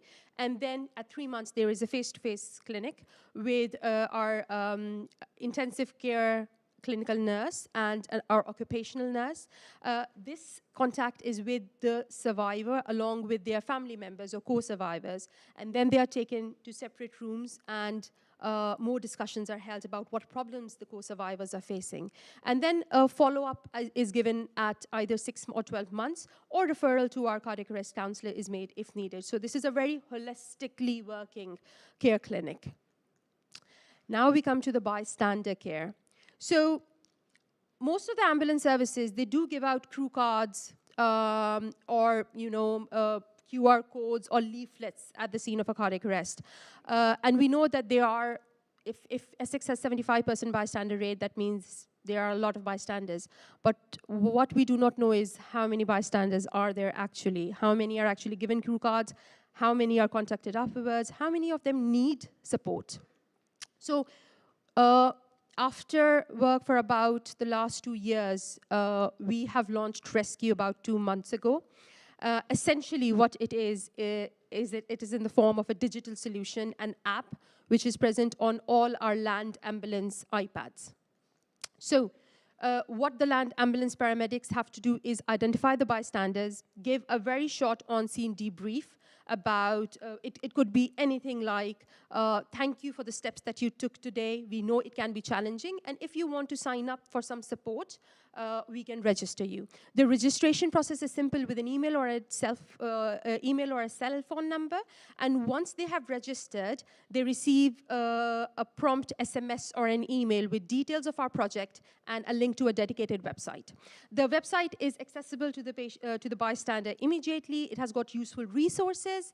And from the website, they can ask for contact with the patient liaison officer, who then provides a structured debrief. We are also recording the number of declining bystanders and the bystanders less than 18 years of age. So this is what the app looks like. I don't know whether this video is going to play or not. It does play. So it geo-locates and timestamps automatically, and then all that is needed is an email address or a cell phone number. I won't go through all of that. Once they go onto the website, there is signposting to other useful resources, Sudden Cardiac Arrest UK, some articles, and then there are 16 videos they have been shot with real-life bystanders. Stuart over there has recorded a beautiful video. Real-life survivors on what changes they saw in their family members. Our psychologist, our counselor on what to expect in the first few days so as to normalize their emotions and how to cope with them. And if still they want further help, there's always the option of contacting a patient liaison officer, which for the pilot is myself. Early results in the last 2 months. Now this has changed in the last 2 days. Now we have got 84 bystanders registered, out of which 10 are younger than 18 years of age. There are now 82 unique website visits with total sort of repetition or repeated visits about 17. So what we think is that the bystanders are visiting the website and then returning back to the website about 17 times and spending an average of 4 minutes and 29 seconds. All of the videos that we have are ranging from 3 to 5 minutes long. We have also identified a couple of videos which maybe the bystanders are not liking. They go, they look at it for 20 seconds and they're like, nah. So this feedback will give us idea of how to evolve the website further. The feedback that we have had by the bystanders is brilliant. They say that they have gained support and reassurance. And the feedback by the paramedics is brilliant as well. They find it much more easier that they are giving something to the bystander instead of just leaving the morbid scene of a cardiac arrest, especially if the outcome is poor. So PLO intervention, again, that's apologies, that has changed. Now we have got 10 bystanders, 40% of which were females. Average time that I'm spending with the bystanders is about 1.5 hours because I'm doing a very detailed interview with them as to what their experience was and how I can help them. The quickest request that we got after an out-of-hospital cardiac arrest was a bystander clicking on after watching all of the videos, clicking on the help button at about 19 hours after her husband passed away. Oh. I do ask for an acute stress, a self-measured acute stress score, which has reduced slightly after my intervention. Because it is still early days, most of the questions I am getting are about sort of CPR related. Did I do it right? Did I hurt the patient? They were given so many shocks and then, you know, they passed away. Did I do anything wrong? So there's a lot of guilt associated. So, but as we go along, I'm sure the quality and the nature of the questions will change as well. Oh. So what's in the future? The app is very easy and it is readily scalable to other ambulance services. Currently, we have had interest from other ambulance services as well. The website is always there. It's already there. The app is already there. All we need is interested ambulance services to get in touch with us, and it can be very easily spread away. It can be expanded to other scenarios, such as road traffic accidents, suicides. There's a lot of knife crime within Essex and London. We are hoping to scale it to that as well. The hope is that after about 6 months, we are going to publish the YouTube videos onto website with other language options.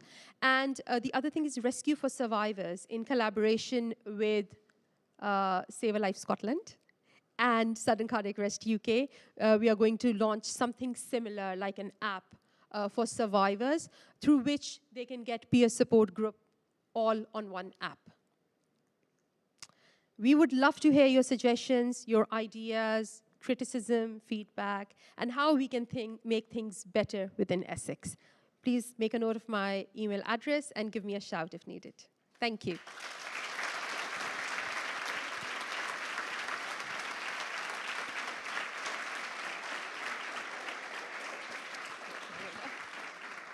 Thank you so much. Thank you very much. Much appreciated. That's great. Thank you.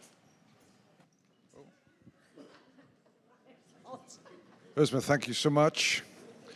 Well, perhaps the only way is Essex. Thank you. Ladies and gentlemen, we have a short break now for 20 minutes to go caffeinate, get some fresh air, but definitely be back within 20 minutes because we have an absolutely stellar couple of talks before we draw things to a close later on this afternoon. Something you definitely will not want to miss. So, please, off you go, have a coffee, and come back in 20 minutes. Thank you.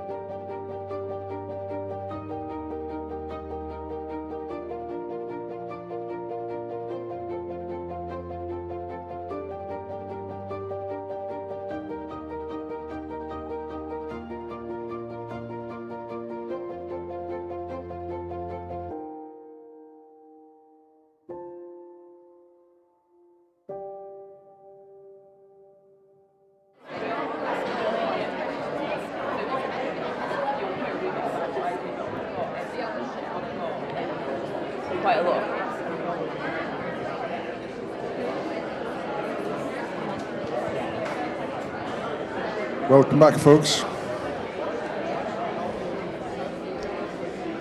Come on in, take a seat. It's time to get started. We're into the last leg. You've all done very well. Thank you for your attention. I hope you've had an excellent day. And it's not over yet. We still have some fantastic content for you, just as we come towards the end of the day. But I wanted to mention something to you quickly. On your seat, as you came to sit down, you should have one of these.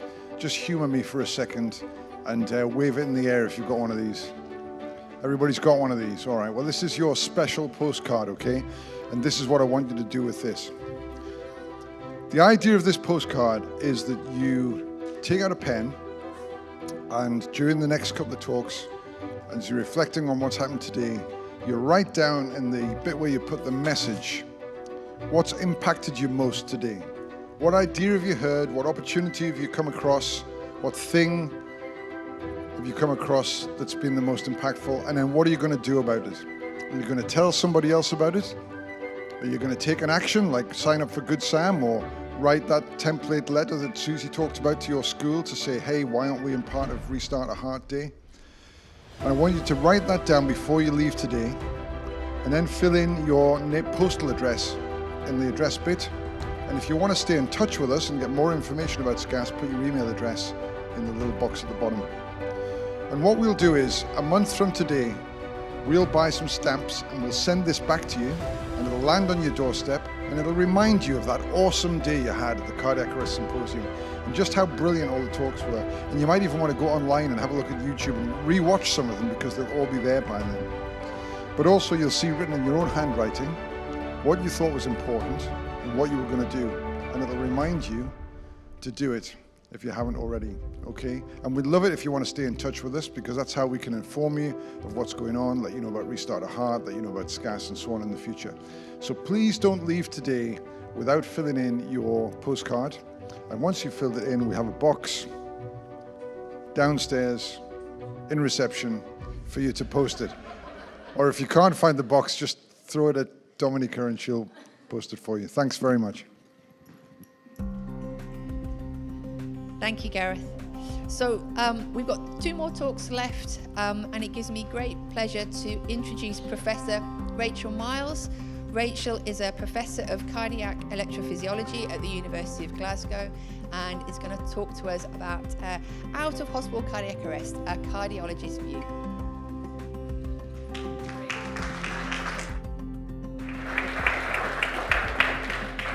Thanks very much. So this is my first SCAS and I'm really delighted to be here. Thanks to Gareth and Vicky for the invitation and thanks to you all for being here and for listening. You've already heard a fantastic view from Uzma from one end of where cardiologists get involved in out-of-hospital cardiac arrest. So looking at this early phase and all the great work that's being done to get cardiac arrest patients into cardiac centres faster and the impact that that has. I'm going to talk to you about the other end, so what happens after everybody's done all their good work to get a well enough patient to step down to the coronary care unit, and how do we then look after those patients. I'm going to focus really on the heart, and I'm going to focus even more than that and just talk really about causes of VT and VF cardiac arrests. My own clinical interest is in the inherited cardiac conditions, so I'm going to be really selfish and focus a little bit on that. And I'm also going to talk about sudden cardiac death and some of the work that we're doing there. So you've heard a lot about STEMI and about myocardial infarction, and that they are very, very common causes, as we all know, of VT and VF out of hospital arrest, okay? But there are some other ones, okay?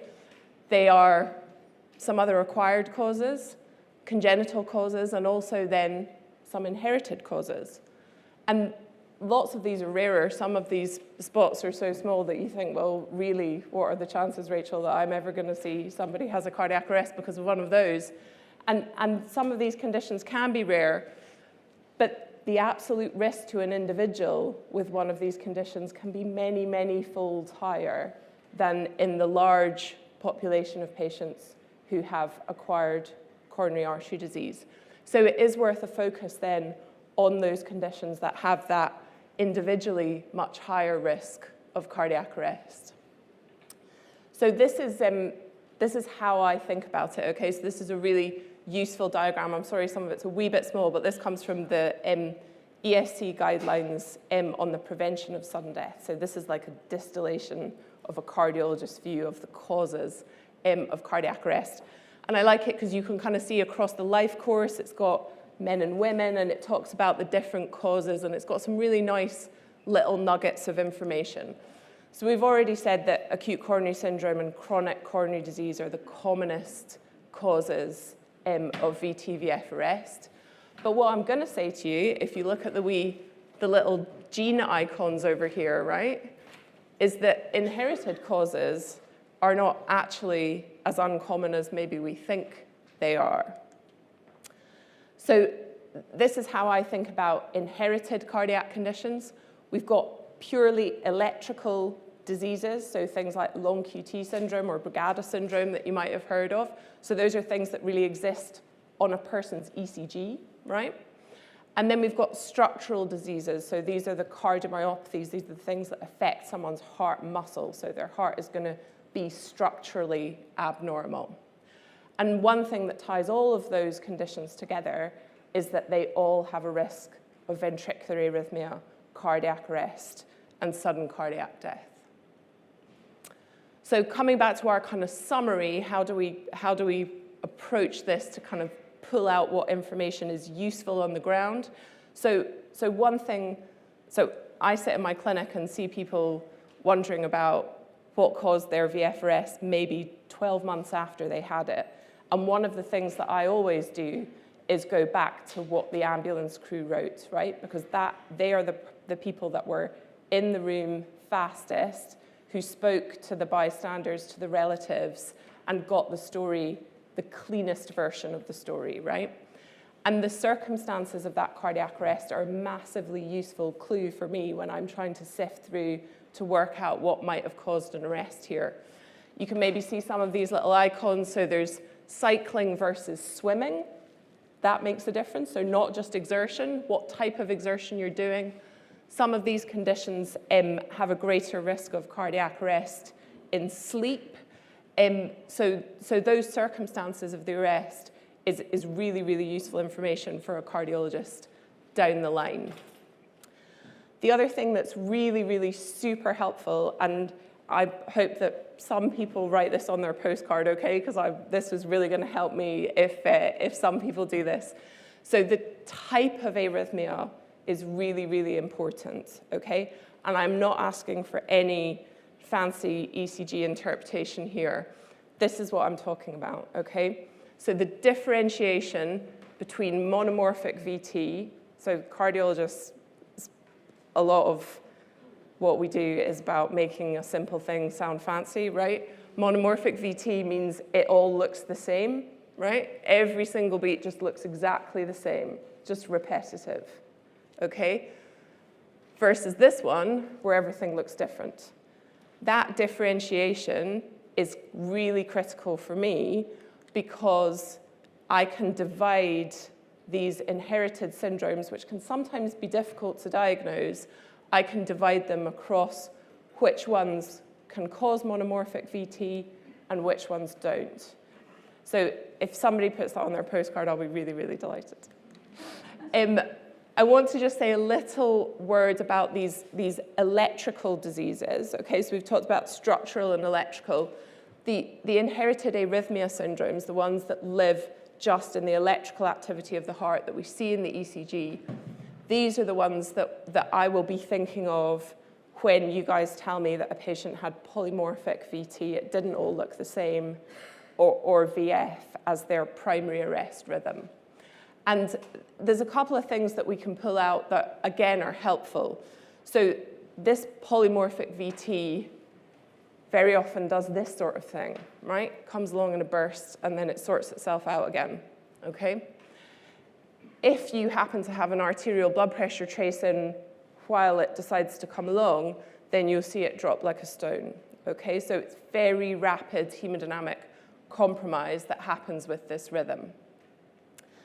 The other thing that is kind of important to know is that these inherited arrhythmia syndromes have this massively discontinuous clinical spectrum, okay? So if you have coronary disease, we might hope that you start getting some angina or some chest pain to give us the idea that you've got coronary disease before you have your cardiac arrest. If you have long QT syndrome, you can walk around your whole life with a terrifying QT interval on your ECG that nobody ever knows about, and you can be completely asymptomatic until your heart starts doing that, which might mean you have syncope or seizures. You don't have palpitations because you're not conscious long enough to be aware of anything of the rhythm. You just become unconscious. So you might not even see a cardiologist. You might go to a neurology clinic. So we have this challenge in identifying some of these inherited arrhythmia syndromes because they can hide from us. And we need to look for them because an asymptomatic person can turn into someone with a really dangerous rhythm. What we also know is that things that we all encounter in everyday life, diarrhea and vomiting, which drops your potassium, can actually be hugely dangerous for some of these patients with inherited conditions. The same for drugs. Some prescription drugs will prolong your QT interval, and recreational drugs, drugs of abuse, can be massively harmful in these people. Just when you thought it couldn't get any more tricky, these electrical patterns living on people's ECGs can come and go. So that's super good fun, right? So somebody can have Brugada syndrome, have a cardiac arrest, and then come to clinic with a normal ECG. Brilliant. And obviously, because we're talking about inherited conditions, and we've got this really discontinuous spectrum, then we know that actually asymptomatic or well relatives might actually be at risk, particularly if those relatives come along in contact with some of these situational triggers. So it's an unusual clinical situation, and that means we need to kind of be aware of it, be live to the possibilities, and understand how to get people down that pathway if it's correct. So this is what I teach to cardiologists. I'm not going to go through this in any detail, but really what I've done here is just tried to think of some of the causes of cardiac arrest and then think about someone's admission after ITU, once they're in that coronary care unit. What are we thinking and what are we needing to do? And how does that break down the differential diagnosis? And you can see that actually to cover all of, or at least most of these conditions, we need to be doing quite a lot of investigations, and we need to get to the point where we're doing some of these, so these challenge things are like provocation tests, right? So I said the ECG can disappear, so you need to do a provocation test to try and see if you can get that abnormal response. The two things that I never ever get from my cardiology colleagues, which why I'm very much appealing to everybody else to do this, right? The things that I never get are a family history, have people died young, do people black out, and I never get the rhythm recognition. You can see that I'm somewhat fixated on that. So those are actually really simple things, and those are things that can happen right at the beginning of the journey, and I struggle to get them sometimes from my cardiology colleagues. So this is a piece of research looking at the patients kind of at the end of that journey. So you've gone through all of those investigations in the coronary care unit, and you don't know the cause of someone's cardiac arrest. And what this group did then was do some genetic testing. So looking for genetic variants that are associated with those structural and electrical diseases that I talked to you about. And they were able to make a diagnosis in about 15 to 20% of people, okay? And these are well people who've survived a VF arrest, so maybe it doesn't make a huge difference to them. They've got a defibrillator in, they've recovered, but But the people it does make a huge difference to are their family. So their first-degree relatives will each have a 50% chance of sharing that variant, which causes a potentially life-threatening condition. So this is something that we now do routinely in our inherited cardiac condition service to offer this type of genetic testing to patients who've survived a VT or VF arrest without a clear cause. So it's really thinking about these survivors and us as cardiologists thinking about the fact that, as you all know better than I do, not all of those patients are going to make it to that coronary care unit, sadly. So we need to also be in accident emergency departments, in intensive care units, so that we can get these patients and make sure that families are evaluated for these inherited conditions. And of course, sadly, some of these cardiac arrest patients will not have a worked resuscitation. They won't make it into a hospital, and those will be recorded as sudden deaths in the community. And for many of those, it will be the same VT or VF that caused that to happen.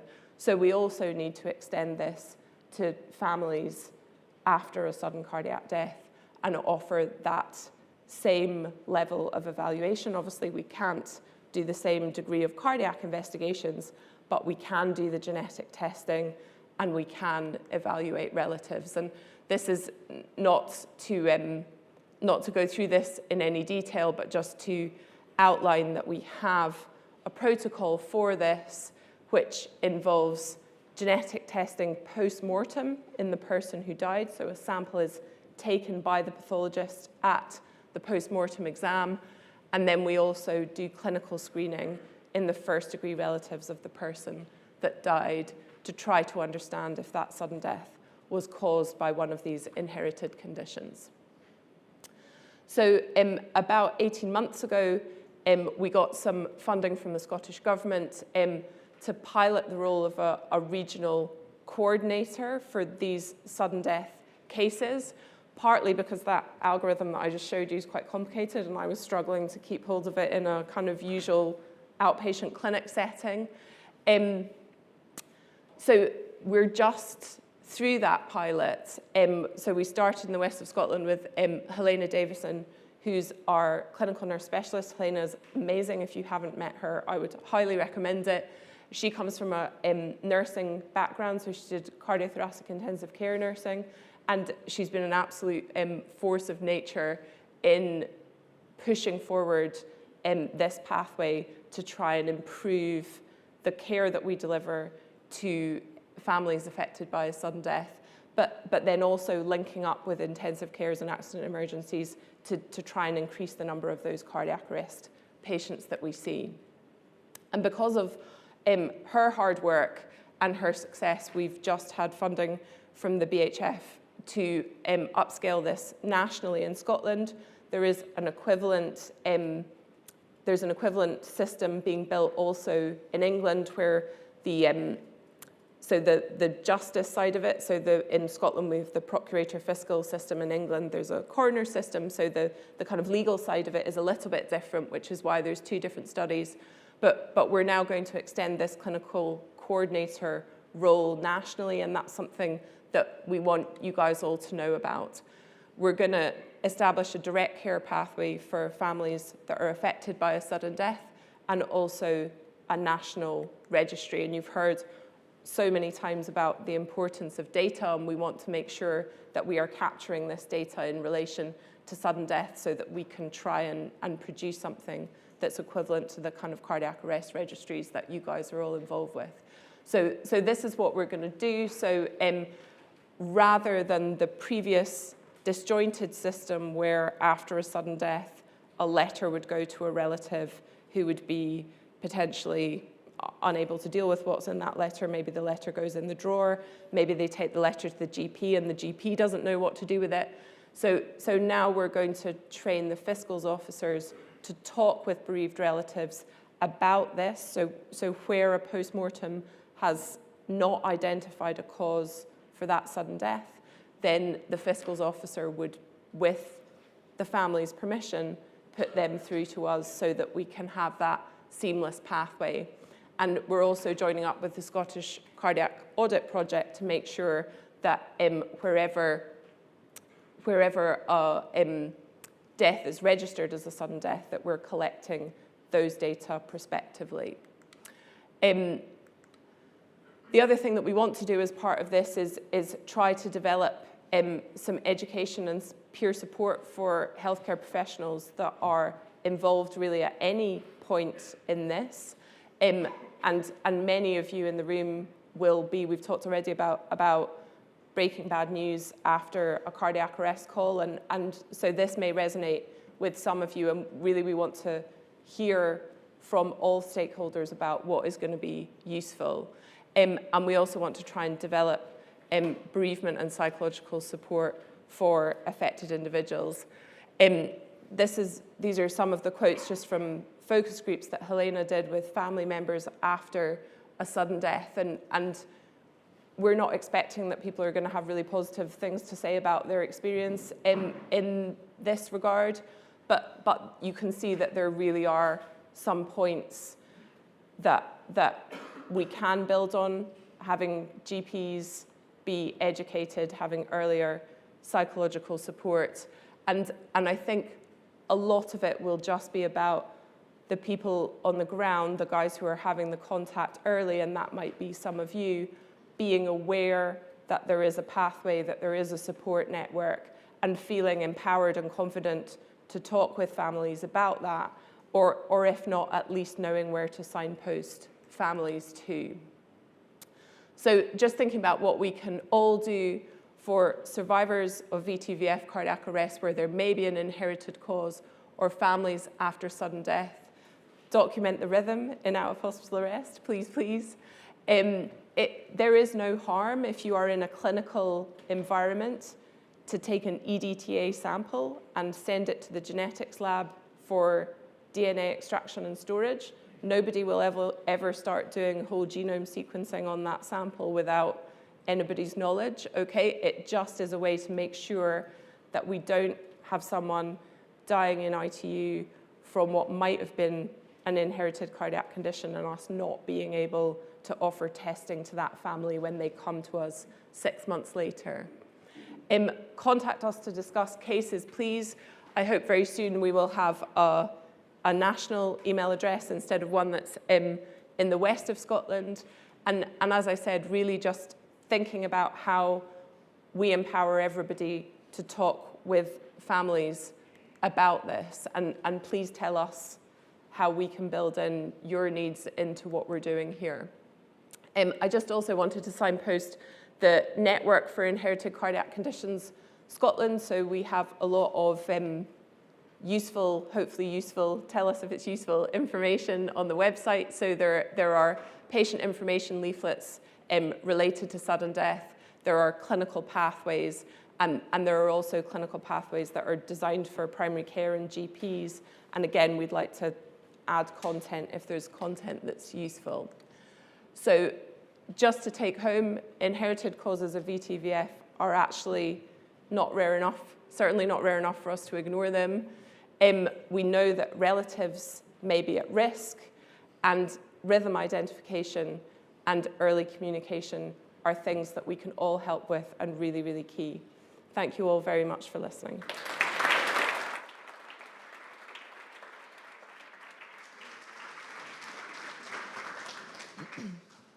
Thank you, Rachel. That was brilliant. And I am not that clinical these days, but even I now know that I need to document a rhythm somewhere. That's it. Something. Love Yeah. it. Brilliant. Thank you so much. It's so useful to, I think, for me and hopefully for everyone in the room, to hear about that wider picture of what happens maybe after cardiac arrest. And actually there is some support and some pathways out there that our patients should be accessing. Unfortunately, due to time, we haven't got time for questions, but I'm sure Rachel will be happy to answer them either afterwards if you get in contact with her. It gives me great pleasure now to introduce our final keynote speaker, Mark Webster. I asked Mark in the break, because my piece of paper is actually blank in terms of job title. And I asked Mark, and he said retired. And I was like, well, okay, I'm going to need a bit more than that. So, of course, that's not the only picture. Mark is a trustee of the Resuscitation Council and has been a leader in the field of medical technology for 35 years, 18 of which were in resuscitation. So if I can welcome Mark to the stage now to come and have our final call to action.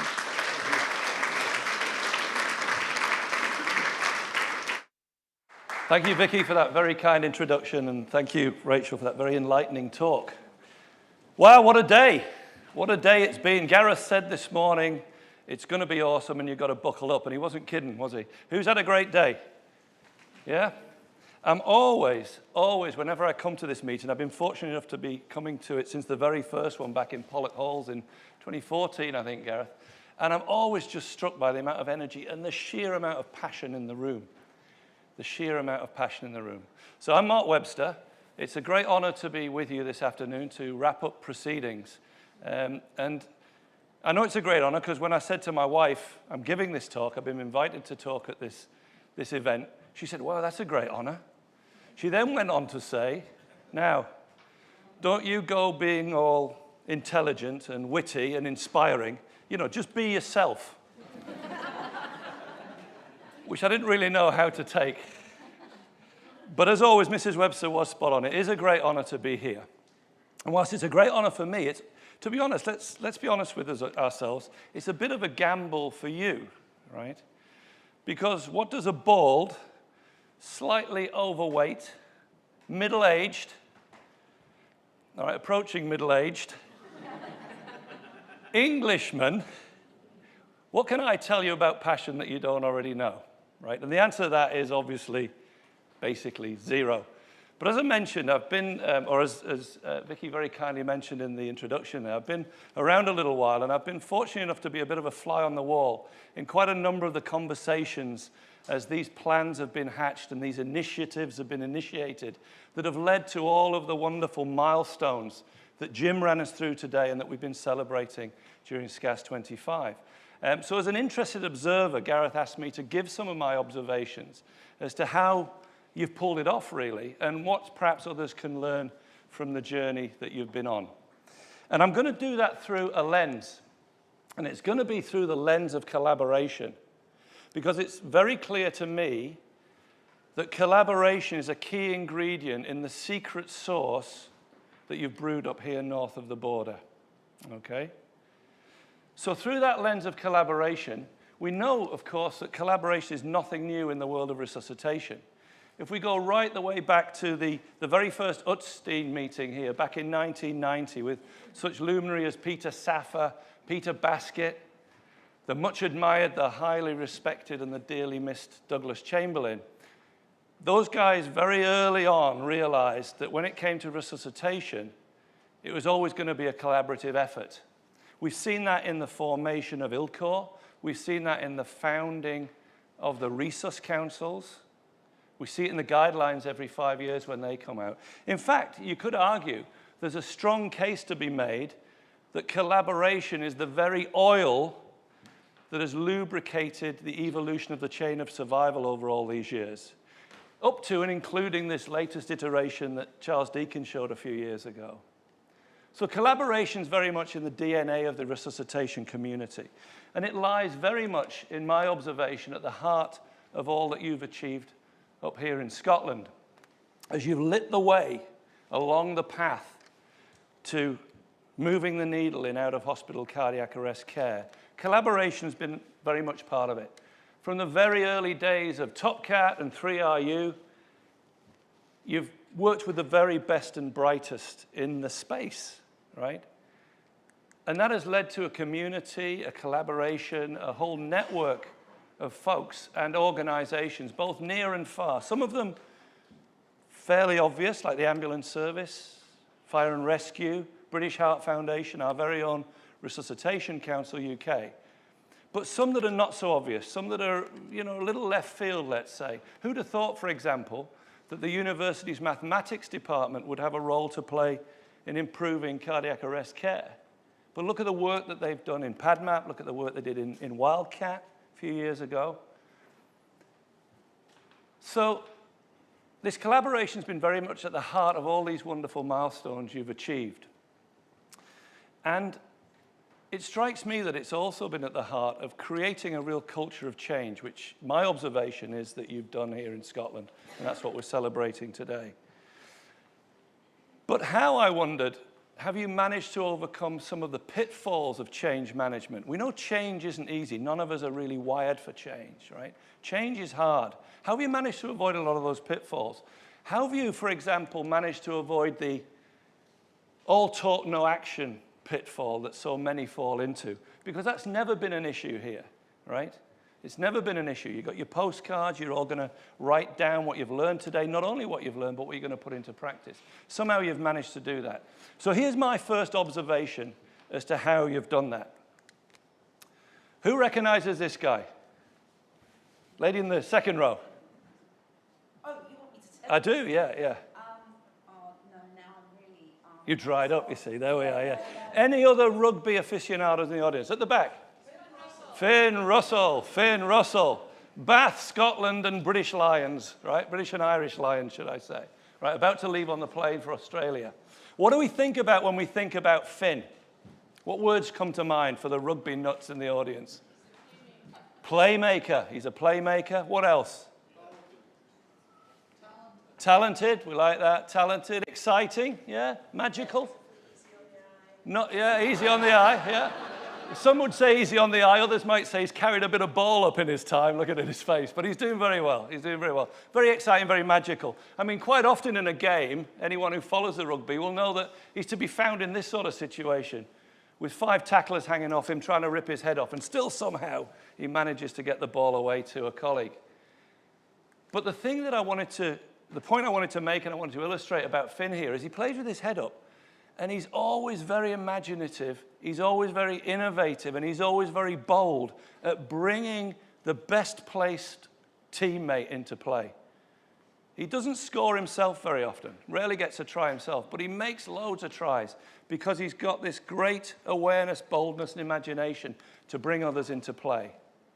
And I've seen that time and time again with the projects you've undertaken.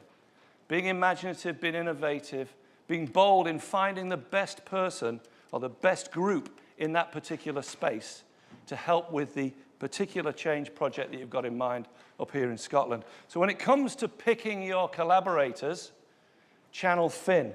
That's my first observation. And if you're going to collaborate with the very best in the space, it makes absolute sense, does it not, to put your best team on it. And this is my second observation of what you've done here in Scotland as a community, right? Whenever we're thinking about change management, there's always a tension between the change and the business as usual, because we've got to uphold standards. We've got to keep the day-to-day stuff going as well. We can't let that slip. So where do you put your best people? Time and time again, I've seen RRG and the whole community putting your best people on the change. Why? Well, A, it means that gives the change the best chance of succeeding. It also avoids flavor of the month syndrome, right? Because it actually creates an expectation that change will happen and change will be followed through. It won't be abandoned. It won't be something else next month. And we're going to be on this journey right to the bitter end, right? But what, you may ask, about the business as usual? We can't let that slip. Again, one of the things I've seen is that boldness that you've exuded and that boldness that you've put into practice by always looking to find somebody who's ready to step up and who can see stepping into the gap that's been created in the business as usual as a development opportunity for themselves. It also gives you some breathing space in whatever organization you happen to be in. So my second observation is you've always put your best team on it. You've always put your best team on it. But where are you going to invest your time? A few years ago, 2 mathematicians again, they're everywhere, right? Peter Jaworski and Marcin Patera from Poland published a paper in a mathematics journal, and it described a phenomenon of when significant change is introduced into any population of people, any normal distribution of people. And broadly, what they concluded is that 20% will support the change no matter what, 20% will resist the change no matter what, and what does the majority of people in the middle do? They wait to see who wins, right? They wait to see who wins. So the question is, where do we invest our time and energy? The temptation, of course, is to invest it down here in, let's call them the naysayers, yeah? In the naysayers. They're the ones with the objections. They're often the more exercised, the ones who are higher maintenance. And you can spend an awful lot of time invested here trying to win them over. Now, I'm not for a moment suggesting that you ignore that group or that you don't respect that group, because often in this group are the experts who know most about the current state, right? So you must take into account their views, but do it in the preparation phase. This is what I've observed up here time and time again. Do it in the preparation phase, right? So you make sure that the change you're going to put through has taken into account their views, often expert views. But once you commit to the change, what I see is putting all your weight behind the yay-sayers. Why? Well, again, it gives the chance, the best chance of success for the particular change initiative you're trying to get through. Right? That's the first thing. The second thing, crucially, because we're trying to swing this group our way behind the change, right? All of the attention, the acclaim, maybe the awards, the recognition, the development opportunities, they're going to start accruing to this group up here as that change builds momentum. And what's going to happen to this group when they see that? They're going to want to be part of that because people generally want to be with winners. Yeah. So none of this is easy, but broadly, the third observation I've made as to how you've developed this culture of change up here north of the border is to back the naysayers. Back the naysayers. Respect the naysayers, but back the naysayers. Yeah? That's my third observation. Saying all that, it's really important to recognize that change should be different, right? It should feel different. Just a little exercise, probably a little, you might think this is a bit of a trivial or simplistic exercise, but it hopefully illustrates the point. Would you all mind putting your hands up in front of you with your fingers apart? Okay? Now, clasp your hands together with your fingers interwoven. How does that feel?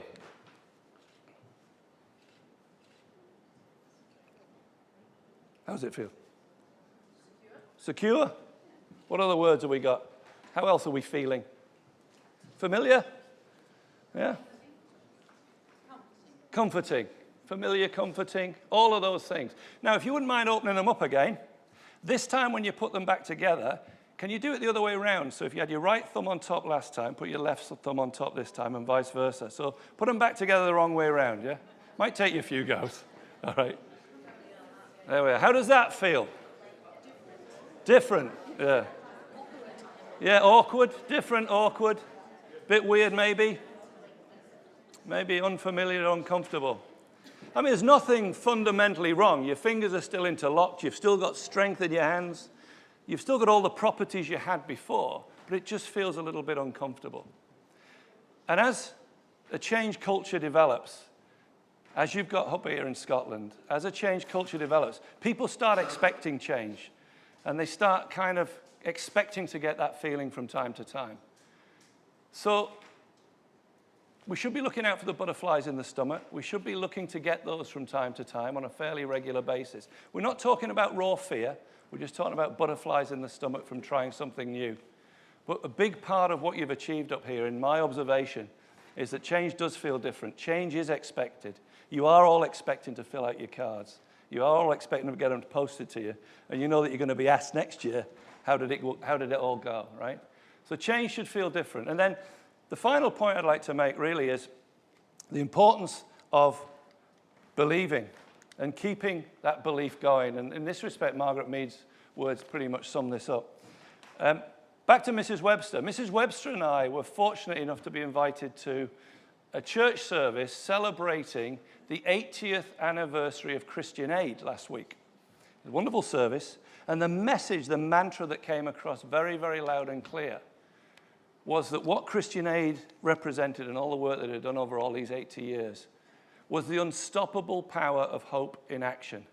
The unstoppable power of hope in action. And it got me thinking that when it comes to moving the needle in out-of-hospital cardiac arrest, all the wonderful work that we've celebrated today, all those milestones on the diagram up the mountain, all the information and the progress that Jim shared in his talk earlier in the program, to me, everything you've done and everything you embody is that, the unstoppable power of hope in action.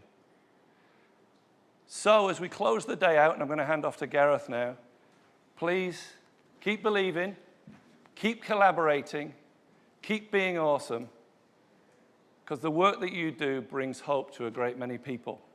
Thank you very much.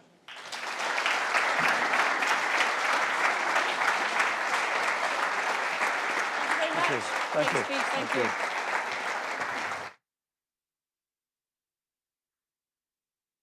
Well, how do I follow that? Thank you so much, Mark. That was terrific. So I just want to spend a couple of minutes closing things off by saying some thank yous and then wishing you all a safe journey home, where you will reflect on what's happened today and get ready to act on what's happened today, I'm sure. So it's a bit like a wedding, this, isn't it, where there's a whole load of people involved. And I'm just going to list them off, and let's save all your applause and demonstrations of appreciation till the end, okay? But first of all, thank you to the venue team. This is our first SCAS in the College of Surgeons, and it's been great. They've looked after us very well. And thank you too to Glow, who've done the AV. It's their first SCAS2, and considering that, they've done a magnificent job. Thank you very much, gentlemen. Thank you to all the folk who've come and prepared and then spoken and shared with us. And, you know, for many of them, it's not a trivial thing. They're trying to prepare a talk and work out what to say in amongst busy jobs and other commitments. For at least one person, they had about 24 hours notice and I think 3 hours sleep before they turned up. You know who I mean, Luke. So thank you to you all for doing that, and we really appreciate the effort you put into today. Thank you to everybody else who's helped with the organization. So thank you to the volunteers who've come and run around and given out mics and so on. We don't pay them anything. They do get a free T-shirt, I have to say. But apart from that, they do it all for the glory, and thank you. And thank you to the team who've done the prep over the last weeks and months, pulling things together. It's a lot of work. They don't get paid extra for doing it, and they all deserve to go and have a lie down to recover after this.